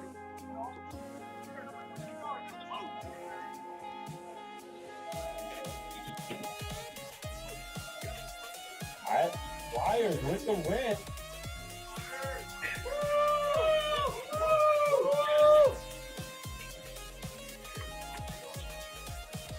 Cheers all around. An incredible heat there from Pliers.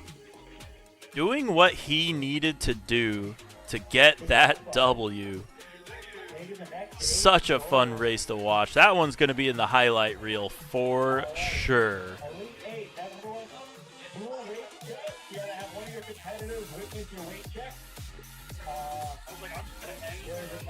Chance that you are called out and measured, and we will not be kind. If you are a gram unclear, you are out of check, and you will lose your place.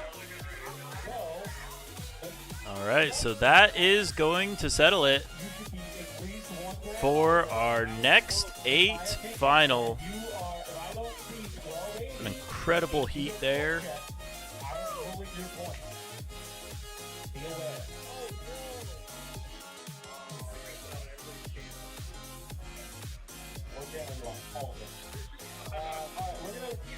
Prizes to the next team, and the leader guys. Everyone, they do a couple practice packs right now, and then we're moving to the Elite 8.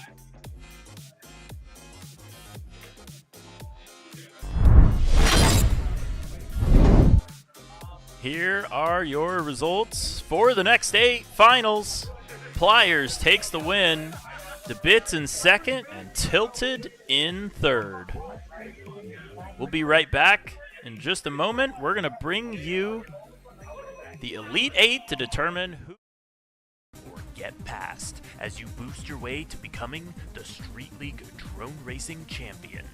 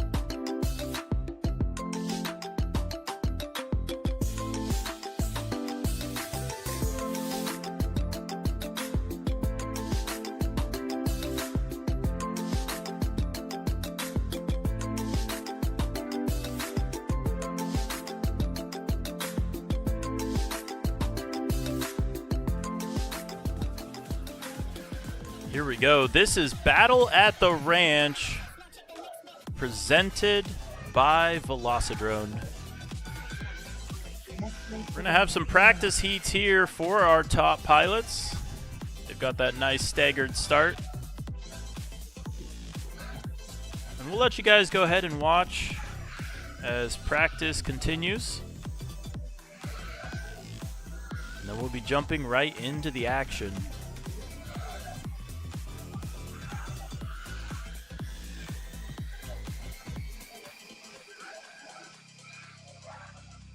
Everybody, FYI, there are ravioli and garlic bread in the racer right now. There is ravioli and garlic bread in the racer at the track right now.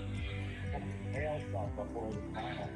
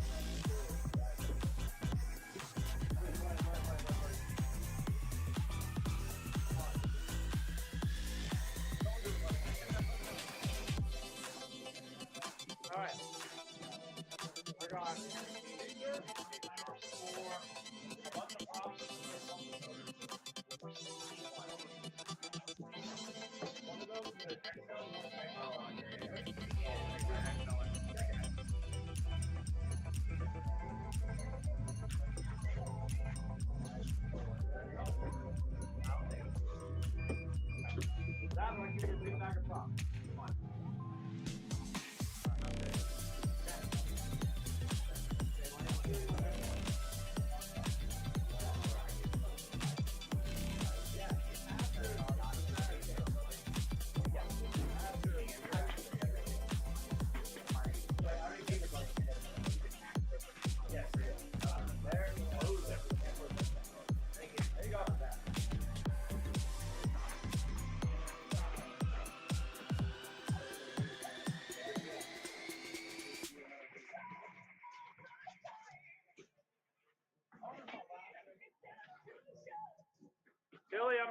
with you. Okay.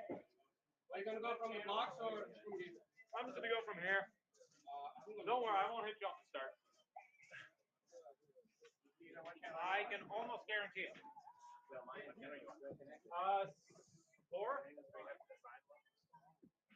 Not right now. I'm supposed to practice. I'm on 8 right now. I knew. Kelly, what channel you on? Okay, I'm on 4. I'm on 8.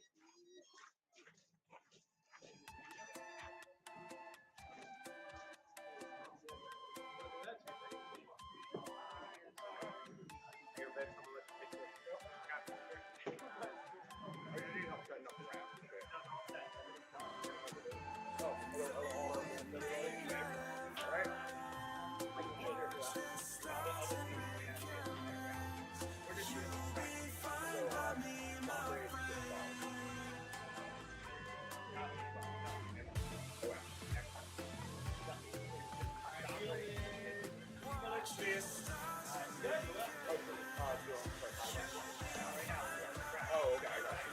That's what I was trying to do. I was saying that you want me to practice.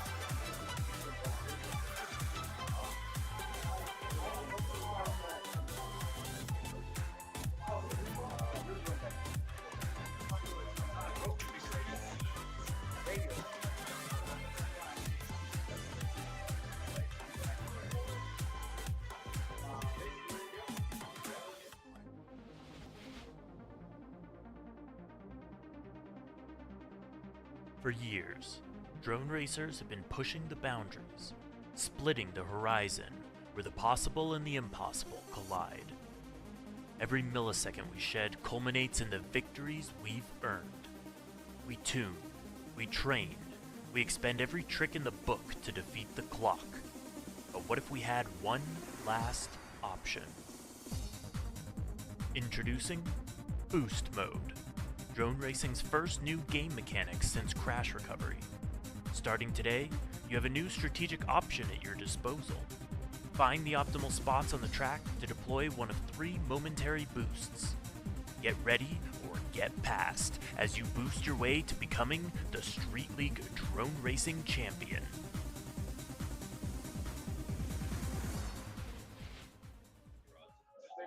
Make sure you get the big green sandwich a little thick more.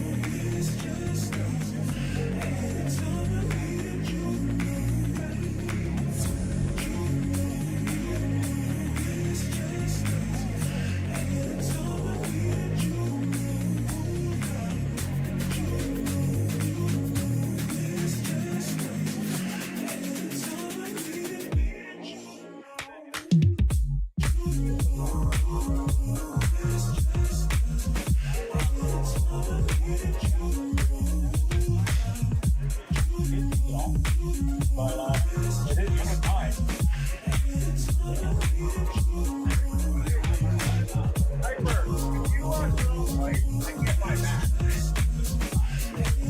just came out. It just got all my things.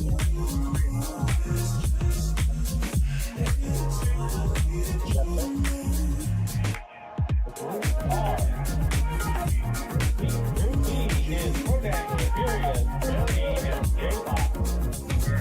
Group B is running first. Now, I'll tell you if you're on the left. J-Fox are 2. Hot Angles are 4. Imperious FPV are 6. Ladies and gentlemen, welcome to the battle at the ranch. We have got some practice going on right now as these pilots get ready, do their final packs of the night. And at the end of this Elite 8 final, we will finally know who will be receiving that Champs Invitation. We'll get a much better idea of how the street cred is stacking up for our season.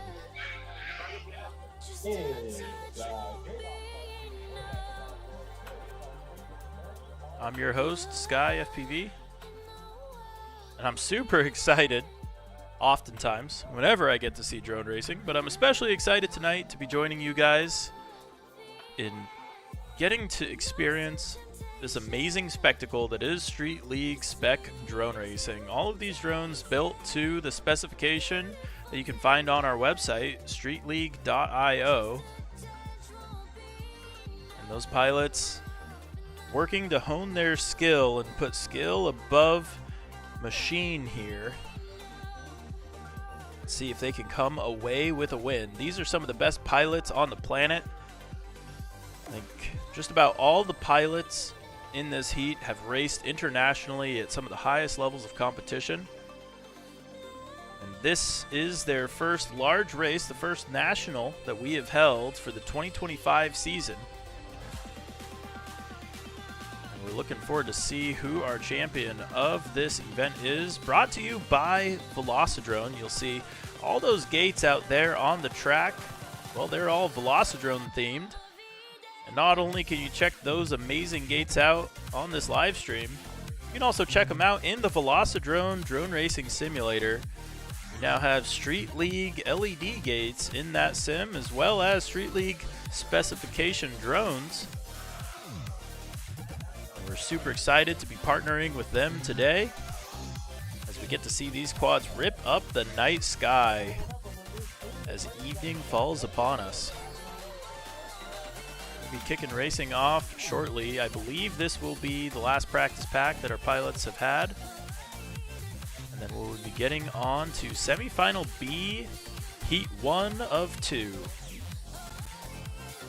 I'm going to go ahead and tell you guys a little bit about the format here in just a second, just to make sure everyone's clued in and understands where we're going.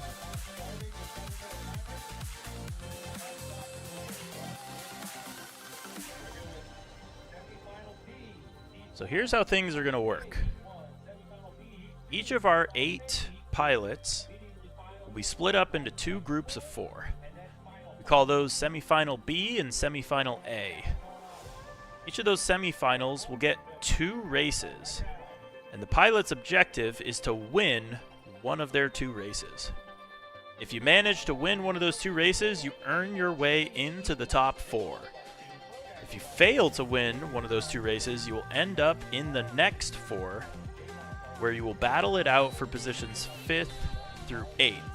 The pilots who made it into the top 4, obviously, get to battle it out for positions 1st through 4th.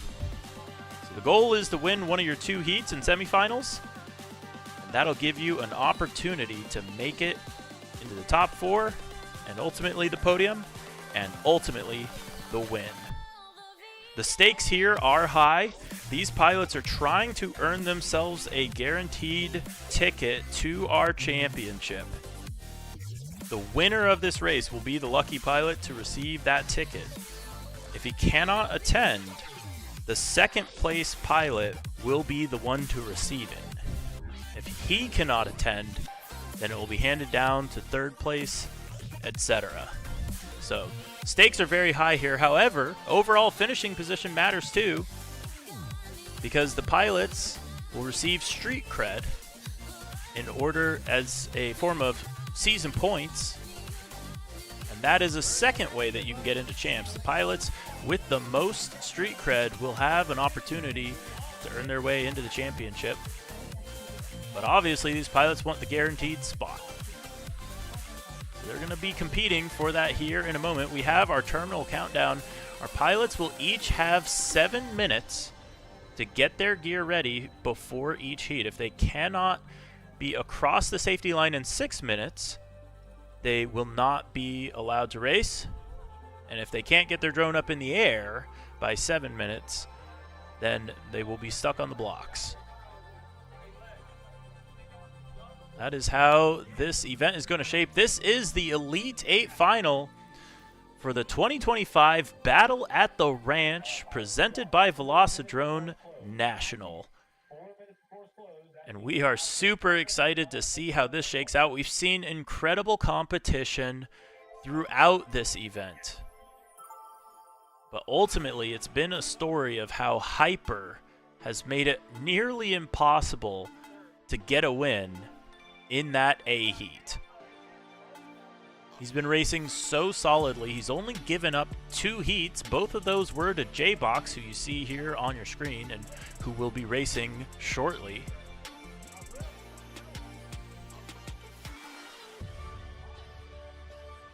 But anything could happen here. It's going to come down to that final heat. First, these pilots are focusing on just getting their win and making it into that top 4 heat. As we see them work on getting gridded up as night falls upon us.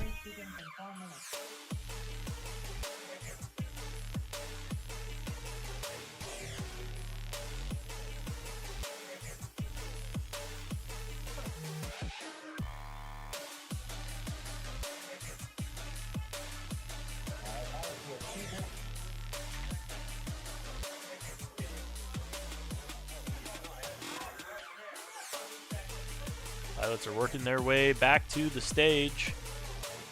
Looks like we've got 4 quads on the line. This is it, ladies and gentlemen. The Elite 8 final for the Battle at the Ranch, presented by Velocidrone, has begun. The stakes could not be higher, except for if this were the championship. But this is for a spot in the championship.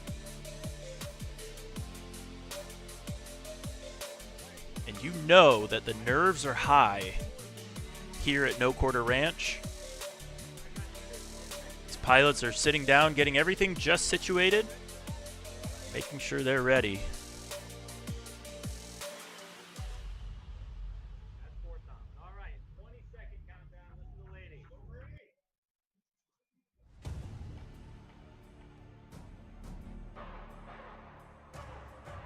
Terminal countdown has begun. 10 seconds remaining before we go live with Imperious, Prodangles, J-Box, and Bernie FPV.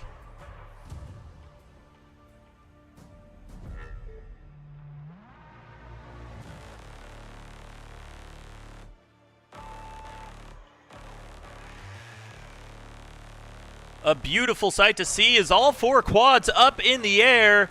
Looks like your leader right now is going to be Imperious with that strong hole shot.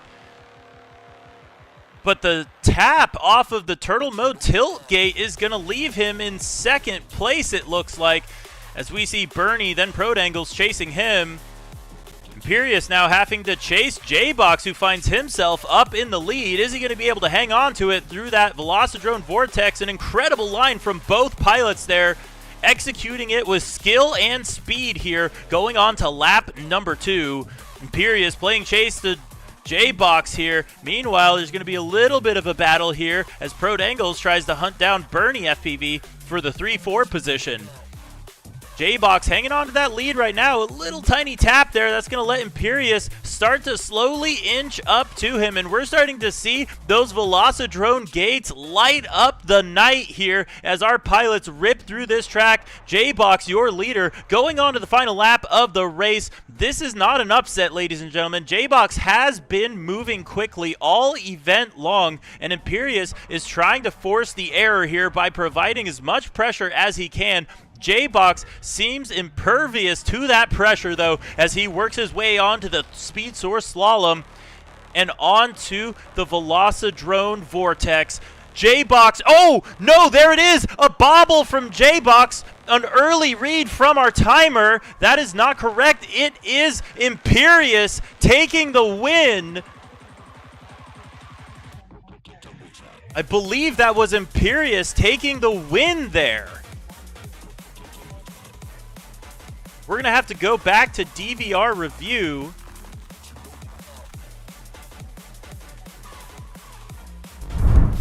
But we believe Imperious FPV took the win and took advantage of the mistake from J-Box. Imperious moves on to the top 4.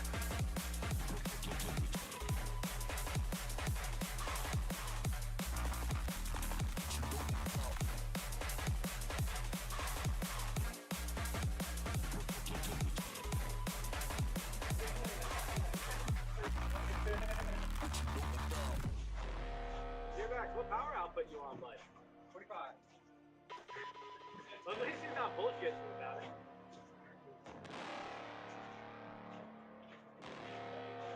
And we get a false read there, as it looks like J-Box was on the wrong output power.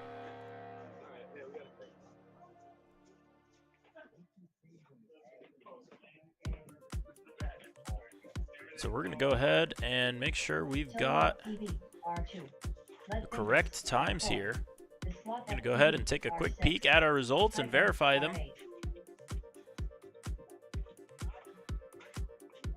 Tilly FPV R2, Lead Fingers R4, the Slot FPV R6, Hyper R8, Tilly FPV R2, Lead Fingers R4, the Slot FPV R6. Actually, I may have called that incorrectly. It looks like J-Box did take the win there. And maybe this is one for the replay.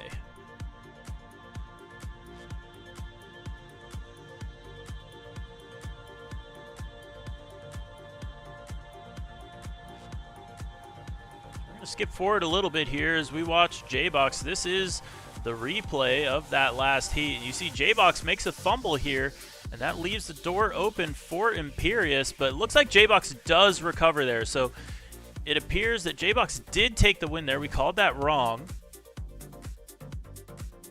So J-Box will be advancing to the top 4. Imperious will have one more opportunity to get it done.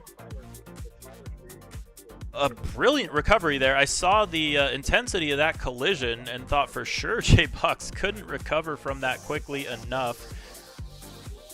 And pair that with the early read from the timer.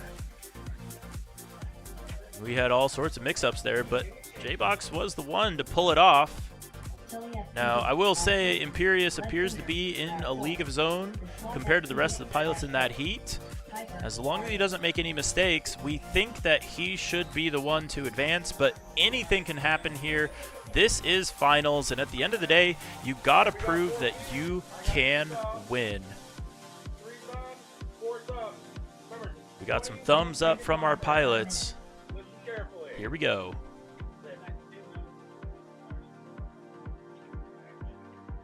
Terminal countdown has begun. Next race begins in 10 seconds. Next race begins in 5 seconds. This race will be Tilly, Lead Fingers, Sloth, and Hyper.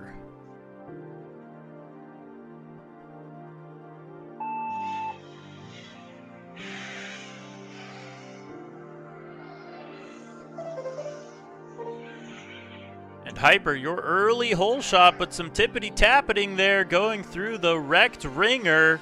Turn 1 is Not where you settle a race, but it looks like Hyper's trying to make it look like it is, as he's already pulling a gap on the rest of the field.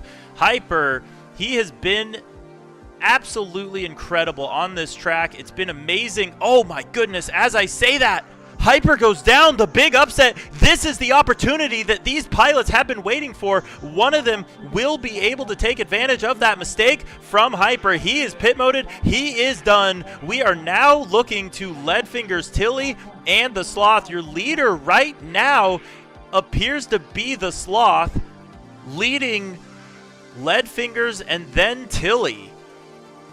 So your running order, the Sloth, Leadfingers, Tilly, as they work their way through that speed source slalom. And Sloth already onto the Gem Fan, start finish straight away. Then it's going to be led onto the Gem Fan, start finish straight away. If he was going to get a chance to get in there, this would be it. The Sloth is your new favorite for this heat after Hyper goes down. So Leadfingers and Tilly are going to pray for a mistake here, but Sloth is not giving it to them as he works his way back onto the speed source slalom. And you can see that downed quad of Hyper out there in the field. The Sloth is going to take the first win here in semifinal A, Heat 1. Sloth advances to the top 4.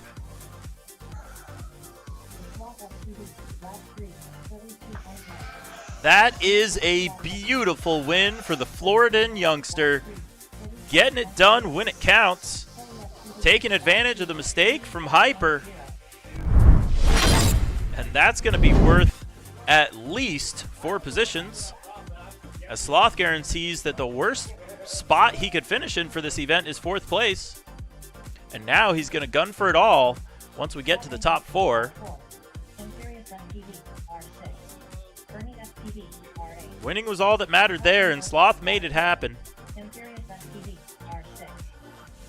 The rest of these pilots will have one more opportunity to try to get that win. We're going to roll back to semifinal B. And this time we'll be missing one pilot who has already advanced. So this time it's going to be Prodangles, Imperius, and Bernie FPV.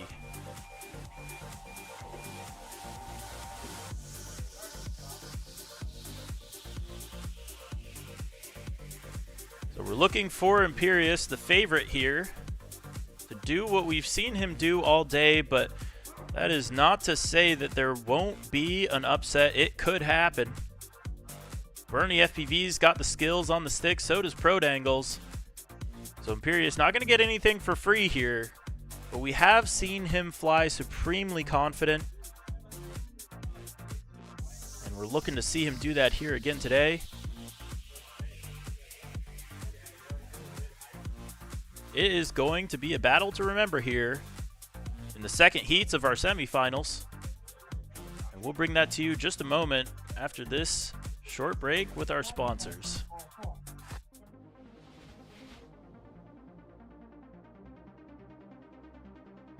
For years, drone racers have been pushing the boundaries, splitting the horizon where the possible and the impossible collide. Every millisecond we shed culminates in the victories we've earned. We tune, we train, we expend every trick in the book to defeat the clock. But what if we had one last option? Introducing Boost Mode, drone racing's first new game mechanic since Crash Recovery. Starting today, you have a new strategic option at your disposal. Find the optimal spots on the track to deploy one of 3 momentary boosts. Get ready or get past as you boost your way to becoming the Street League Drone Racing Champion.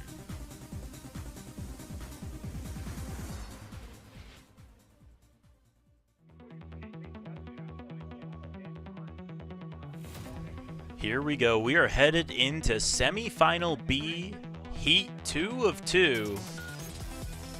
And one final opportunity for these 3 pilots to make it into the top 4. If they fail, they'll be battling it out one last time for positions 5th through 8th. If they succeed, They will be battling it out for positions 1 through 4. All the quads are staged.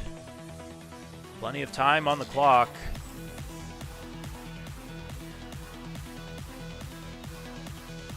So we're gonna see 3 pilots in this one. The question is, who will be coming out on top and claiming that last chance to get into the top 4?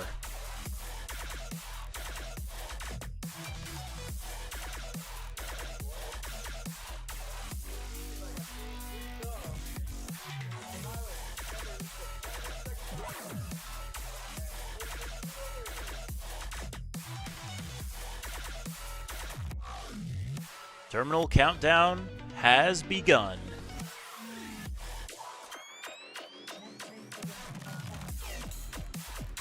This one between Pro Dangles, Imperious, and Bernie FPV. One last opportunity to get the win and get into the top 4. Here we go. The tones are set. The quads are staged. Off and away we go.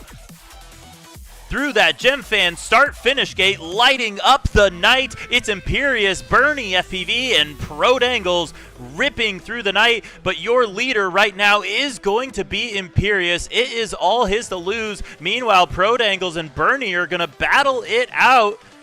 If nothing else, this one's going to be for pride between the two of them as they collide, coming through the Armatan Ascent into the Speed Source Slalom. Meanwhile, it's going to be Imperious with a little tap there on the Velocidrone Vortex. That's going to let some of our other pilots catch up a little bit as boost mode engaged here from Bernie to get the pass onto lap number 2, but he had too much speed coming into the wrecked ringer. And he's getting squirrely, but hanging on to it. He resets, goes around, gets the gate. And it's going to be Pro Dangles now up in that second place position as Imperious remains dominant on the track on lap number 2. This is his race and his race alone. Going on to the GemFan start-finish gate. And lap number 3, Imperious is your leader, and he's looking to get that final spot up to the top 4. Meanwhile, it's going to be Bernie in that third place position, and then Pro Dangles up in second as we see those LEDs off the quads lighting up those Velocidrone gates.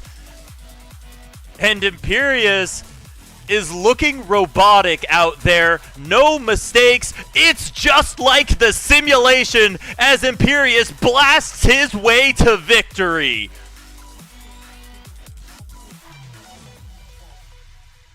Second place is going to go to Pro Dangles. If nothing else, for a little bit of pride, even though he and Bernie, who finishes right now, will be sent to the next 4, where they will battle it out for positions 5 through 8th. But Imperious will breathe a sigh of relief here as he makes it to the final stage of this event. Imperious advances to the top 4.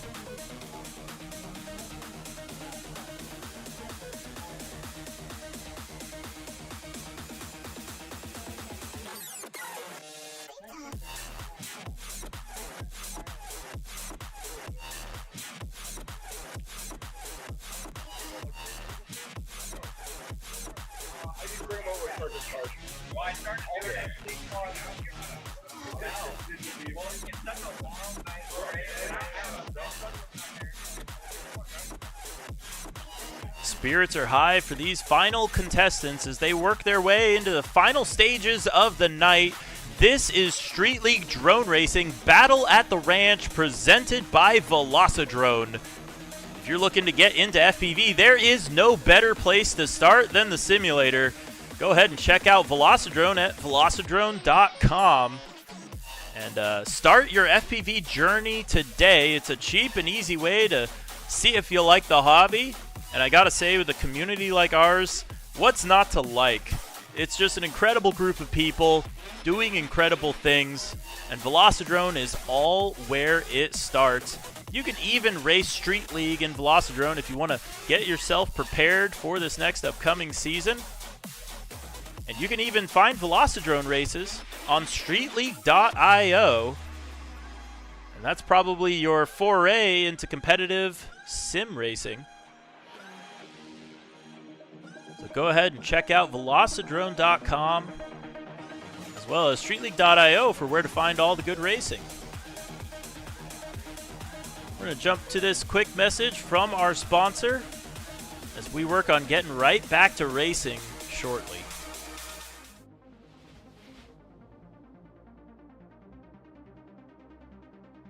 For years, drone racers have been pushing the boundaries, splitting the horizon where the possible and the impossible collide. Every millisecond we shed culminates in the victories we've earned. We tune, we train, we expend every trick in the book to defeat the clock. But what if we had one last option? Introducing Boost Mode, drone racing's first new game mechanic since crash recovery. Starting today, you have a new strategic option at your disposal. Find the optimal spots on the track to deploy one of 3 momentary boosts. Get ready or get past as you boost your way to becoming the Street League Drone Racing Champion.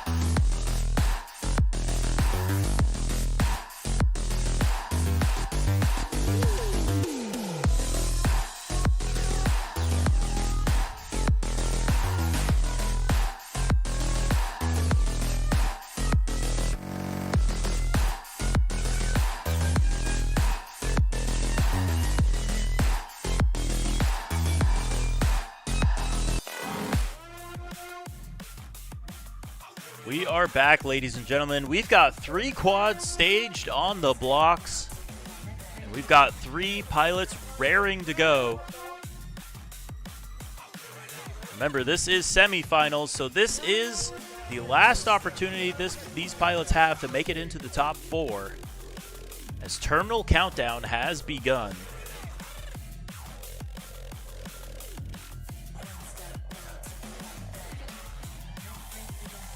It's Battle at the Ranch, presented by Velocidrone, containing Tilly, Leadfingers, Hyper, battling it out for the win.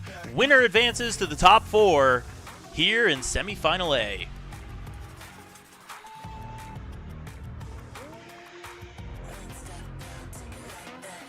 Quads across the line. Here we go. I see Tilly chasing after a couple people. It looks like Leadfingers and Hyper mixing it up here as Hyper goes for the pass. Leadfingers not going to give it to him. Going to put him in his prop wash here at the HQ Helix onto the Armatan Ascension Gate. And it looks like Leadfingers not going to be able to hang on to that lead as Hyper now moves past onto victory. Is he going to be able to hang on to it? He had that bobble in his first semifinal heat, but he is hanging on to it here, going on to lap number 2. No mistakes can be afforded, and Leadfingers is going to afford him no space on the track. He's going to be ripping as hard and as fast as he can to try to catch up. Oh, but that's going to draw out the air. Leadfingers goes down, recovers, still in it. And now it's going to be Tilly trying to play chase and catch up to Leadfingers. So your leader right now is going to be Hyper, in the lead by quite a bit. He is looking smooth. He is looking solid. He wants that win for Quad Force 1. He is the team manager for Quad Force 1. So he's trying to set himself up as an example for his teammates. And gosh, this is an exemplary flight for Hyper through that HQ Helix beautifully. Onto the Armatan Ascent. This is Hyper's race. Boost mode engaged, the final one of the race, and onto the Velocidrone Vortex. Hyper takes it through the gem fin, start finish straight for the win. Hyper moves on to the top 4. Leadfingers is going to have to settle in for second as he comes through now. And that's going to put him into the next 8 final as Tilly comes through in 3rd, and he will be joining him.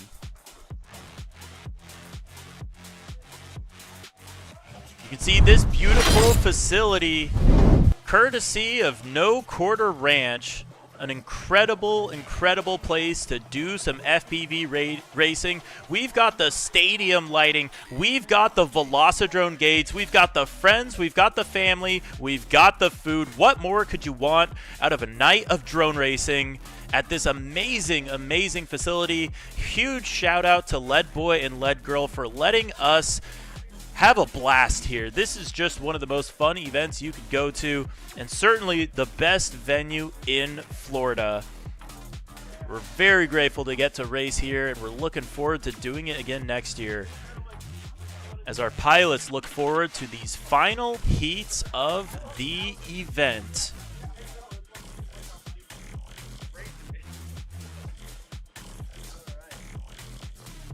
We're going to be moving on into the next 4 finals. This will be to settle positions 5th through 8th. And then we will be moving on to the final 4, which will decide positions 1 through 4.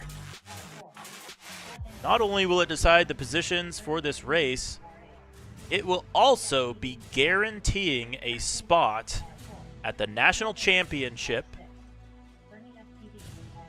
as well as earning some pretty incredible amount of street cred for the team these pilots represent. I'm going to spend a second here and see if I can pull up the list and take a quick peek at who each of these pilots are representing here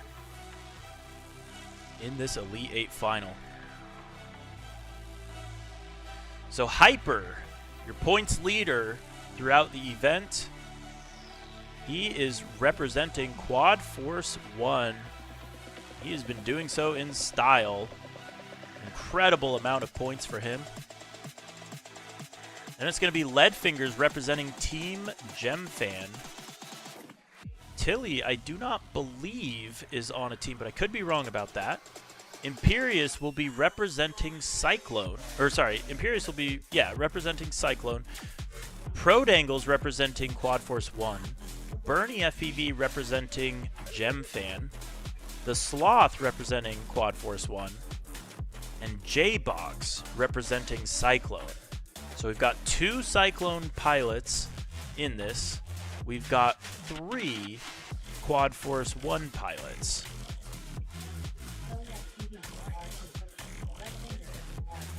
And then we have 2 GemFan pilots. And I'm sorry, actually, I got that wrong. We have 4 Quad Force 1 pilots in this. We have the Sloth, Prodangles.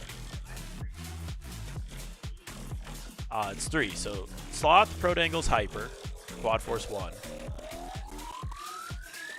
It's going to be J-Box and Imperius for Team Cyclone. And then it's going to be Bernie and Leadfingers for Team GemFan. Here we go. Terminal countdown has begun. This is for positions 5th through 8th. Battle at the Ranch.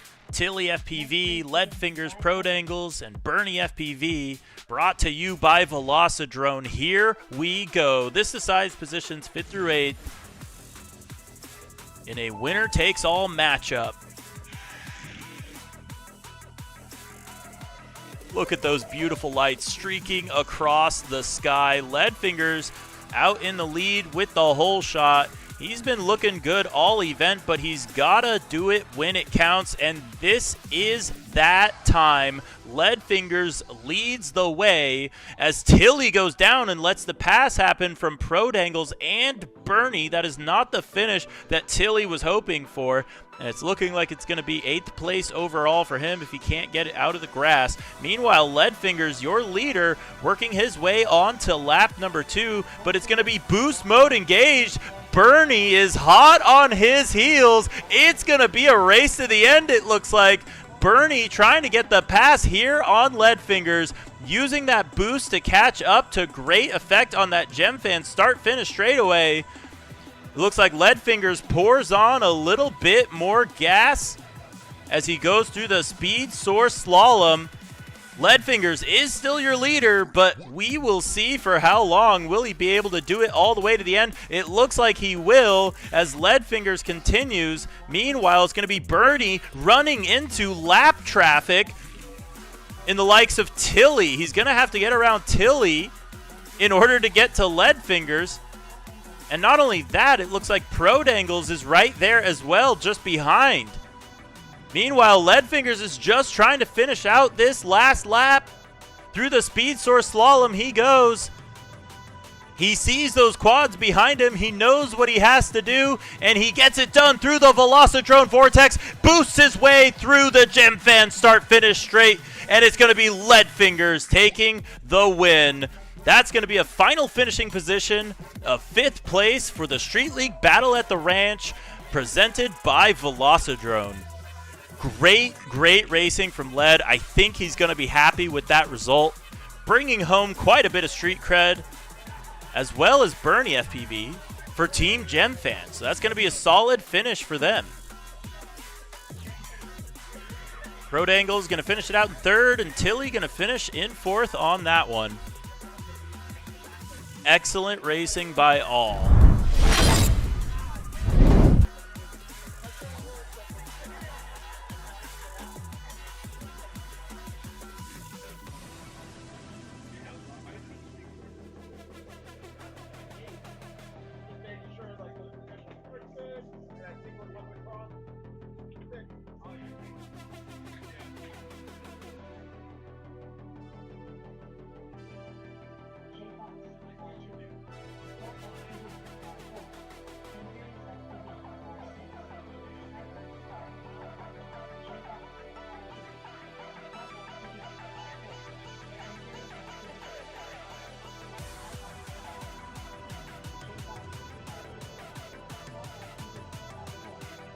We want to take a moment to thank all of our sponsors for providing this awesome racing.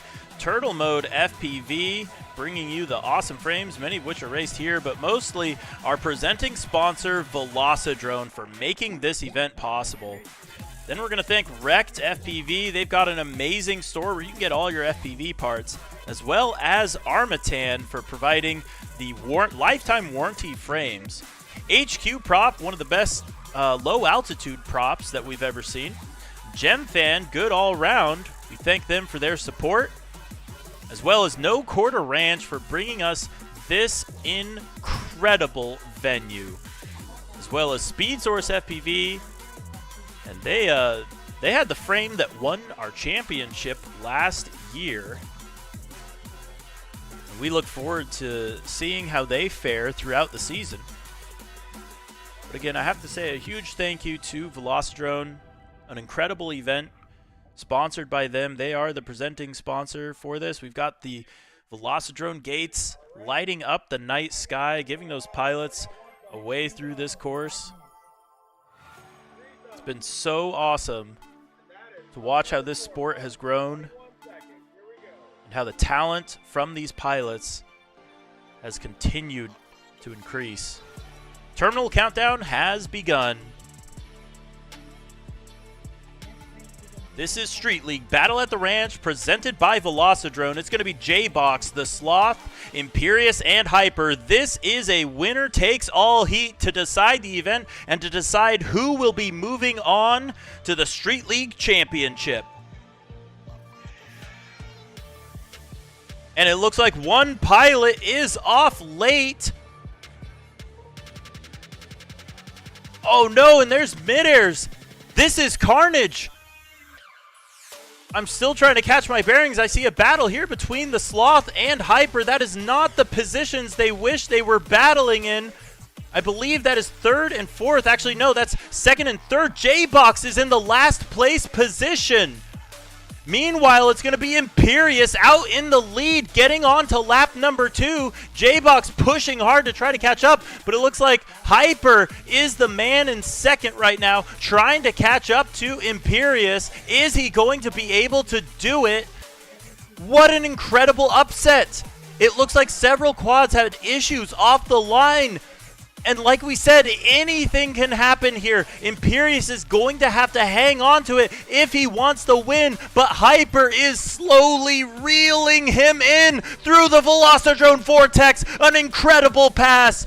Hyper is into the lead, and he's going to try to hang on to it as Imperius fights for second place now. He's got company by the likes of J-Box and the Sloth. Looks like Sloth is in that third place position. He's getting to watch an incredible battle here between Imperius and Hyper. Boost mode engaged for Hyper as he works his way through the Speed Source Slalom. Imperius trying to catch up through the Velocidrone Vortex. Is he going to be able to do it? No! This one is going to go to Hyper. He takes the win. Imperius nails the second place. Sloth going to settle for third, and J-Box gonna finish it out in fourth. What an upset. But in the end, your Legion's Cup winners is going to go to Quad Force 1. Cyclone gonna settle for second, and Gemfan gonna settle for third. Hyper with an incredible race there. Stellar performance.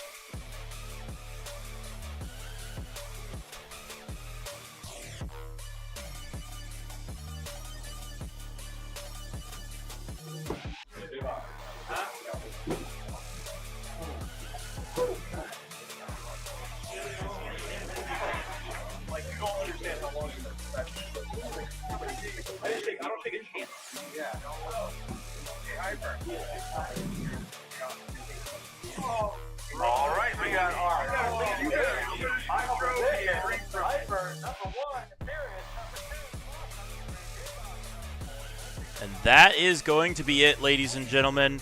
Your results are final. And here they are. Your winner is going to be Hyper, winning the Battle at the Ranch presented by Velocidrone. Imperius snags the second place position, and the Sloth going to be pretty happy with that third place finish as well.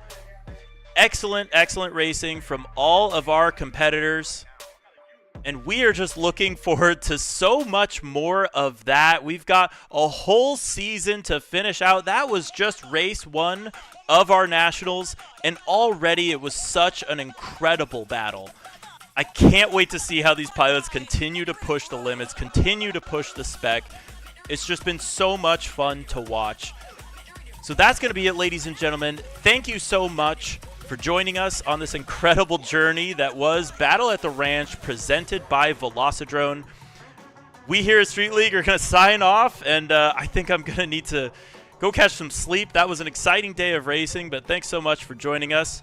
And we'll see you guys next time here at Street League Drone Racing.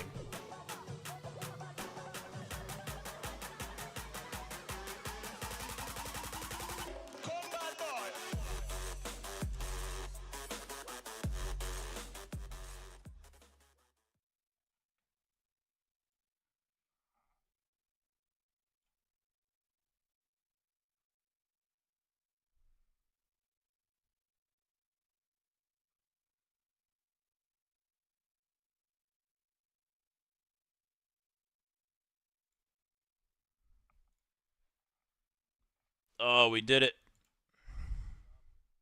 Thank you. That was good.